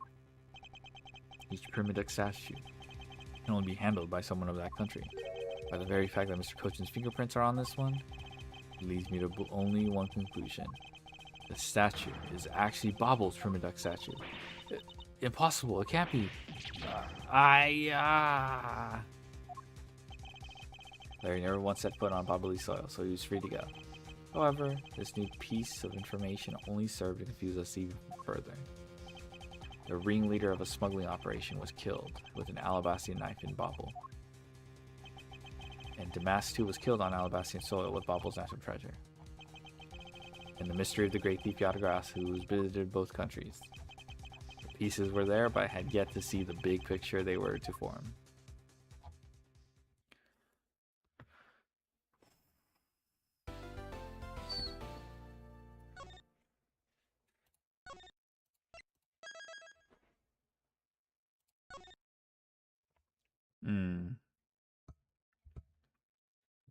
Dun dun dun dun dun dun dun dun dun. Alright, we got a good chunk, but I think I'll call it. Da, da, da, da. Let's see how far. Da, da, da. No, yeah, sorry. Da, da, da, da. So yeah, so there's still a good chunk left. Do, do, do, do, do. All right, yeah, I'm gonna send you guys. Okay. XDD, I'm out of here. What is your opinion for the case so far? No real opinion right now because it's just like too many pieces going on. But we'll see. Yeah, it hasn't gotten exciting for me or anything like that. Yeah, there's just too many unanswered questions. But yeah, so I haven't scratched the surface. So I guess like 3 hours in, I guess we got to an interesting twist. But yeah, so far, yeah, it's interesting, but hopefully it doesn't drag. I did hear some things about this, though, but it's fine. Alrighty. I'll finish this case some other time. Have a good one. Actually, I haven't done the raid yet. Thank you for joining me, though. I just didn't feel like playing Yu-Gi-Oh! This time. I could have done Ratmit Climb. When I think I should be... I think I should be ready to do it. But... yeah. We'll finish, what's called AAI 1 some other time. I'll probably just start... yeah. Start playing some Master Duel. Just wanted to... hopefully the next AAI stream I just finish it, and then we can figure out AAI 2 some other time. But yeah, I'll devote some time to Master Duel sometime. Next time though. Alright, bye-bye.